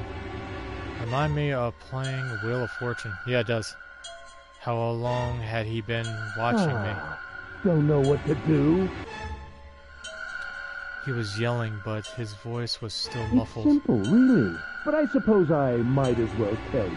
Just solve the puzzle on that machine. You are a dick.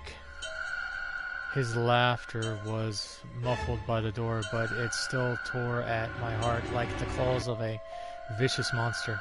I bit my lip and gazed at Hongo, struggling to hold back hot You're tears. a terrible person! I hate you! Oh my! How could you call a gentleman such as myself a terrible person? That's not very nice. I'm quite fair. I don't use tricks or play dirty. You see? I've even left you a way out. A way out? Didn't you hear me? All you have to do is solve that puzzle. Do that, and you can stop the incinerator. What's the point of stopping it? You'll only capture me and make me do this all again. I'm not going to listen to you. If you're just going to throw me back in here, I might as well just die now. My goodness, haven't you listened to anything I've said? I told you, I'm a fair man. Huh? If you solve the puzzle, the verification function of the red will in turn activate. If this experiment is to deliver valid results, there must be a chance of success. If you succeed, you will escape. The verification function of the red? Then I remembered. Before Hongo left the room, he had scanned the two bracelets into the red. Ah, so you do remember. Right now there are two numbers in the red. The first is 1, and the second is 3. Say, Akane, what's your number? I looked down at my wrist, or my left hand. The face on my bracelet was 5. It would be 9. I ran to the door with it. I grabbed at the red and put my hand on the scanner. But it wouldn't recognize. His face looks ugly. Yes, it does. You really aren't one for listening, are you? I heard Hongo muffle his voice across the room again. I've already told you, didn't I? Once you solve the puzzle, the verification function of the red will activate. In other words, if you haven't solved the puzzle, you can't enter your number. What's... Why are you doing this? You could never understand. You don't know what it's like to spend every day surrounded by monkeys. Now start the experiment. Solve the puzzle. I can't! I don't know how! Of course you don't. Isn't that the point? You understand, don't you? Access the morphogenetic field and find the solution. I can't! Then you'll die. You'll burn alive. It's gonna be quite hot in there in a few minutes. I imagine it will be very painful.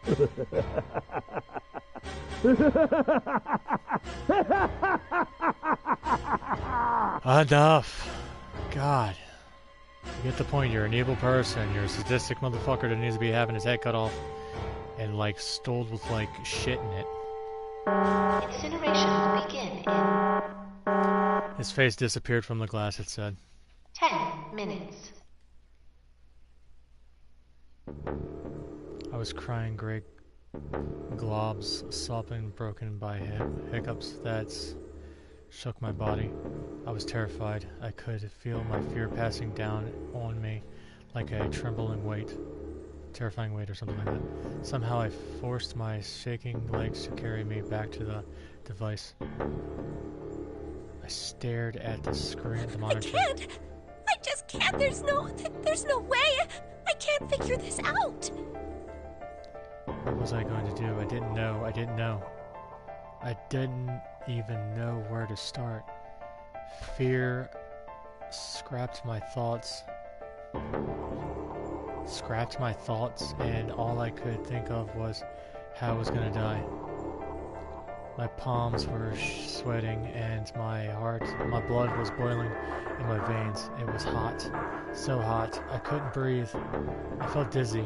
My heart roared in my chest as if it would pound itself into pieces. The struggle of crossword is not easy at all.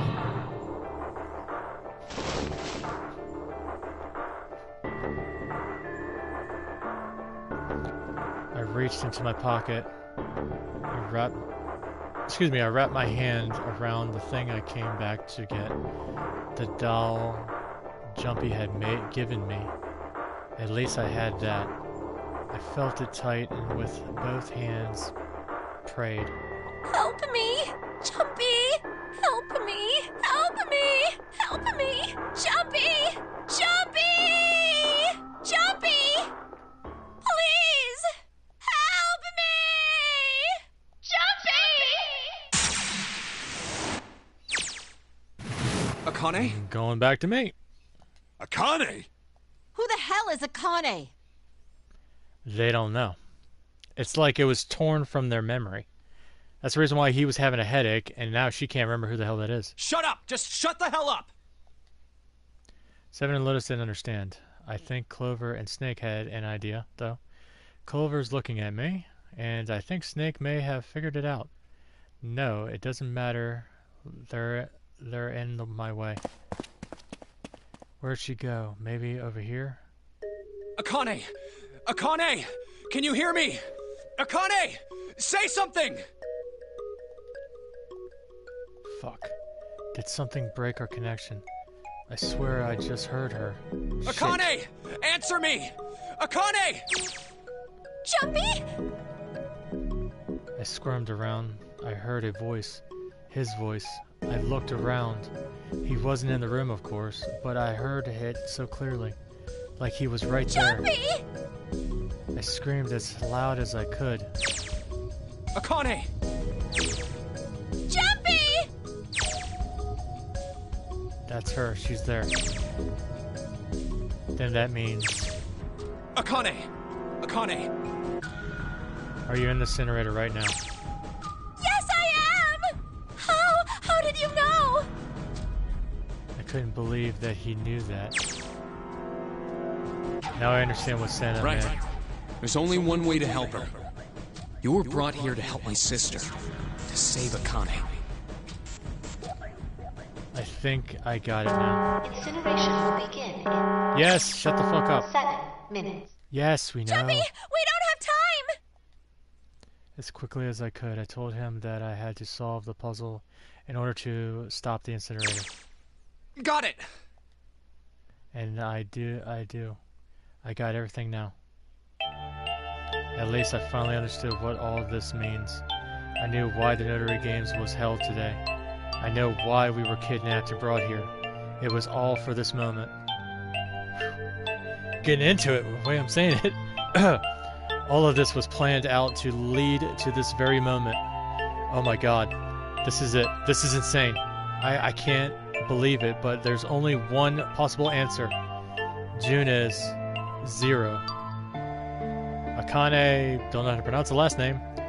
She recreated the history of the future that she had a glimpse of 9 years ago. She tried to save herself that way 9 years ago. No, she's trying to save herself right now. That means that there's only one thing for me to do. Even if this is all some sort of insane plan, I will save her. I will save her. Akane, I must save her no matter what. Incineration will begin in 6 minutes. The voice reminded me of how much time I had left. Yeah, Get it together! I know. Just hang on, all right? I promise I'll get you out of there. I'm not gonna let you die. I promise. So don't worry, all right? Just give me a few minutes, okay? We have a date at Applebee's later, but focus on the puzzle. Stop talking and help her. Like, come on. Okay. My voice shook as I answered. It was hot in the room. It felt like my heart was on fire. 6 minutes or not, my heart burned with my feelings for him.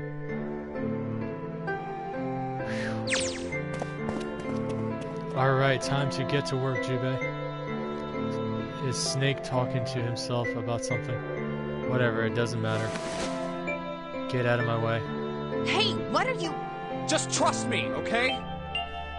Sorry, Lotus, I didn't mean to snap, but there's a lot more at stake here than your pride. I apologize later right now. Alright, but let's have a look at this thing. We got numbers on all the grids. I think the panels are all out of order. So I just need to switch these out. Staring at it isn't going to accomplish itself. I'll just have to give it a try. Think of what I did all those times before. I'm gonna do this on my own, with my own mind. I'm gonna solve this problem. Better solve it because we are seriously fucked if we don't. We have no... Okay, so let's see.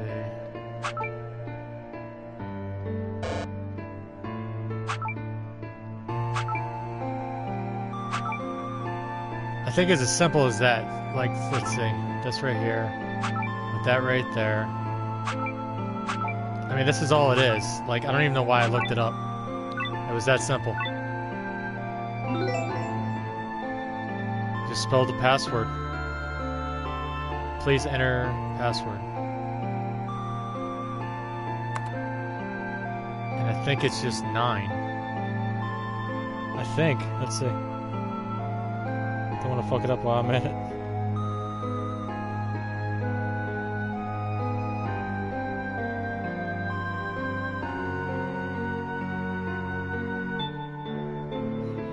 Actually, no. It's it's not that. Okay,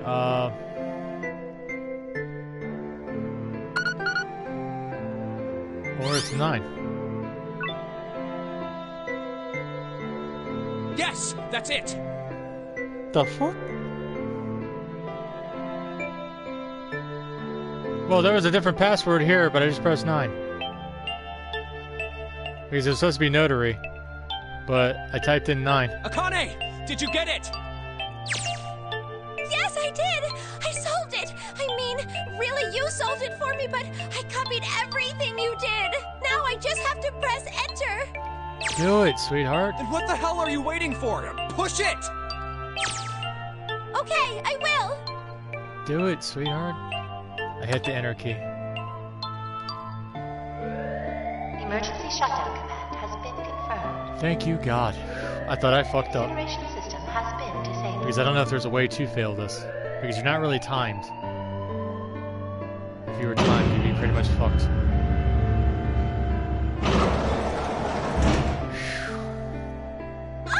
Jumpy! It worked! It worked! The incinerator shut down! It worked!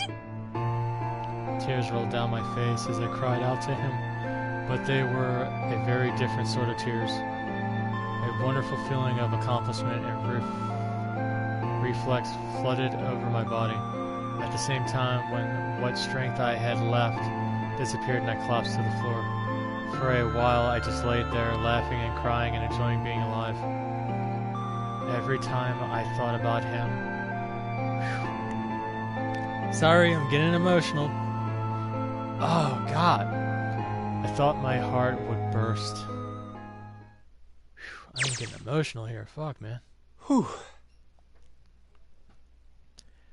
I can't quite believe I did that, but I'm so glad, so glad. I feel like my heart's on fire.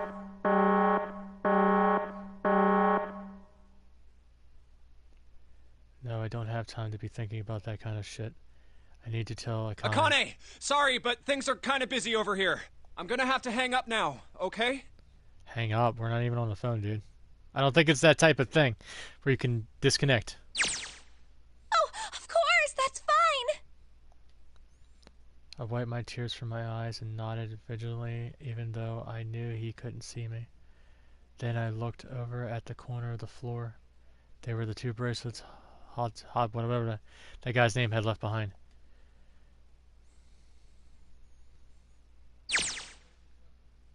Now. Well, Seven and Lotus don't look particularly happy with me.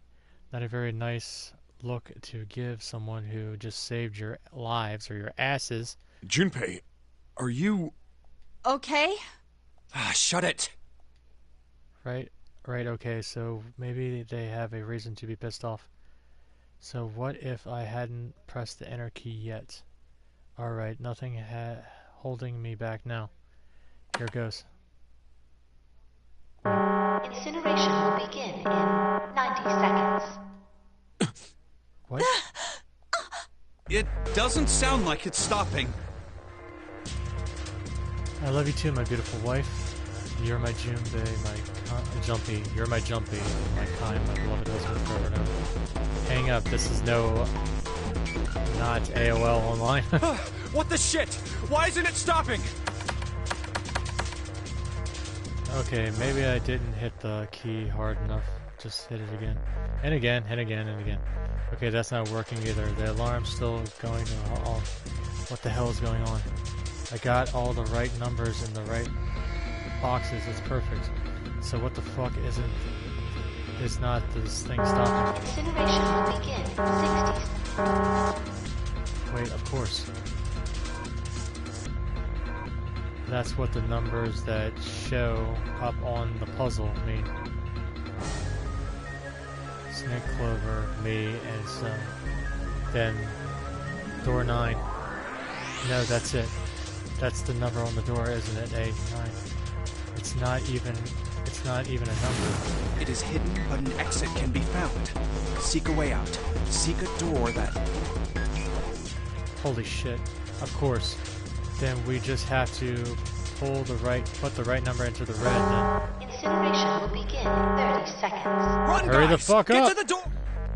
Oh shit, oh shit, oh shit, oh shit. Don't have much time. Man, I sure hope they can just trust me on this one. Or we are all fucked. Alright, no time to explain. Just Quick, do it. Verify your numbers on the red. Verify? Just do it, damn it. What combination? All of us! We all need to verify! Why? You really think this is a good time to ask questions? Just fucking do it, big titty lady. I will smack those titties off you. 10 seconds. 9. Fuck, fuck, fuck, 7, fuck, 6, fuck, 5, fuck, fuck, 4, fuck, 3, fuck, 2. fuck. Press it. Central gate has been opened. Incineration system has been disabled. Oh, fuck me.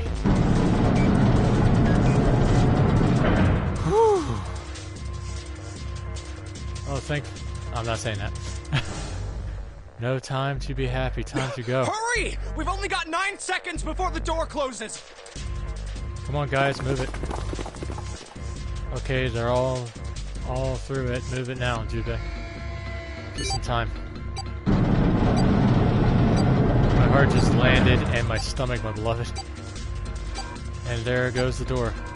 No, don't calm down yet. We're not done yet. We still got to find the dead.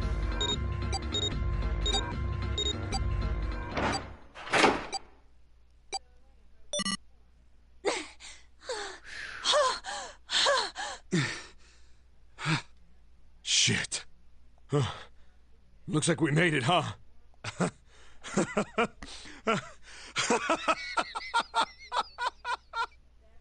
Calm the fuck down, dude.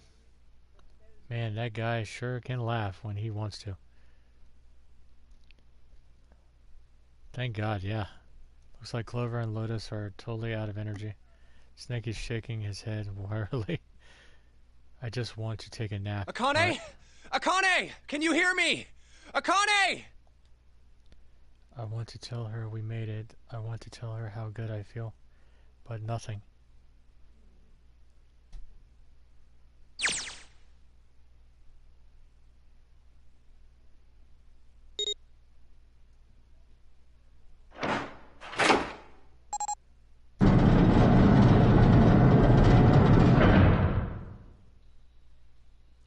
The door opened.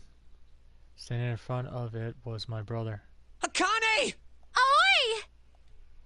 I cried his name even though my voice was almost gone from screaming and leaping into his arms. Oh, oi! So it's like we altered the past. But I'm really baffled by this. It's like, so there was a future version of her that somehow could see both parts of the timeline back and forward, and I guess also on both different branches of it. And she was communicating to Jumpy or Jubei to take and help with the past experience somehow. I know. I buried my face into his chest and cried again. I cried and cried and cried. The strained thump of his heart, or the strained thump of his heart in my ear made me feel like I was home. Its beat was almost like a lullaby. I wrapped my arms around him as far as they could go and held him as tight as I could. Just to be there felt like a miracle. I hadn't felt the warmth of another human body in what had seemed like an eternity. I just wanted to stay there in his arms forever, but I couldn't. The moment I passed through the door, my bracelet had begun the countdown to death. I leaped again away from him and looked around. The door had already closed. I spotted the dead only a short distance away. It took me only a moment to get to and scanned the bracelets. I left the ones who had dropped on the floor. That was it. There we go. I took a deep breath and looked around again. The huge detective who we called 7 and 9 years and Snake the blind boy were looking at me. They seemed to have been uttered stunned by my sudden appearance. Their eyes were wide and their mouths hung open. Alright, let's get out of here. If we don't book it, we might run into Hongo again. Santa was right. It's time to get moving. The memento of mention of him seemed to jog 7 and Snake out of their surprise, and they nodded. We took off running up the spiral staircase of freedom.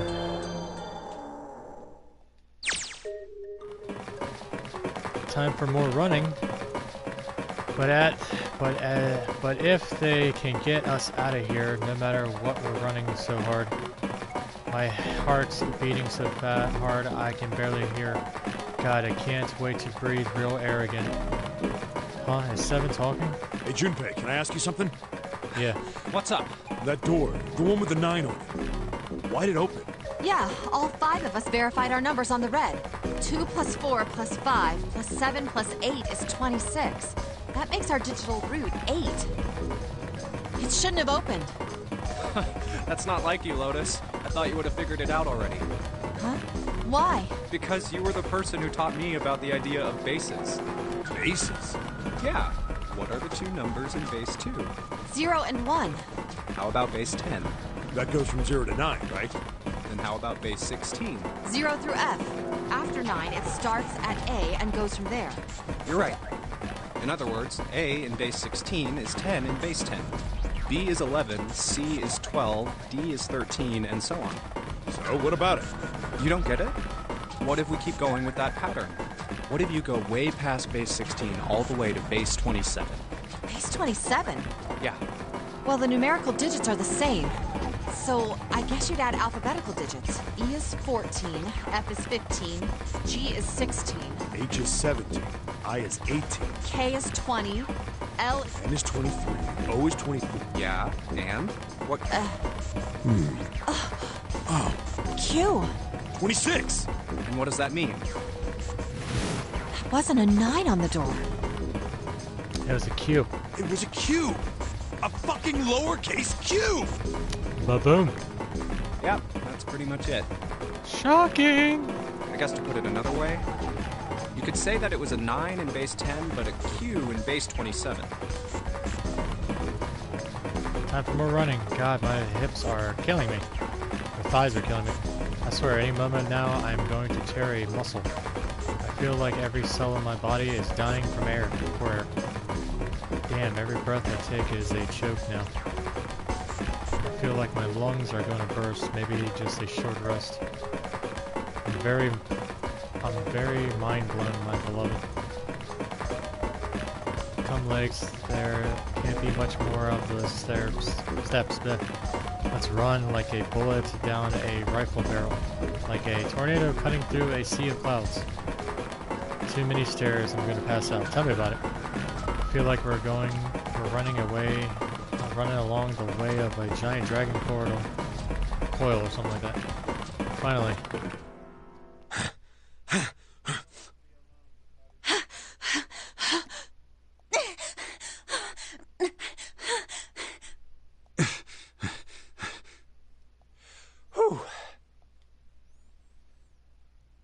Jesus, I can breathe finally. No, Jubei, no time to rest. Pull yourself together, we're almost done. Alright, I'm gonna open it. Yeah. Oh my god, stop with the country slaps. Yes! We're finally here! Please do! Sure, you look like a big, heavy door. But you're the only thing standing between me and my freedom.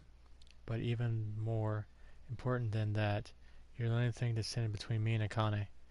You're gonna open, and you're gonna open now. Can you imagine climbing 200 flights of stairs?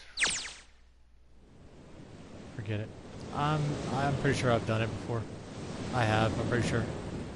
I felt a hand on my shoulder. It was or her brother. He gave it a small squeeze. I was so happy, I felt like I could melt. My heart was at peace, and not only because my brother and I were back together, thanks to the huge detective of 9 of us who had been kidnapped. We were finally able to escape the Gigantus. On the distant horizon, we could see the faint outline of the ship as it sank. It gave a thunderous roar as it finally slipped beneath the waves. Its last cry echoed out across the sea, and then it was gone. It's over. Santa whispered. Yeah. It was over. It was finally over. Or was it? Was it really? No, that was wrong. That wasn't it at all. I was sure of it. This wasn't the end. It was only the beginning. This was only a prologue to what would happen in 9 years.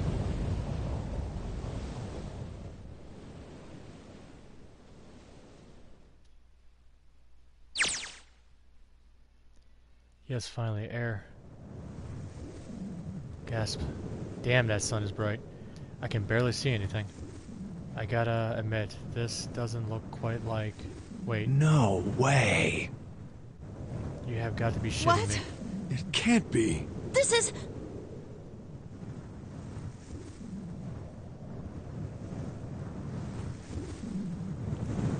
We're not on a boat. We're in the middle of fucking nowhere. This is the building in the Nevada desert. Yup, because the Gigantus sunk up beneath the waves. So why would you be on a ship that sunk beneath the waves? Y'all are saying Nevada. I'm saying Nevada. Nevada. Is it Nevada or Nevada? the mock experiment building. Oh my god. This whole time we were in Building Q. Sure enough, that's a desert out there with mountains around it. Sand and sand that are getting your crawl space vastly as I can see. Hello there, sunshine. Hello, sun. Boy, am I ever glad to see your ass. I don't think I have ever been so happy to see a sunrise. Huh? Did I just hear something fall? Oh. Right, our bracelets. I guess I'll never really get a good look at the other side of one of those. Let's see what's inside. Just a little electronic chip, like a ATM chip. That's it. There's nothing else. Nothing that even looks like a detonator. They were never a detonator to begin with. Figures. Akane. Jumpy!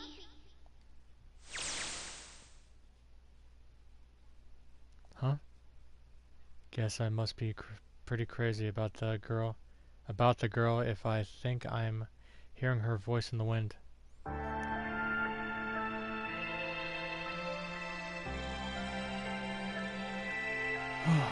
If you ever say I spy with my little eye, that's gold, and I'm gonna say sand. Laugh out loud.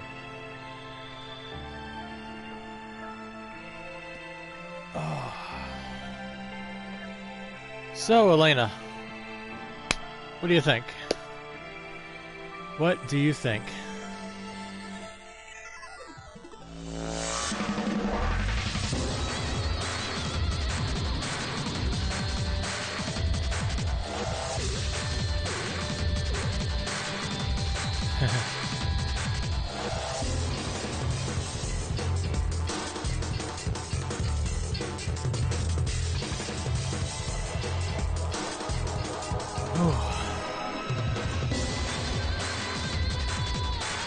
That was fucking crazy, but I love that game. Still to this day, it's good. Now I just gotta work on number 2 and number 3 so I can get them done and been through them. I like puzzle games. These are the best games for me. I gotta say, I am mind blown, and it leaves us in another cliffhanger, my beloved, and I love it. Sort of a cliffhanger, I guess you could say, because, there's more to it from what I read something, but I don't know if it's true or not, because I gotta play the other ones to actually know. Because I'm trying to understand, like, how she fits into it all. Because I don't think she's just in this one. Yeah, there's more. I think there's like a hidden scene right here. Are you okay? Yeah, my face is pretty fucked up, but I'm good. Oh, come on. This is nothing. Really? Yeah. You don't look okay. It was just before the end of elementary. Jumpy and I were sitting next to each other on a small hill looking down at this town as the sun slowly set. How does it look then? He was half serious and half joking. I thought about it for a minute first. Well, let's see. He got fucked up. It looks like you kissed a toad and got warts, but then they just kept growing and that is so fucked and up. growing. What does that even mean? Jumpy grinned and... Ow. See? I told you you're not okay. You're too reckless. You can't beat 5 8th graders, Jumpy. That's crazy. Yeah, but I couldn't just stand there. I mean, don't you think so? I had to do something. That's a loving man right there. You keep him with you. You marry him. Because that man will stick up for you. Look at this Nevada desert go past. For SUV, this thing has a pretty smooth ride. I know you're my June, my beloved. I'll be your Jumpy. Sure was nice of someone to leave it for us outside the building. Keys in the ignition and gas in the tank. Almost like it was a present, you know? Anyway, we jumped in and now here we go, screaming across the desert. Lotus is over there in the passenger seat. Snake and Seven and I are all squeezed into the back seat here. I still can't believe we let her drive. Woohoo! This is so fun! I'm terrified. This is so awesome! Driving is so great when there's nothing around, and there's no speed limit. Please watch where you're driving. If you pop a tire, we are fucked. Hey, Clover, watch those bumps, all right? This car jumps even a little, and I think I'm gonna get crushed to death. Hey, shut it. I can't help if I'm big, all right? Suck it up. I've allowed one happy family. Why don't you drive, Seven? I'm a cop. I ain't gonna break the law. He doesn't have an international license. Yeah, but you could have sat in the passenger seat. Oh, hell no. There's no way I'm giving this seat up. Big titty lady. And Clover, there's no need to slow down. The car Santa and June are in should be somewhere down this road ahead of us. Yeah, I saw some fresh tire tracks going out. There's no doubt about it. Then we've got to hurry if we want to catch them, don't we? See, it's like they're... But it's still baffling me.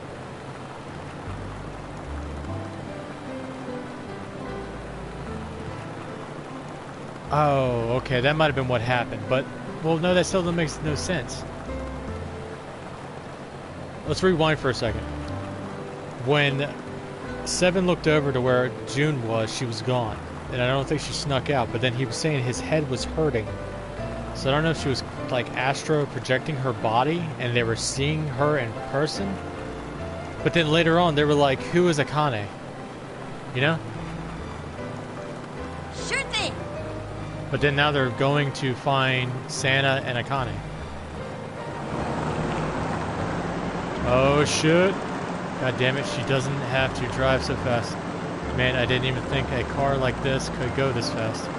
We're sure throwing up a lot of dust.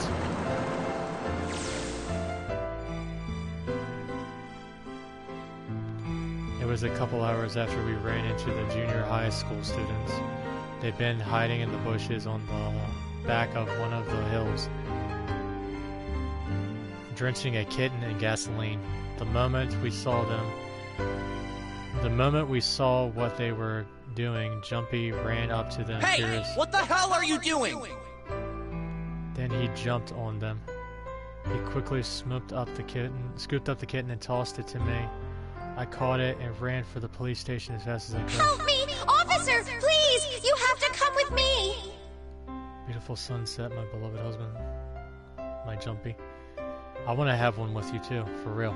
I want to have a sunrise with you. Or sunset. The policeman and I headed back to the hill. All we found was Jumpy scrawled up on the ground with a face covered in big, swollen You couldn't run away after you threw the kitty to me? I asked him. He stuck his tongue out through the hole in his mouth where a tooth had been. Yeah, I guess I could have fallen out. Then why didn't you? I didn't want to. I wanted to beat him up. Beat him up real good. Oh. Because of what they were doing to the kitty. Yeah, that too, but I think they were the ones behind those murders our first semester. Remember? Oh, you mean the bunnies. Oh. Absolutely, my beloved husband, kind of be romantic. Yeah, the bunnies. He plunked some glass from the ground and tossed it into the They asked me what elementary school I was from, so I told them. And then they said they'd do the same thing to you that they did to the rabbits. I couldn't forgive them for that, so I...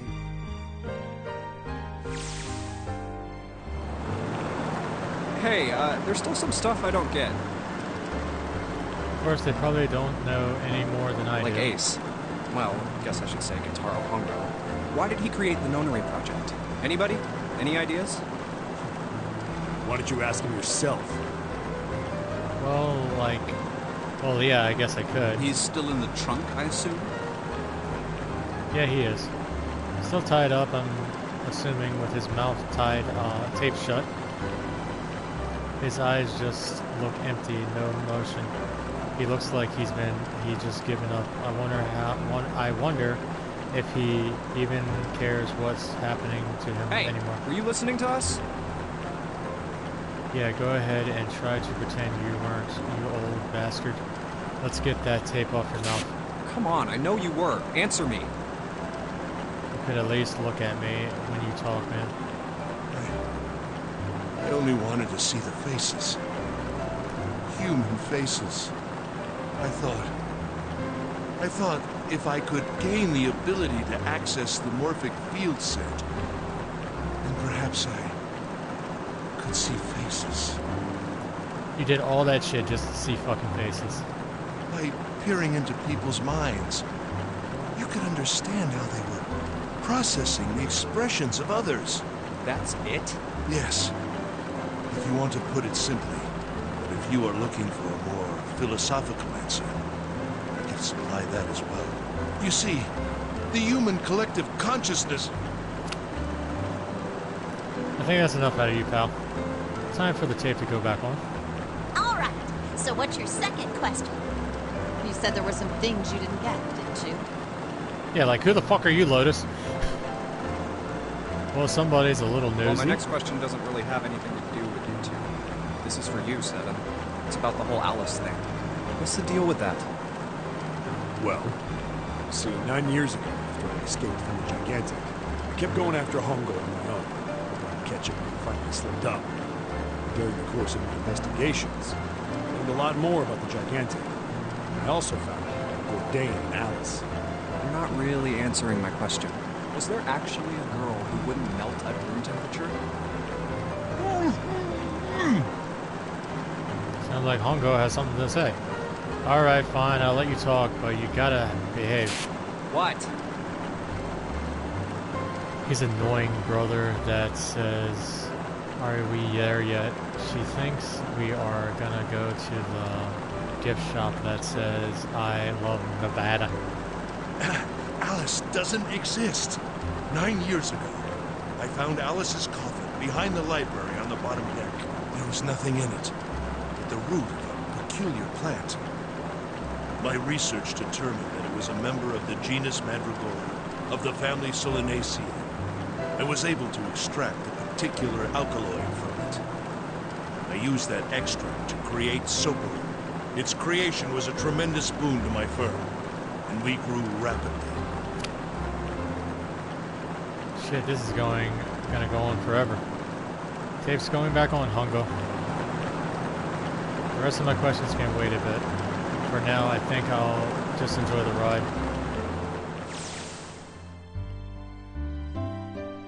Here, this is for you. There is a Alice. There is a Alice because she is in the second one. Here, this is for you. What's this? This is, for you, doll. His name is Junpei. Jumpy pulled something out of his pocket and shoved out his arm towards me. In his hand was a doll made of yarn, small enough to fit in his palm. Jumpy, are you sure it's, for you, doll? Huh? Yeah, the lady at the shop said so that means it's for you, right? Are you sure it's not a voodoo doll? Wait, what? That's... Oh, man. Oh, man. Well, it sure looks like a voodoo doll. I mean, you do know what a voodoo doll is used for, right? Absolutely. Yeah, I guess calling it Junpei isn't a very good idea, then. Why are you giving me this anyway? It just seems really sudden. Because I love you. That's what he's saying. Well, you know how after June, we aren't gonna get to see each other too much? I mean, we're gonna be in different schools, and I just thought I'd, you know... Oh, okay, well, how about we call it June, then? Okay.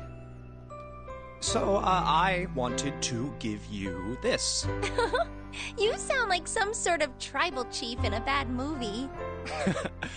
Yes. I, head of tribe. This doll, traditional charm of tribe. So I give this. It me. So we always together. Oh, Jumpy.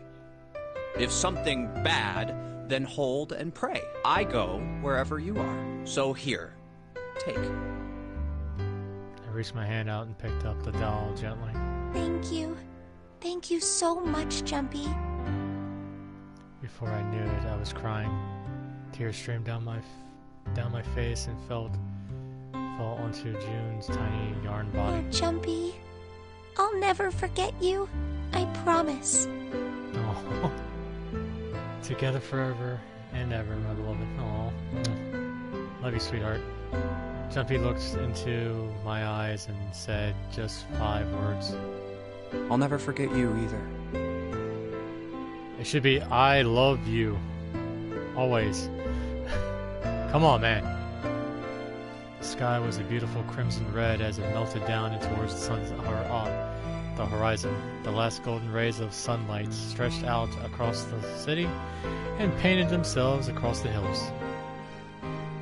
We sat bathed in the warm light of evening. Just the two of us. We can make it if we try.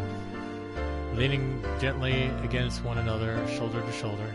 The sun set and we still didn't leave. We watched in silence as the darkness dipped, and one by one, and the light of the town began to flicker on. Bleh.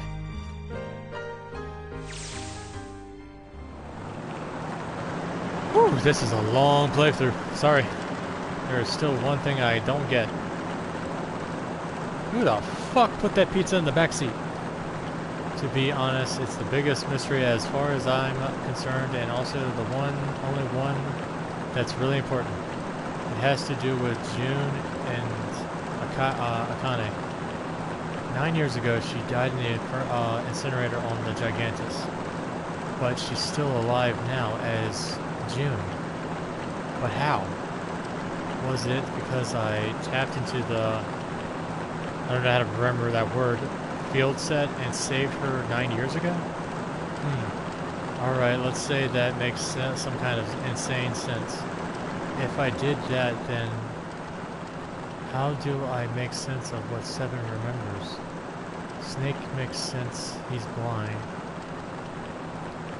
He couldn't have seen her body or anything. But Seven, he said he was sure he saw it. Does that mean there's some kind of historic like eruption or disruption or something like that? Or it's like you alter the past? Or wait, maybe that's not it at all. There is one other logical explanation. What you told me the truth, Seven? You looked satisfied. No way. He couldn't. Hey, look! Over there! There's somebody next to the road. Huh? What?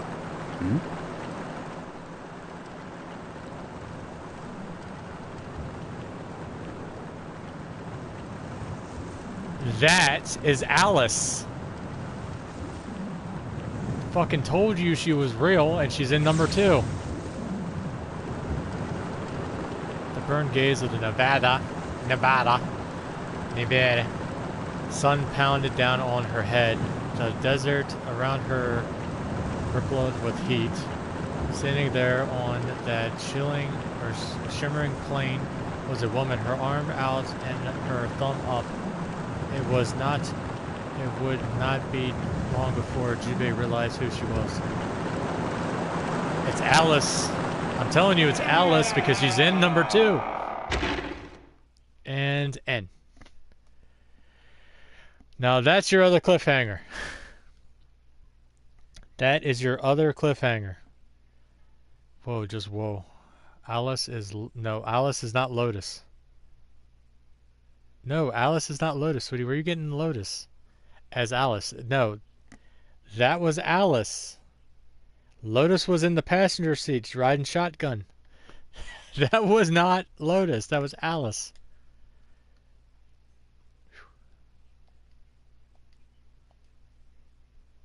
Do you want to save? Yeah.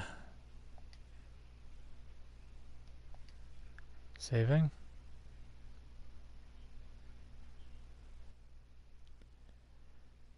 Alright. Whew. Alright, brothers, sisters, boys, and girls, and my beloved Elena. I'll be seeing you all in the next video. My ass is hurting from sitting here too long. We are going on 5 hours and 32 minutes. So I'll be seeing y'all in the next video. I'm gonna cut this one short. Check out the other channel, the other videos I've made with the links down below for my beloved Elena's channel and mine for the links to my blog and art blog. See y'all later, and thank you so much, my beloved Elena, for joining me. We'll be playing the next one very soon, after we beat Final Fantasy and Bloodborne. Other than that, this is Kyle Kindred signing off. See y'all in the next video. Be safe and sound, brothers and sisters, boys and girls. Bye-bye.